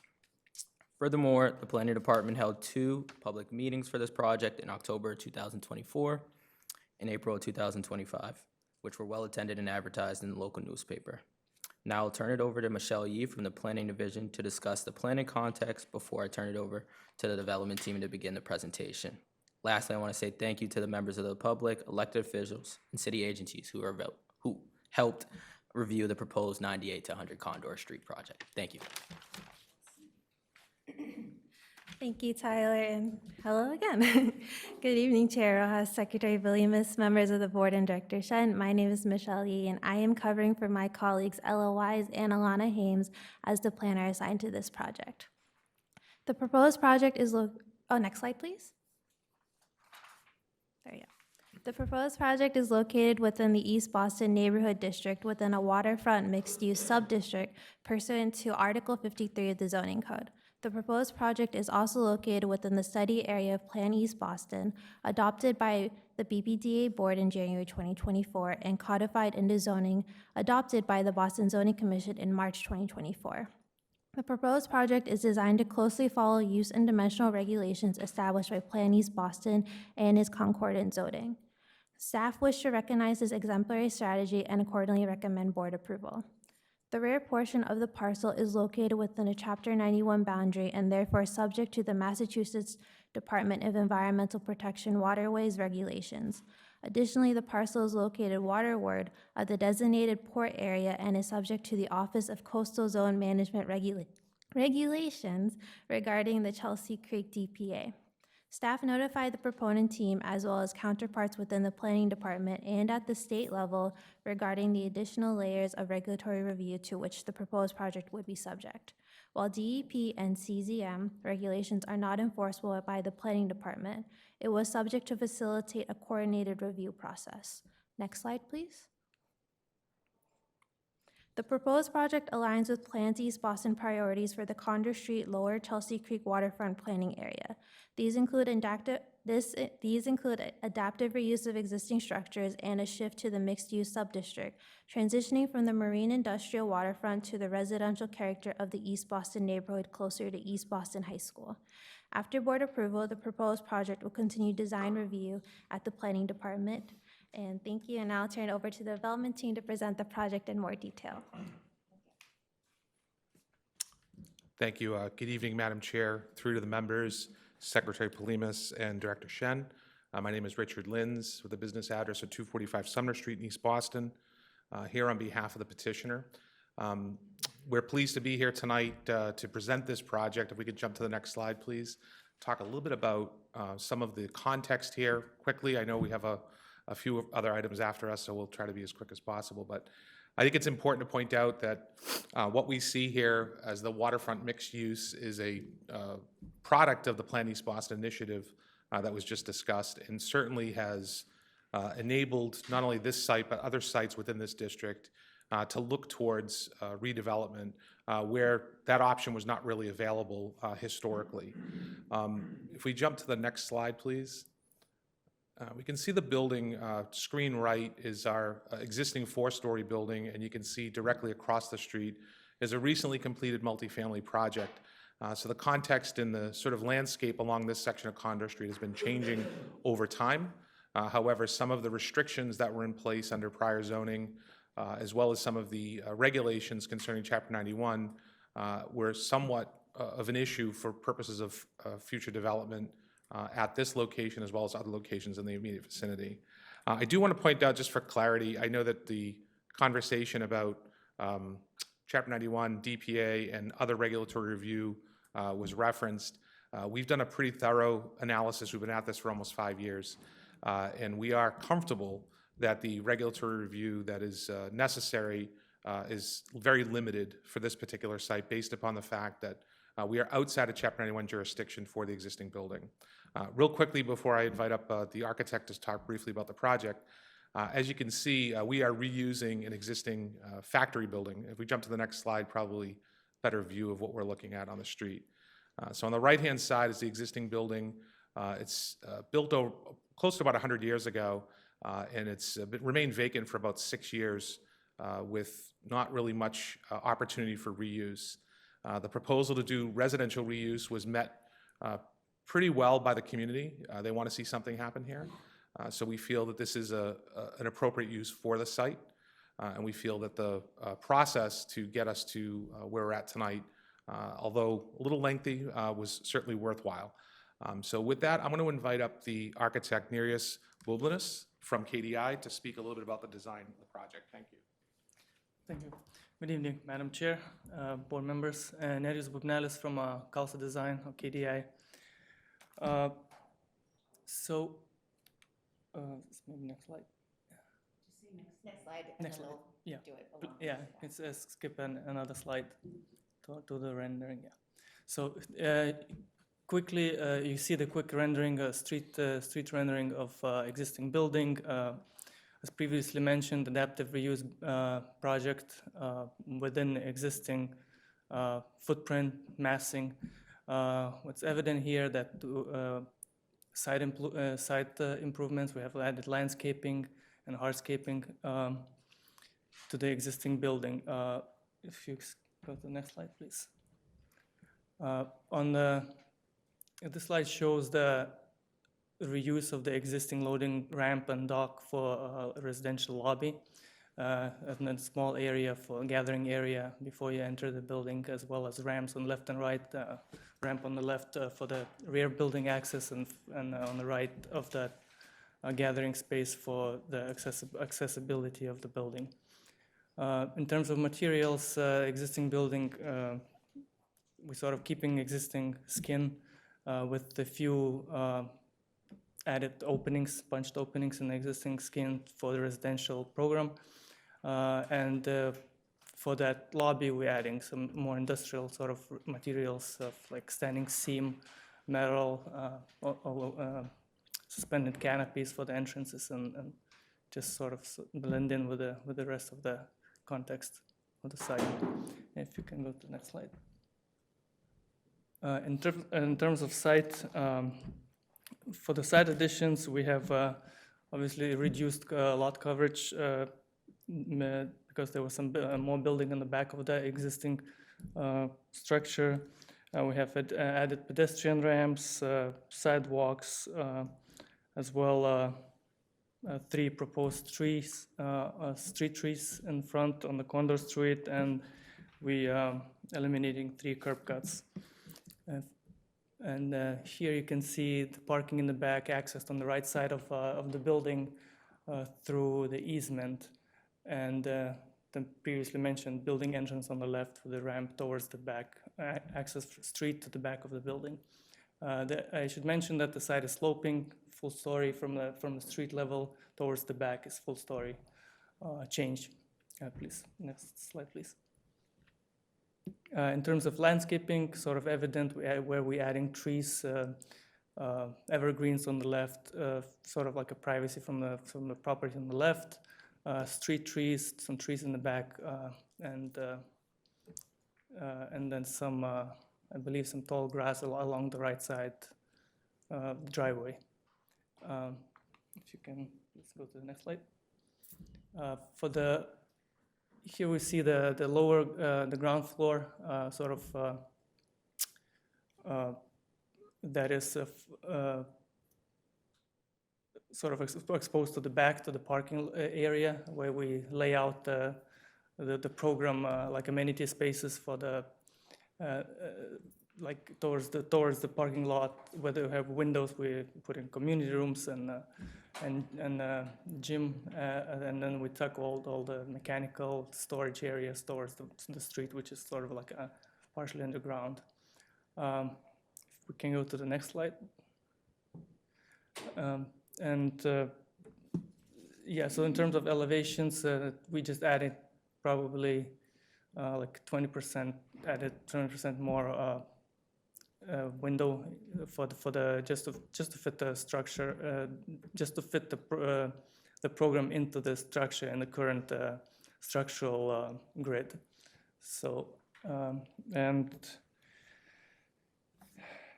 in terms of what's added, I should probably mention that on the roof we have added just a new bulkhead and some mechanical for the units, and for the we will have some space for the future solar, and then existing roof also contains the cellular towers that sort of limited our opportunities on there. And that will be it. That will conclude the presentation. Okay, great, thank you. Questions or comments from the board? I'll start. Thank you. Thank you all. Rich, I think you explained this, but I'm just going to have you walk me through it because obviously we've heard from CLF and Green Roofs and some others. So because this is residential, this would not trigger the Chapter 91 guidelines for the DPA. I don't want to put words in your mouth. Help me understand what you said. And through the chair, yep, thank you for the question. So the regulatory framework says that within a DPA, residential use is forbidden. Yes. However, the location of the Chapter 91 boundary is determinative of jurisdiction. So even though the DPA will come all the way out to Condor Street proper, the Chapter 91 boundary is further seaward. Understood. And that gap in between, it's a unique situation in East Boston and a few locations, the gap between the Chapter 91 boundary and the DPA boundary is non-regulated area. So residential can occur within that, provided zoning locally allows it. The history here has been, this has been local industrial prior to Plan East Boston. Plan East Boston, to the credit of staff at planning, realized that there is this opportunity that exists within a certain section of this part of East Boston, and that waterfront mixed use was an appropriate designation for zoning. So that is now allowed for an as-of-right use in this location. And we have our council, our environmental council has interfaced with CZM and DEP on this issue specifically, and we're satisfied that this use is appropriate for this location. Okay. Thank you. Yep. Okay. Additional questions or comments? So I'm a little troubled seeing this, a project of this size with no affordable units. So I guess, and part of the question is to the BPDA perhaps, is there anything shifting in the future that would require a project like this to create affordable units? I understand they're not required to do that based on the zoning as it stands today.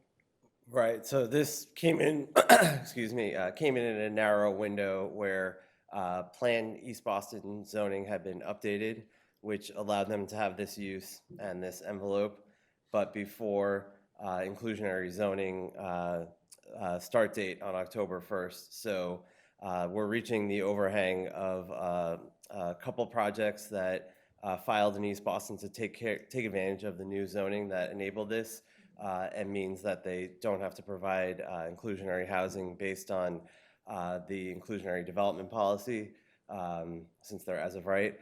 But they filed right before that October 1st date. And I think to answer your question more directly, that everything that has been filed since October 1st now is subject to inclusionary zoning, and this would be subject if it had been filed a little bit later. And has the development team shown,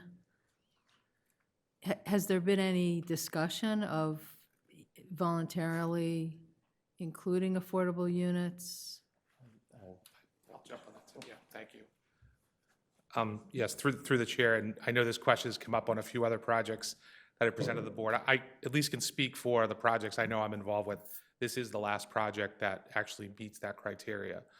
We have had conversations about a voluntary commitment.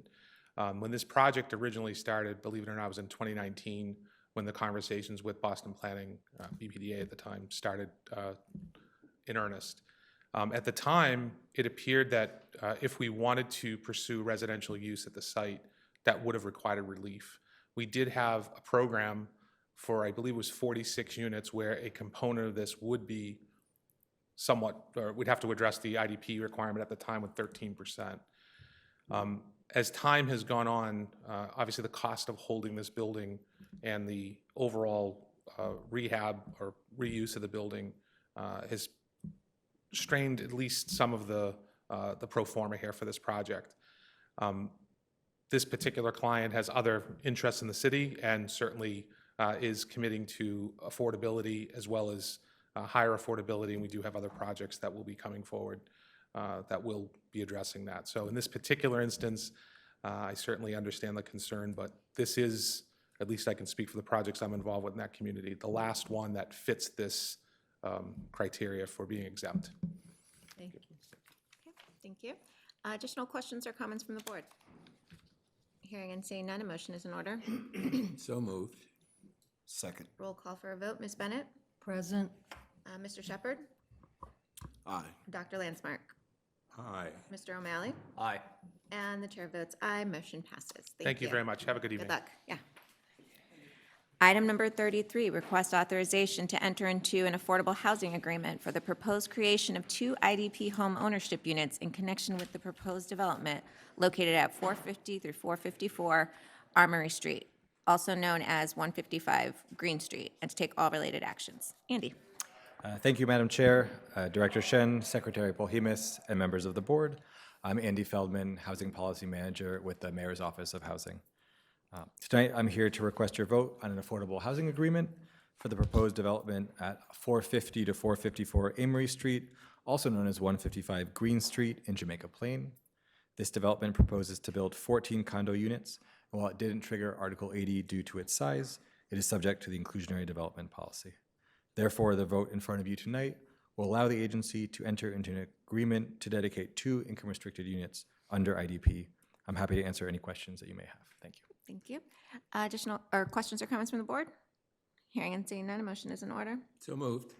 Second. Roll call for a vote. Ms. Bennett? Aye. Mr. Shepherd? Aye. Dr. Landsmark? Aye. Mr. O'Malley? Aye. And the chair votes aye. Motion passes. Thank you. Item number, just stay there, 34. Okay. Request authorization to enter into an affordable housing agreement for the proposed creation of 2 IDP units in connection with the proposed development located at 27 Dixwell Street, and to take all related actions. Andy? Thank you, Madam Chair, Director Shen, Secretary Polhemus, and members of the board. I'm Andy Feldman, Housing Policy Manager with the Mayor's Office of Housing. Tonight, I'm here to request your vote on an affordable housing agreement for the proposed development at 27 Dixwell Street in Jamaica Plain. This development proposes to build 12 condo units, and while it didn't trigger Article 80 due to its size, it is subject to the inclusionary development policy. Therefore, the vote in front of you tonight will allow the agency to enter into an agreement to dedicate 2 income-restricted units under IDP. Happy to answer any questions that you may have. Thank you. Questions or comments from the board? Hearing and seeing none, a motion is in order. So moved. Second. Roll call for a vote. Ms. Bennett? Aye. Mr. Shepherd? Aye. Dr. Landsmark? Aye. Mr. O'Malley? Aye. And the chair votes aye. Motion passes. Thanks, Andy. Thank you. Item number 35, request authorization to issue a certification of approval pursuant to Article 80E Small Project Review of the Zoning Code for the proposed construction of 38 residential rental units, including inclusionary zoning units, 8 car parking spaces, and 38 bicycle parking spaces located at 36 Parker Hill Avenue, also known as 200 Hillside Street, and to enter into a community benefits agreement and to take all related actions. Ebony? Good evening, and thank you, Madam Chair, members of the board, Madam Secretary, and Director Shen. We are here before you today to discuss the proposed 36 Parker Hill Avenue project. I thank you for your time today. The proposed project consists of the construction of a 5-story residential building totaling approximately 30,861 square feet of gross floor area. The building will contain approximately 38 rental units, 38 long-term indoor bicycle parking spaces, and 8 short-term visitor bicycle parking spaces. The small project review application was filed on November 8th, 2024. A public meeting was held on December 11th of 2024. At this time, I am happy to turn it over to Ted Schwartzberg from the planning team to discuss the planning context for the project, followed by a presentation from the development team. Thank you. Thank you, Ebony. Good evening, Madam Chair, members of the board. Next slide, please. Next slide, please. Thank you. The proposed project is located in the Mission Hill neighborhood, which is governed by Article 59 of the code. The triple-decker typology is predominant in this part of the neighborhood, which informed the area's 3-family zoning. However, as you can see in this image, certain blocks are characterized by larger parcels and multifamily dwellings. Next slide, please. While the proposed multifamily residential use is forbidden, Section 59(7) of the zoning code, special provisions for residential development in 3-family residential districts, supports the development of multifamily residential buildings on lots of sufficient size and of contextual character. The current use on this corner parcel is surface parking, as you can see in the image at the bottom of the page. The department's planners find that the contextually appropriate proposed design fulfills the conditions of Section 59(7) of the code and merits zoning relief for height and use. That proposed building, it would be much more contextually appropriate than the surface parking that's found there. I'll now turn it over to the proponents to present the rest of their proposal. Good evening, Madam Chair, members of the board, Secretary Polhemus, and Director Shen. I apologize for coming in remotely. My colleague was supposed to present in person, but he tested positive for COVID, so I am here to fill in remotely. The project has been renamed to 200 Hillside Street based on community feedback, based on the community's desire to push the address to the side street, which is over to the left of the image that you see here, but it is still the same project. Next slide. As mentioned before by the planning department, we are proposing to really put a capstone on this site, which is just over half an acre, on what is that underutilized parking lot. The area is particularly eclectic with a mixture of triple deckers, wood construction, but then the larger structures that are 4 stories or larger, for which ours is in that similar scale are all mostly of masonry and brick construction. Next slide. As mentioned again before by planning department, we are extremely friendly transit-oriented area, and so as such, we've reduced the vehicular parking to the 8 existing spots in the existing parking lot behind one of the existing structures on site, and have provided the adequate, appropriate bicycle parking for the new 38 units. Next slide. Just to highlight the site overall, there are 2 existing structures on site, 40 and 40 Parker Hill, which are on the far right of the page. Those are 2 4-story structures containing 32 units, housing units total.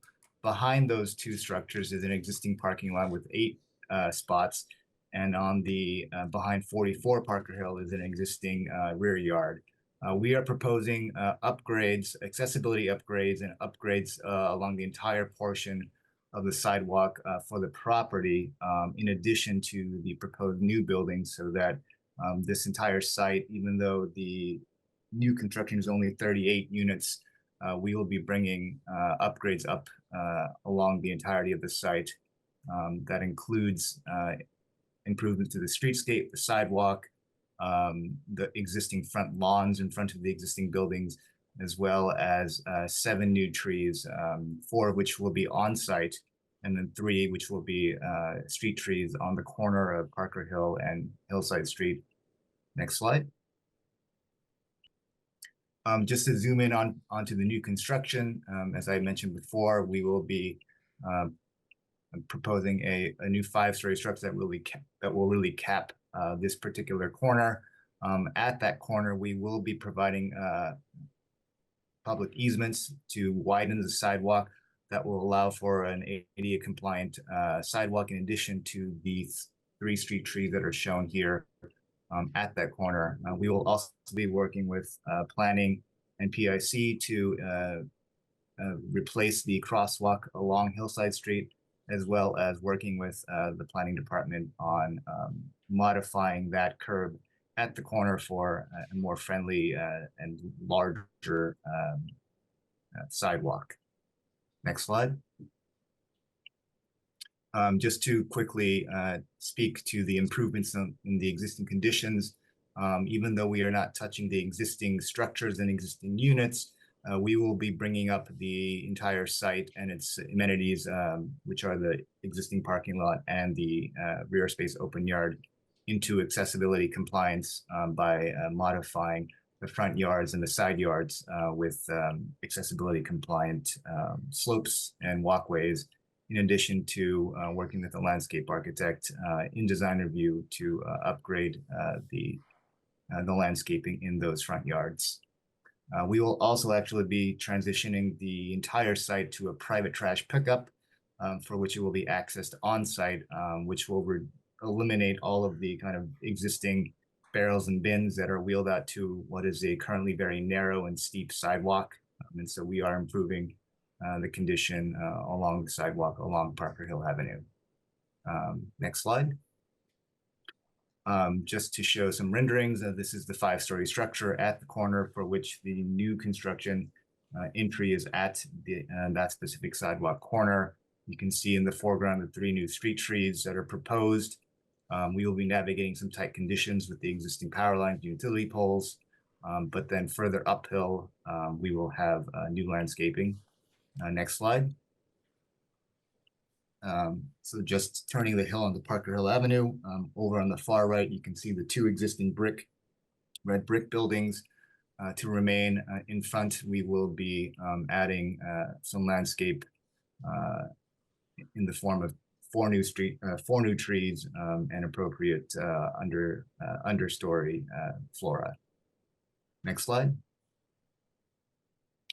Just to speak quickly about the architecture, as I mentioned before, the larger structures and scale structures in the area are primarily brick, and so we are proposing to keep with that precedent in a more contemporary fashion, but still keeping a very respectful design with an ordered and articulated language with the brick pilasters, various orientations and coursing of the brick, and the ordered organization of the windows as well. Next slide. And then just to cap the presentation, just to speak to the existing conditions, this is one of the existing buildings for which in front we will be improving the front lawns with the proposed trees that I had mentioned before, and also those accessibility improvements to bring the existing conditions into MAP compliance. Next slide.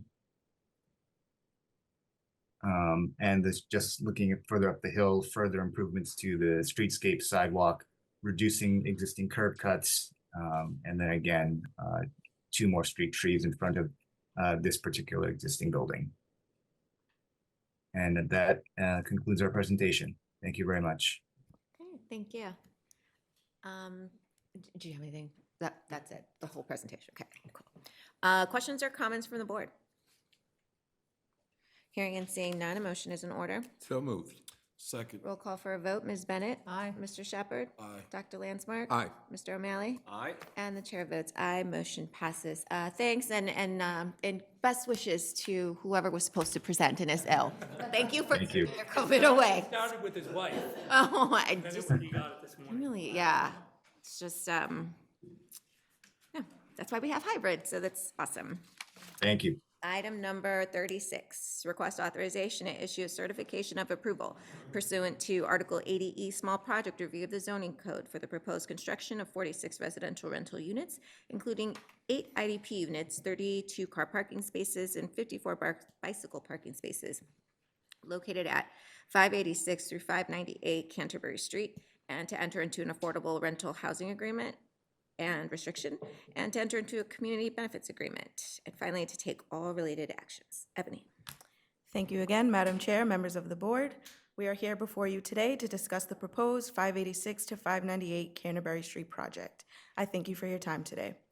The proposed project consists of the construction of a 4-story residential building totaling approximately 45,600 square feet of gross floor area. The building will contain approximately 46 rental units, 32 off-street parking spaces, 46 bicycle parking spaces, and 8 visitor bicycle parking spaces. The small project review application was filed on January 27th, 2025. A public meeting was held on February 26th, 2025. At this time, I am happy to turn it over to Ted Schwartzberg from the planning team to discuss the planning context for the project, followed by a presentation from the development team. Thank you. Thank you, Ebony. Thank you, Madam Chair, members of the board. Next slide, please. 586 Canterbury Street is a through-block parcel between Canterbury Street and American Legion Highway in Roslindale. This site was formerly used for outdoor material storage and is currently vacant. The site adjacent to American Legion Highway is partially wooded and contains a stream. This existing condition and a greenbelt protection zoning overlay on this portion of the site inform the site design and staff review. Next slide, please. This is a new analysis that my staff will be presenting to you in the coming months that I look forward to sharing more about on less busy nights, but my staff made this graphic to demonstrate in pink where the zoning envelope is allowed in terms of setback and height. And then you see that this building protrudes beyond that, and that indicates that there will be zoning relief needed for height and floor area ratio. Staff thought in brief that zoning relief on these 2 counts produced a better project than a project that came all the way out to American Legion, where there currently is that wooded area and a stream. In addition, it will seek zoning relief for off-street parking, which is consistent with Boston transportation guidelines, and it'll also seek zoning relief for use. And because this is an evolving area that has taken on a more residential character since the commercial zoning was put in place about 10 years ago, staff also recommend a conditional use permit for multifamily residential. And with that, I'll turn it over to the proponent to describe the rest of their project. Thank you. Thank you, Ted. Good evening, Chair and members of the board. My name is Dennis Greenwood from Sousa Design Architects, and I'll walk you through the project. Next slide, yeah. This is the proponent team. We can skip through that. Okay, so Ted did a great introduction of the site. It is a through block site with a narrow strip about 50 feet wide that extends from Canterbury Street all the way back through American Legion Parkway in the rear there. There's also a brook where you can see kind of the wooded area on the planned north space within that red rectangle that we'll be cleaning up, and I'll walk you through on the landscaping plans. What we're doing is we're situating the building along Canterbury Street in kind of the meat of the parcel to keep it away from the direct abutters and make sure we're not having impacts on the neighboring properties. Next slide, please. So here you can see the site is comprised of 3 existing parcels, just under 42,000 square feet. Next slide, please. Here's a zoning summary. I won't get too in-depth on this, especially because Ted went over most of it. We are at an FAR of 1.33. We're at a 45-foot building height, 4 stories. We have 32 parking spaces and 46 total units. Next slide, please. So again, we're at 4 stories. You'll see in the upcoming renderings a little more clearly what we've done architecturally is we've made the building, even though it's a multifamily, we've broken it down in scale by using a series of projections of bays, recesses, and carving out portions of the building, and using a linear base along the first floor, clapboard kind of traditional materials on the second and third floor, and then a mansard roof on that 4th floor to step it back and give it a little bit more of a 3.5-story appearance as opposed to the full 4 stories. And so we can actually jump ahead 2 slides to the renderings, get to the fun stuff. One more, please. There we go. Okay, so here you can see the rendering along Canterbury Street. So the entry is right in the middle. We have bilateral symmetry where on either side it's flanked with a little front porch area, which we thought was a nice residential feel and a great little amenity for the residents in the building as well. What we're proposing is 6 street trees, so they're shown very dainty here, but you'll see in the landscaping plans it's actually a very robust landscaping plan that we're going to be doing along Canterbury Street. Again, you can see on the first floor we have 10-inch Burrell siding, followed by traditional clapboard on the second and third floors, and then that mansard roof that I had mentioned up on that 4th floor to give it kind of a transitional interpretation of residential architecture. Next slide, please. And so here's the view to the drive. So there is one driveway access, a 12-foot wide driveway access to the parking on the rear of the site. So that narrow strip that you saw that goes between Canterbury to American Legion Highway, we're utilizing that area since it was very hard to develop in itself, and we were limited by the brook and the Conservation Commission. We're using part of that for surface parking, and then actually at the rear of the building, we pull under a notch under that first floor for 11 spaces there as well, so they're protected. Next slide, please. And so here's the landscaping plan. So again, starting on the left side of the slide, you can see 6 street trees. We have a front yard condition along the entirety of the building. So what we've done is we've complied with the complete streets guidelines, provided that furnished zone, as well as additional front yard area. We have buffers all along the eastern and western property lines, as well as to the rear of the building. We're introducing significant new trees to the site, and then at the rear along the brook, we are removing a majority of all the the invasive tree species and replacing them with new local trees. And then I think that's it. Thank you, I appreciate your time. And if there's any questions, happy to answer them. Thank you, thank you. Questions or comments from the board? What led you to those 5/4 living room windows? To the 5/4. Yeah, we can go back to one. Oh, with the boxes? Yeah, so 4/1. 4/1 is what you're saying. 4/1 is a kind of a colonial version of the architectural window. It's a nice touch. Thank you. Appreciate it. Well, I was thrown off by the 5/4. I was like, 5/4 is a bizarre combination, so I was thrown off by that. Yeah, 4/1. Yeah, so a little colonial touch to the window system. I appreciate the looks. I think it's an attractive looking building, and I also appreciate that just going through the data that was submitted, the IDP units aren't just simply studios. It seems there's mostly 1 bedrooms, several 2 bedrooms, and a 3 bedroom as well. So that is not always the case. So I appreciate that, particularly for an opportunity for families. Thank you, Mr. O'Malley. That actually came as a result of meeting with Brian Worrell and Russell Holmes. And they felt it was important to incorporate some family-style units into these buildings. I mean, looking at this area. Can you get a little bit closer to the microphone? I'm sorry. The I apologize for that. The 3 bedrooms came as a result of working with Councilor Worrell and Russell Holmes, Representative Russell Holmes, on this, and they thought it was really important to have some family-style units associated with this. And if you look where this building is, literally is surrounded by graveyards and I mean, we all know where it is, right? And a huge car wash next to us, you know what I mean? So there's obviously no displacement, there's no impact on any of our butters. It's a really fits in well. And as, you know, at 4 stories, you know, both the council and the rep thought this could have been a much higher density building with height, but we chose to stay under the small project and move it this way. It's fair. Quickly Please, through the chair. please. And the only access is through Kittenberry Street, right? That's correct, There's yep. nothing going to American Legion? No, there's actually a small stream that runs across the back of this parcel. And so this also needed conservation approval, which has already been received.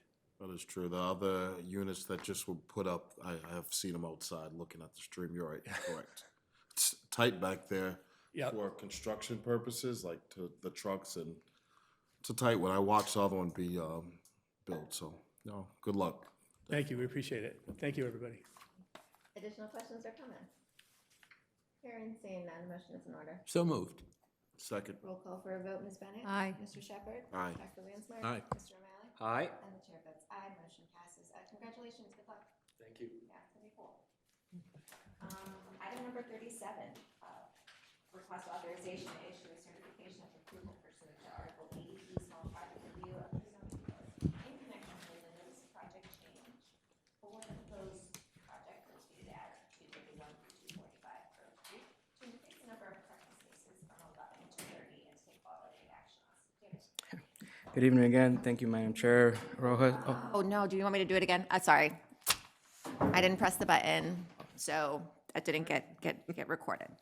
Guys, you gotta keep me on track now. Okay, 37, request authorization to issue a certification of approval pursuant to Article 80E Small Project Review of the Zoning Code in connection with a notice of project change for the proposed project located at 231 through 245 Grove Street to increase the number of parking spaces from 11 to 30 and to take all related actions. Daniel.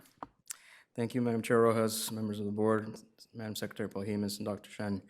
Director Shen, we are here before you to discuss the proposal small project change at 231, 245 Grove Street located in West Roxbury.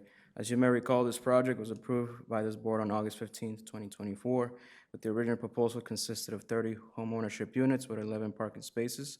On January 9th, 2025, the proponent filed a proposed notice of project change seeking to increase the number of parking spaces from 11 to 30 spaces to be accessed through the existing garage entry at 5205 Washington Street. No other changes will be made as part of the small project change. I have the project attorney here in attendance today to answer any questions. Thank you. Thank you. Questions or comments from the board? I do have a quick question. So what is kind of, what are we losing for adding parking? I don't know if there's, or are we doing one of those like stackable things, like just trying to get some So we're not context. losing anything. Okay. The building, when it was approved back in August, it's staying exactly the same with just the addition of parking. What happened was the developer who's proposing this development had purchased a permitted project off of somebody else at 5205 Washington Street. Okay. And that project was permitted back in like 18 or something like that. And as he went to sell those units, when he finished building it, he realized that everybody, if anyone's, I mean, Councilor O'Malley could, knows it like the back of his hand, but it's almost in the Dedham line, so it's kind of a transportation desert. There's not much down there. There's buses that would take you to Forest Hills, but it's a long way to get there, and there's no trains anywhere close. So what happened when he was selling 5205, he realized that all the people that were looking at it were like, well, we need parking. We need parking. And we didn't, we had 11 spaces, I think, in the first, when it was first approved. And 11 off-street parking spaces. So he just did exactly that. The building's staying the same. He's digging down. He's going to use the stacking system so that he can, provide the additional parking that people may need. Cool, I guessed right. From the exterior, it's going to look exactly the same. Like the envelope, the thing, I love those new parking, like those, using that, right? All right. Any other questions or comments? Hearing and seeing none, a motion is in order. So moved. Second. Roll call for a vote. Ms. Bennett? Aye. Mr. Shepherd? Aye. Dr. Landsmark? Aye. Mr. O'Malley? Aye. And the chair votes aye. Motion passes. Thank you. Thank you, everyone. Enjoy your night. Item number 39, contractual. I need a motion to pay the bills. I move that we pay our bills. I second that. Okay, roll call for a vote. Ms. Bennett? Aye. Mr. Shepherd? Aye. Dr. Landsmark? Aye. Mr. O'Malley? Aye. And the chair votes aye. Motion passes. Please pay the bills. And finally, director's update. Director Shen, the floor is yours.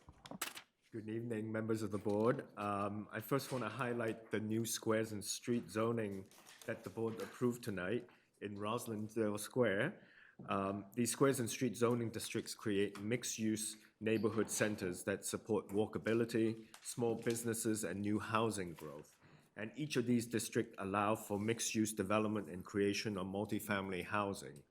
The mapping of squares and street districts in Roslindale Square that the board approved today brings us a step closer to the implementation of the vision of Squares and Streets Small Area Plan, which the board approved in February.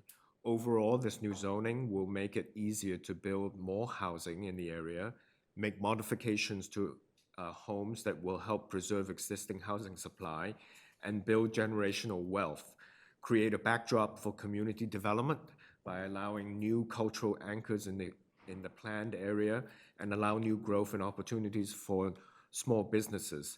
This process has gone on for the last year, and I want to thank the community for working very closely with Abdul and his staff and his team, and working with us to envision the future for this Roslindale Square, as well as the actual implementation of this larger vision of squares and streets in the city. We look forward to taking this particular recommendation to the Zoning Commission in the near future. On development projects, we saw 5 new development projects, adding 591 new residential units to the city, of which 87 will be income restricted. The total development costs will be around $195 million, and these projects will total about 588,000 square feet, of which almost the majority, over 500,000 square feet, will be in residential. When constructed, these projects will put about 539 tradespeople to work and create 15 direct jobs and 271 indirect jobs. We also did a lot of work today on real estate, in particular, the Chain Forge in Charlestown. Very exciting, including advancing an RFP for redevelopment of the Chain Forge building. Community feedback over the last several months have shaped the development and design guidelines for the RFP, which focused on the potential for the site to have a mix of uses, including public access and amenities. Importantly, this historic site will need to be redeveloped with preservation and restoration at the forefront. We also heard about the Charlestown Peace Park. You've approved a construction contract tonight, which will finally allow the actual construction of this new Peace Park. This work will include clearing and remediating the site, putting in new sidewalks and planters, and new seating to create central gathering space. The Peace Park was originally dedicated to the late Robert McGrath, a beloved Charlestown resident who was lost tragically 30 years ago, and is now proposed as a gathering spot for community groups and serve as a space for reflecting, grieving, and celebrating loved ones lost to gun violence and drug addiction. Once construction is complete, the Peace Park will be transferred to the Parks and Recreation Department. You also heard an informational update on the Article 80 modernization. I think together with the zoning reform of squares and streets, these are 2 pillars of the major changes that we're making to the planning and development culture of the city. And we hope to implement these changes. You heard a lot of the aspirations of really organizing our staff better, coordinating better with our sister departments within the city. So more on that, and you will be actually approving some of the zoning cleanup that Napor and Kevin described to you earlier. Finally, I have a sad note. I end with a sad note by sharing with you that one of our longtime employees, Anne Teresa Dwyer, passed away. She worked first for Mayor Flynn for many years before joining the BRA. And she worked for almost 30 years before retiring just a few years ago. Many of you know her well, in May 2022. Our condolences go out to her family and for all who knew her. And we wish the best to her family. And that concludes my report. Thank you. Thank you. Yes, on behalf of the board, thank you to, Ms. Dyer's family and your support for her and her commitment to the city for so long as a true servant. So, best wishes. I need a motion to adjourn the meeting. So moved. Second. Roll call for a vote. Ms. Bennett? Aye. Mr. Shepherd? Aye. Dr. Landsmark? Aye. Mr. O'Malley? Aye. And the chair votes aye. Motion passes. Meeting adjourned. Thank you, everybody. We'll see you next month. Thank you, Priscilla.